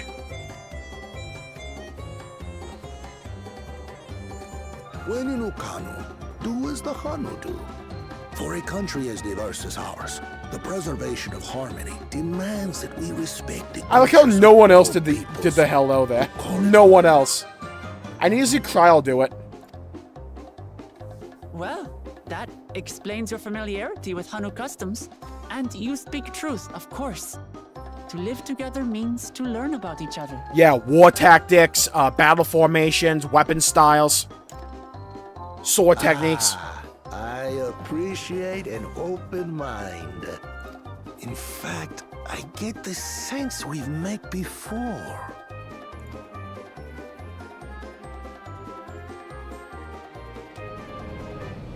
You're Wook Lamont. Dude, someone recognized her. Let's go.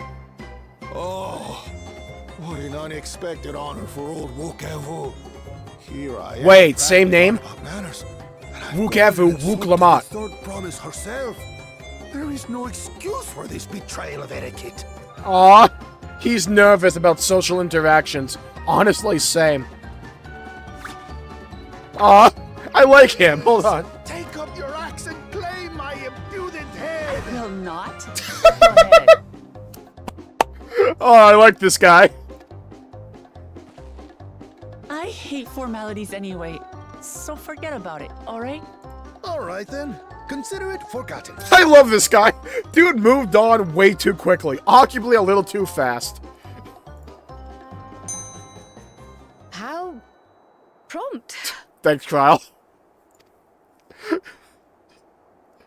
We're actually here about the Ihihana float. Is this a It's in Ronso? bad Yeah, they're shape, called and Rothgar in we this need game. to craft new carrying Though, poles funnily and enough, a new eye. in the I Shadowbringers can't expansion, they call him Uipo Ronso. wood and a certain kind of stone? Abokisha? That's the male Rothgar. Wook Lamont's the female version. They're the same race.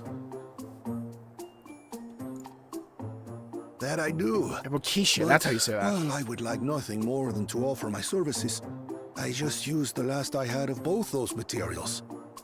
Hey, Square Enix, no, from me to you, right?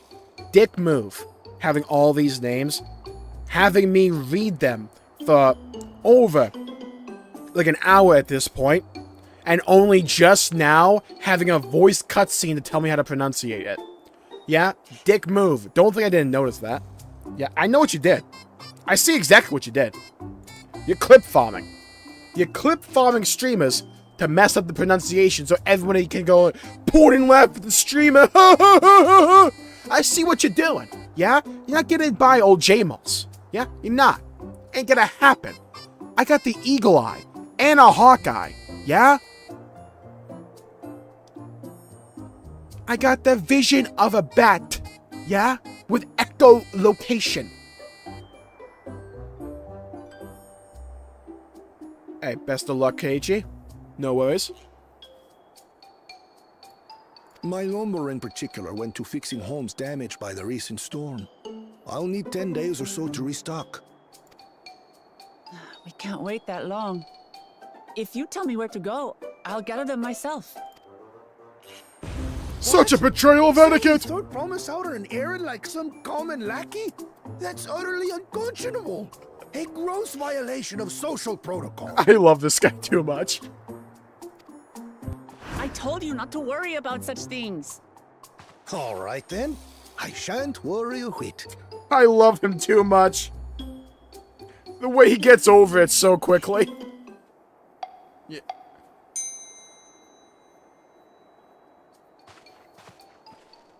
What's with your Hanu friend there? Can we cook him? I am festival leader this season. That's I have your come voice? along to oversee the float's repair. Oh my god, you sound like a harem protagonist. As strange as it may sound, Wook Lamont and her friends believe the float is an Okay, never mind, arcane you lost the focus, vibe. meant to encourage the growth of our struggling reeds. You picked it up there at the end. Too many Hanu have forgotten, it seems. But that is indeed the true purpose of the lifting of wings. Maybe Your fucking tell them education that is when they decide to impressive, cancel it, you know? promise.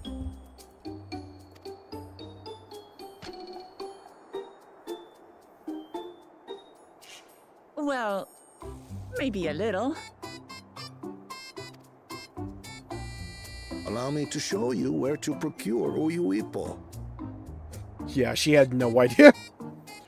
Uiipo, what? Uiupo, what? We can leave the Abokisha to your friends. I presume? Abokisha, okay, that's easy to Take pronunciate. yourself to Cave Kikitola. or Kikitola, got thereabouts, it. And you should find the stones you need. Abokisha, got it. Kikola? Vicola! I've been there once or twice. I can guide you. I fucking hope so, you're as tall as a skyscraper. trees That go up should to your save us nipples. some time. All right, then. Let's get moving.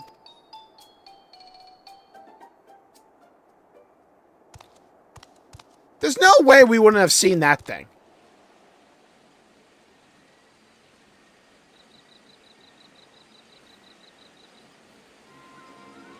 Also, there's no way it's outrunning us going down the stairs and we wouldn't have seen it. How quick are you? Chosen one of your rivals is making progress.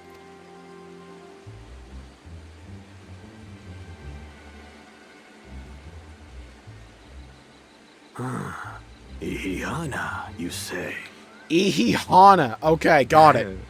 Should our first choice fail to deliver, it might be wise to let this play out.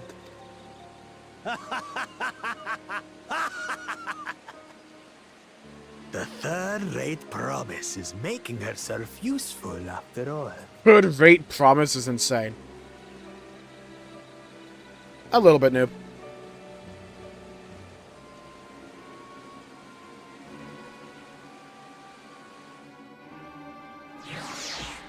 I want to stream even longer tomorrow.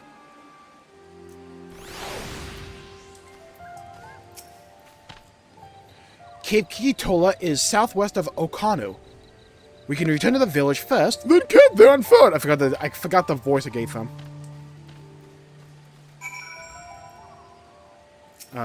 What are these? Oh my god, they're the weapons. Isnai Feast?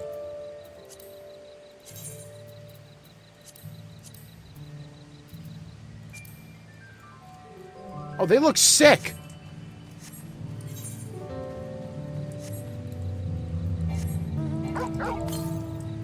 $74 yomps to the north. Bet. Hold. Oh, there it is. Spotted ya.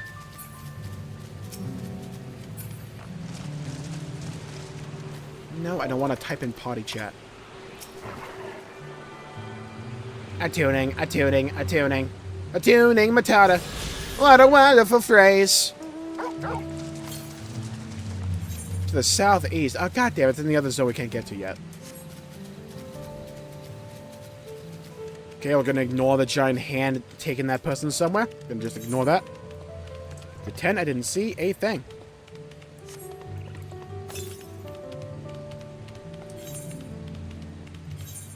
Fuck this, actually. I'm just gonna teleport there.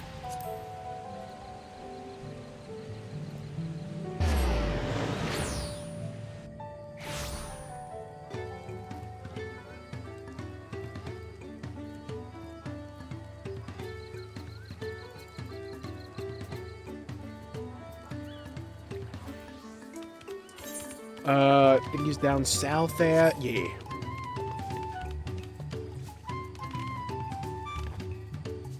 Oh, go talk to Trial. Oh, Alpaca Keep. Mine. I don't want to hire you. Fuck off. Dr. McCryle. Southwest of here, was it? Let's be on our way.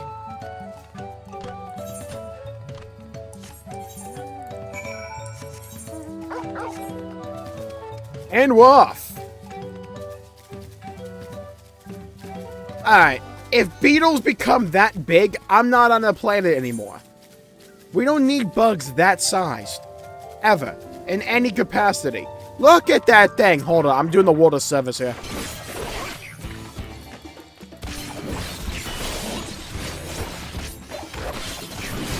Just get rid of it now. Yeah, I did the... You're welcome for that, yeah? You're welcome. Call me the Exterminator. The Obliterator. Gotta kill this Reversey.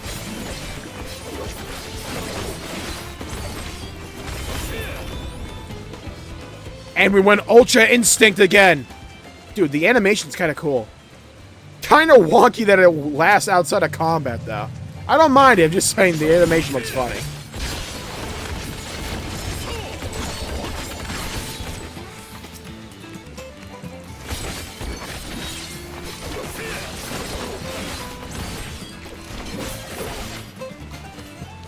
Alright, another one bites the dust. Another one bites the dust. Cave Kikitola, as promised. Home to many deadly creatures. Venture inside if you feel confident, but I will conduct my own search out here. You can spot raw ALPACA by its green-hued glimmer.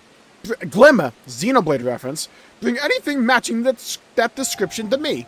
Exterminator moles, let's go. New profession. I shall help scour the inside of the cave then. You take the west half and I'll take the east. Yeah, you go, Kryle. Dude, thank God you got a DPS job. Match usually was something stupid like Skull or something. Couldn't be me, like, right, Alphina? Oh, this place is pretty! With the fireflies?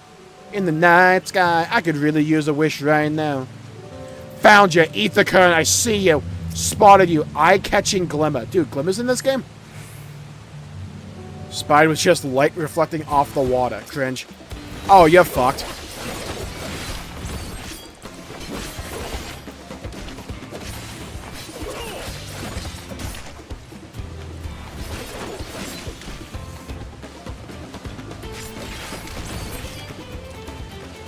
Okay. Just learning Reaper a little bit at a time. Seems like the exact kind of mineral Linuhana was looking for. Bet! Let's go! First of all, though, I need you. Oh god, the way they glow on the ground. Oh, that's so good. God, I love Dawntrail. The graphical update's been so good to this game.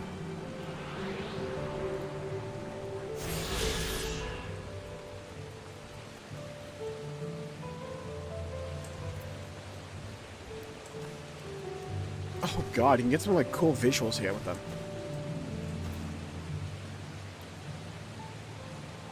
Oh, I like that! Dude, we look good. I know I made it a bit of a meme, but that Fantasia was worth it. So worth it. Alright, what happens if I kill this guy though?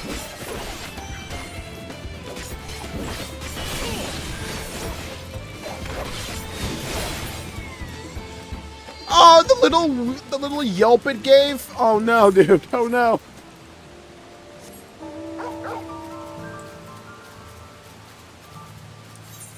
Feels bad, man.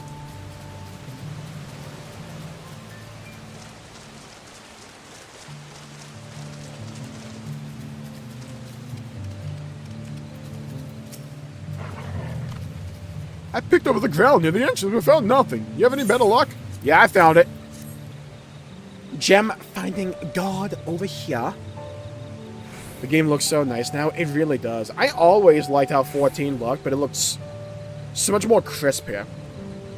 Your play kids are right, Chad. Let's fucking go. See? Rasmus gets the idea. Everyone else, when we were making this guy with the Fantasia, called him ugly. Nah. Sex icon, more like it, yeah? If there was a vote, he'd be named sexiest character in all of gaming. True. True story, by the way. Right next to Kratos from God of War, Master Chief, and Clank from Ratchet & Clank. Yes, this is ALPACA. Along with Kryle's contribution, we have more than enough for our needs. The stones you brought shine very brightly. I thank you both.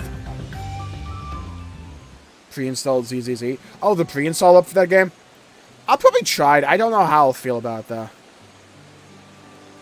You would have been happy to know we were putting things right. Truth be told, a good friend of mine was meant to be a festival leader for this year's Ihihana. But when that big storm hit, he did not survive. He fell to me to carry on in his stead.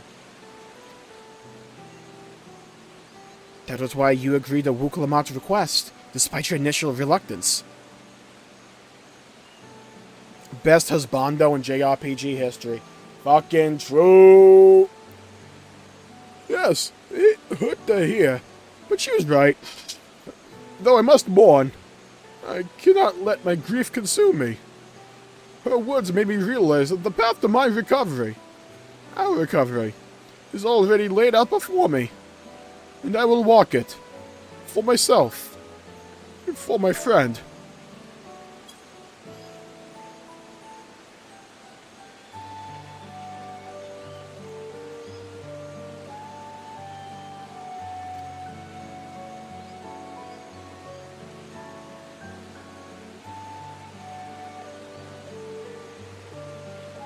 Thank you for sharing your story with us.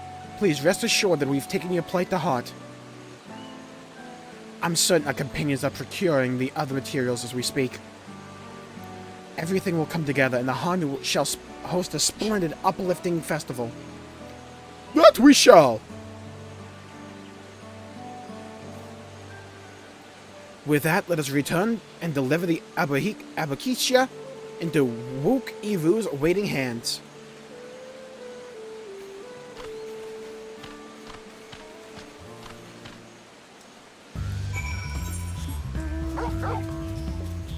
Is anyone even excited for ZZZ? Like, I know there's a lot of pre-registered, but just like, I don't hear much from people talking about it. Like, at all. I can't even say I'm particularly excited for it. Like, I might try it, but I don't even think I don't like... My problem with it is the vibe. Like, the aesthetics kind of a put off to me. Like, it's like Persona 5 from home. It's not even Persona 5. It's like... we're trying to be like Jet Set Radio or something, but like not as well. Like, I don't know the exact comparison to make. Like, it's hard to put my finger on it. It's just something I don't like about it.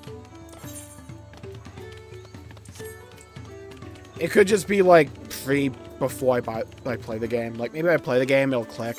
I don't know. I'll try and go into it with an open mind if I play it, but all these gacha games doing big updates or like releases in the worst time period for me.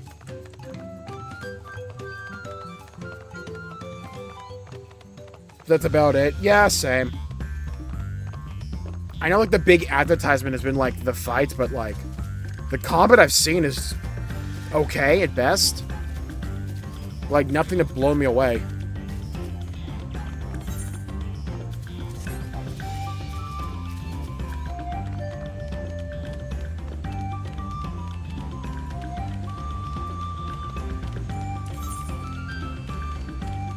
And the Gruel Story. Yeah, it's an add-on for, like, desktop as well. I just don't want to give some random-ass add-on, like, access to YouTube permissions and stuff like that.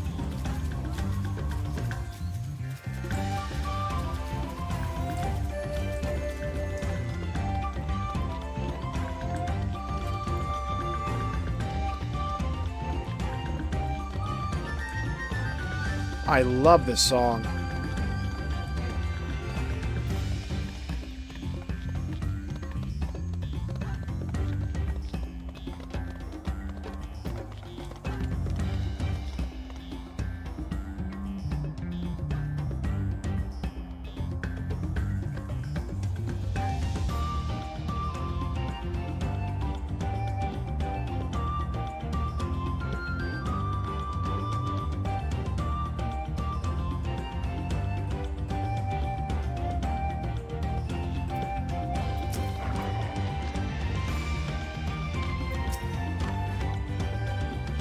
Thanks to the third promise and a mighty swings, we've collected some suitable logs of Uiyupo. What of the ALPACA? Yeah, there you go.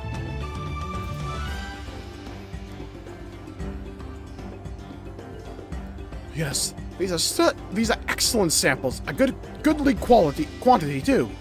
At this stage, you've likely surmised that the lifting of wings encourages the crops to grow, but not exactly how, eh? While you're in for a treat, if all goes to plan, the results should be spectacular.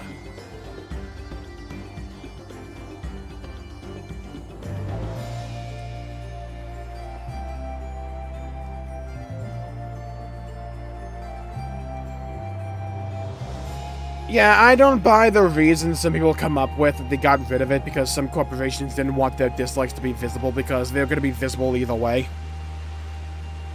I want to know if there's, like, some back-end statistic that they have that, like, watch time overall improves without dislikes or something. I want to know. Because that seems like the more likely aspect, in my opinion.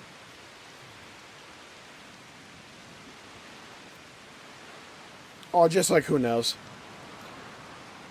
Maybe they didn't expect the plugin, but at that point, just, like, who do you have in your tech department? Now, to get to work crafting these pieces for the float, I could use an assistant versed in the arcane arts to enhance the Uiyupo's conductivity. Then I'll be delighted to help. Everyone should head back to Akanu. We'll join you at the float once the work here is complete. I've kind of learned to just, like, ignore dislikes for the most part. It's hard to do it all the time, but, like, the problem with dislikes, in my experience, is that they're not particularly a useful metric, at least for a creator. When it comes to, like, guide stuff on YouTube, they can be really helpful for, like, weeding out bad guides and all that, or just unhelpful videos, like really clickbaity stuff. But, like, as a creator, dislikes are just, like, something you kind of have to learn to ignore, for the most part. And, like, if someone gives you, like, valid criticism or something, or, like, a comment or something, you can take that to heart, and that's useful, actionable feedback, you know? But, like, just raw dislikes, you don't know what the fuck the reason is. Like, it could be anything. Like, maybe it's obvious, but sometimes it may not be. And then sometimes people are just really fucking stupid.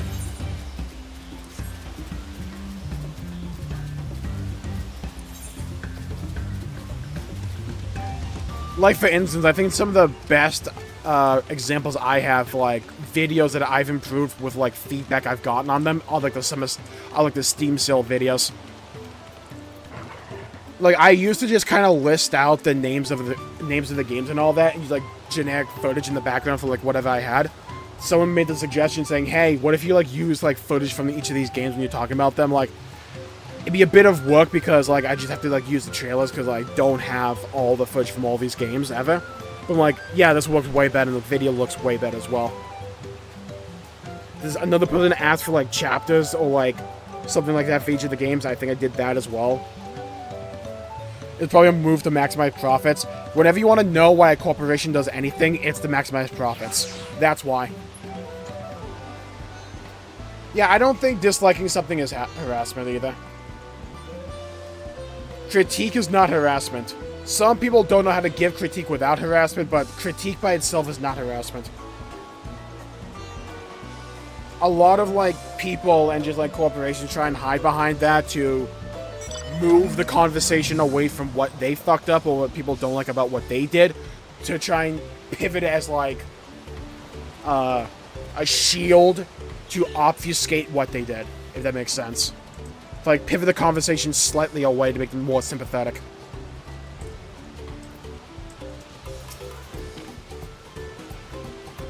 Gathering the Uyipo was a trial in and of itself. At first, Evu criticized everything I did. Then he suddenly yelled, "I've spoken ill of the third promise, I must punish myself!" and proceeded to slam his head into an Uyipo tree. I told him not to worry about it again, and it was like stuffing out a candle. He's an odd one, that's for sure. At least, we've seen to the polls and the new eye. Now we just have to wait for the feathers from the twins.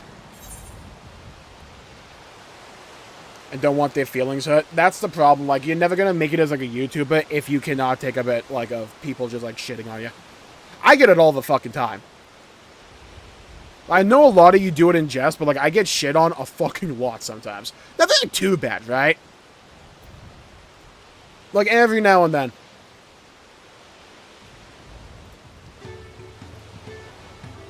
But it's just, like, you have to have a bit of a thick skin when you do this kind of stuff. It's a learning curve, right? Because no one's perfect. Yeah, like, YouTube's idea was that it was supposed to help smaller creators not feel intimidated by, like, dislikes or whatever. One, as a creator, I still see all the ratios, so, like, that's null and void. Like, the last Elden Ring video I did, Elden Ring's DLC's mixed review scores is at a 79%. I'm pretty sure the 9 dislikes probably come from people that, if you just look at what they're talking about, skill issue. But then you'll just get people who just, like, don't know what the fuck they're talking about. Like, you have to ignore it at some point. Like, if you can't take some people shitting on you, like, get off the internet. Like, it sounds rough, but, like, that is how it is.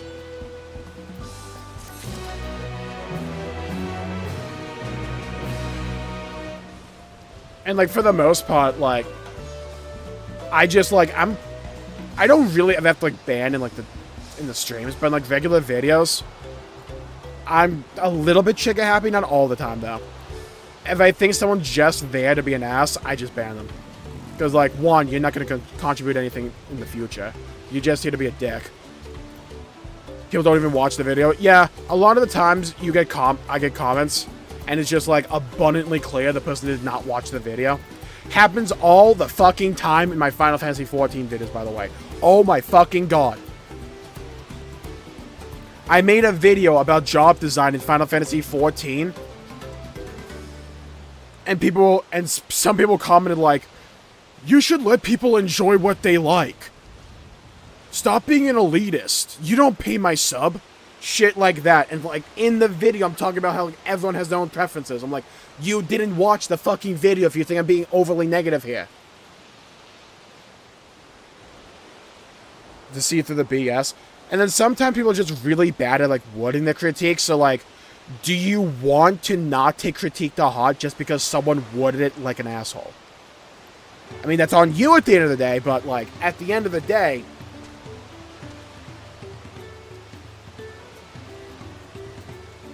take it in jest. I kind of subscribe to like the Asmongold idea when it comes to this. You gotta view the internet like it's a fucking zoo sometimes, and you just see a bunch of people that are absolute deranged idiots. Just like absolute bottom of the barrel fucking dumbasses that don't know what the fuck they're talking about. Because half the time they are. It's why I try and encourage actual discussion on this channel, because it's like, I don't want an amalgamation of that shit.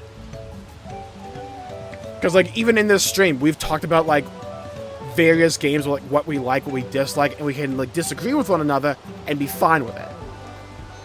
Have an honest conversation. Exactly, Rasmus. People take shit way too personally sometimes. Or they feel like as if they have to like defend my corporation. The lifting of wings. Like, this is especially true when it comes to like MMOs and like gacha games. Especially games that like ask a lot of time commitment from the player. Like battle lines and the trenches are dug. We should get some rest before the excitement begins.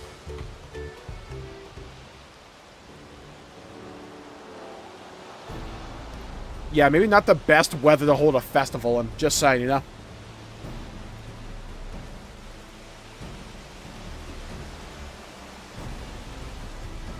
Oh my fucking god, that hurricane strengthened at Category 5?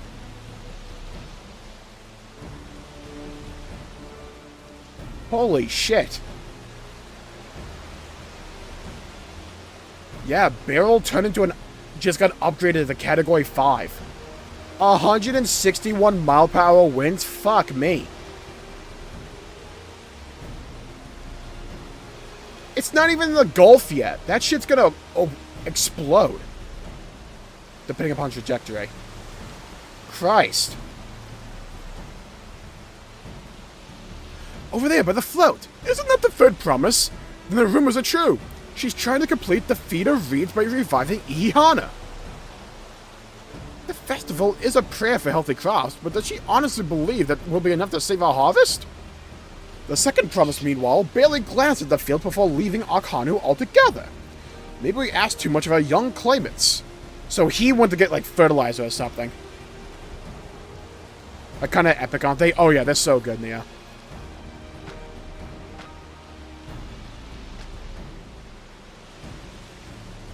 Oh, I wouldn't be too quick to count Koana out. A friend of mine overheard him muttering by the reeds. Something about what needs to be done. Is that personal attack on me? Exactly.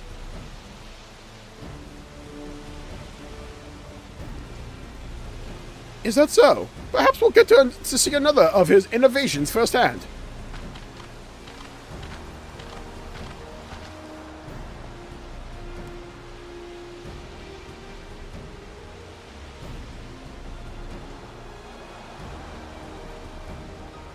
Hey, that sounds like our Koana. One look at the reeds was all he needed to think of a solution.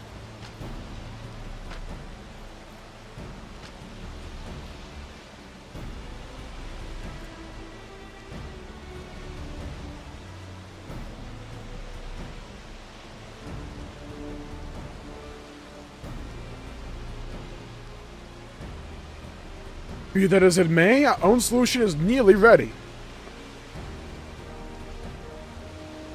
Indeed! As soon as the others get back, our long-awaited festival can begin.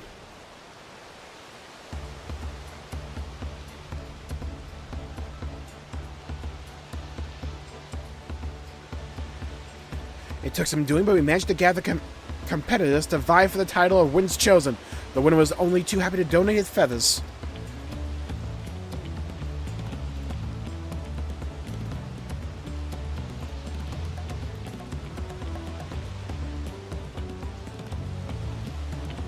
You should have seen it! He called forth an incredible gust that sent his feathers sailing for Moms! We had to turn ourselves, but it was more difficult than it looks. Poor Anvil's twirled in the air for a moment before landing on his foot. I am a gleaner. Magic is not part of our training. As for us, we brought the wooden gemstone replacements crafted by Wuk'ifu. All that's left is to attach them. Oh yeah! Has it been decided who will ride the float? Papa was the guest of honor the last time I was here. I remember being surprised they could even lift the thing with his hulking weight on top of it. The rider must be a personage of great esteem, which is why an invitation is usually extended to the Dawn Servant. This time, however, I have another in mind. Oh, who is it? You silly! Our beloved Ihihana! The lifting of wings is only being held because of you and your companions. Thus do I nominate you, Wukulamat, as our guest of honor.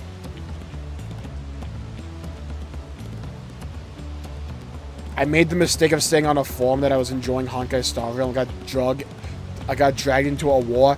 Yeah, welcome to the gotcha scene. Some of the fucking worst internet discussions possibly out there. Luckily, the ones in my comment sections are really fucking chill, so I'm thankful for that. You should be willing to critique it. Exactly, Rasmus. It's either or. Yeah, and I think they made Rebirth a lot better based on feedback from Remake as well. It's like, especially with like Final Fantasy XIV, where they pretty much like say, we want your feedback. We want to make this game better. We need you all to come to a consensus and tell us. Ah, me?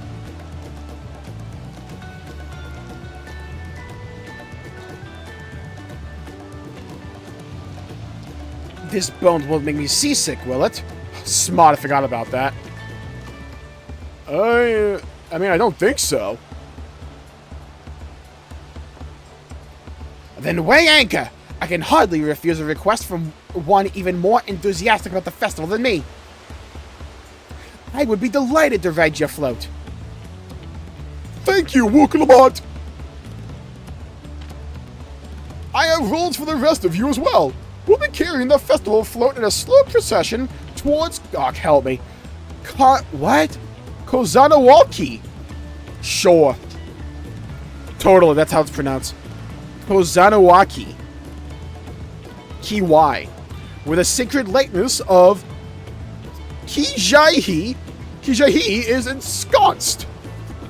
What I'd like you to do is clear the path of dangerous wildlife, so the procession can move along unimpeded. Consider it done. You expect me to sit still while Wuk'ifu is finished with the float, and then come along and help with the clearing? As you know, I'm not much for fighting. I'll stay behind and assist Wuk'ifu with the repairs.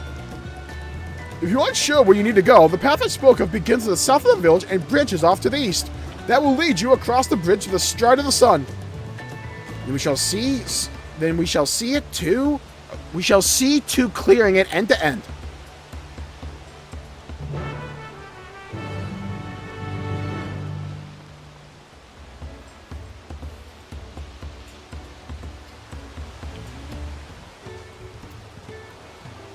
I've been absolutely loving the world building they've been doing so far. There's been like a fear with Dawntrail a little bit, where it's like it's gonna be a bit too much like a Realms Reborn.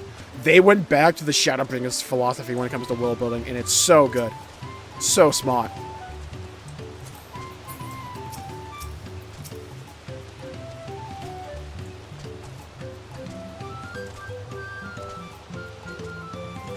Okay, but I think I'll call the video and the stream there for the day.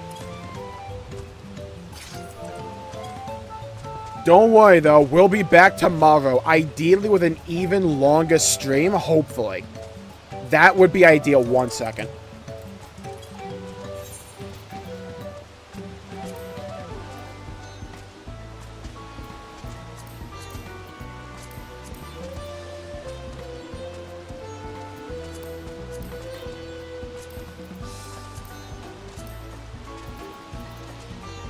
Yeah, there we go.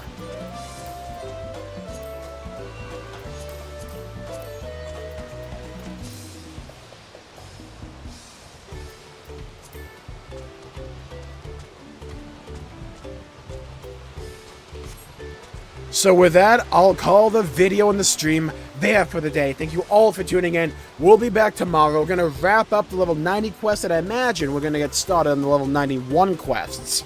And possibly have a little bit of a dungeon on our hands tomorrow. Get ready, get hyped. We're going in big. Yeah? We won't need any lubrication. We're going in raw tomorrow. Thank you all for tuning in. One last piss filter for you all right now. There you go. Thank you all for tuning in. Thank you, Noob, Rasmus, Milo, Neo. Thank you all for tuning in. Stay safe. Wonderful talking to all of you. Have a great night, and I'll see you all tomorrow. Thank you, Noob. Thank you, Rasmus. Thank you, Milo, Neo, everybody. Stay safe. Have a great day. And I'll see you all next time. Bye-bye, everybody. Until we meet again.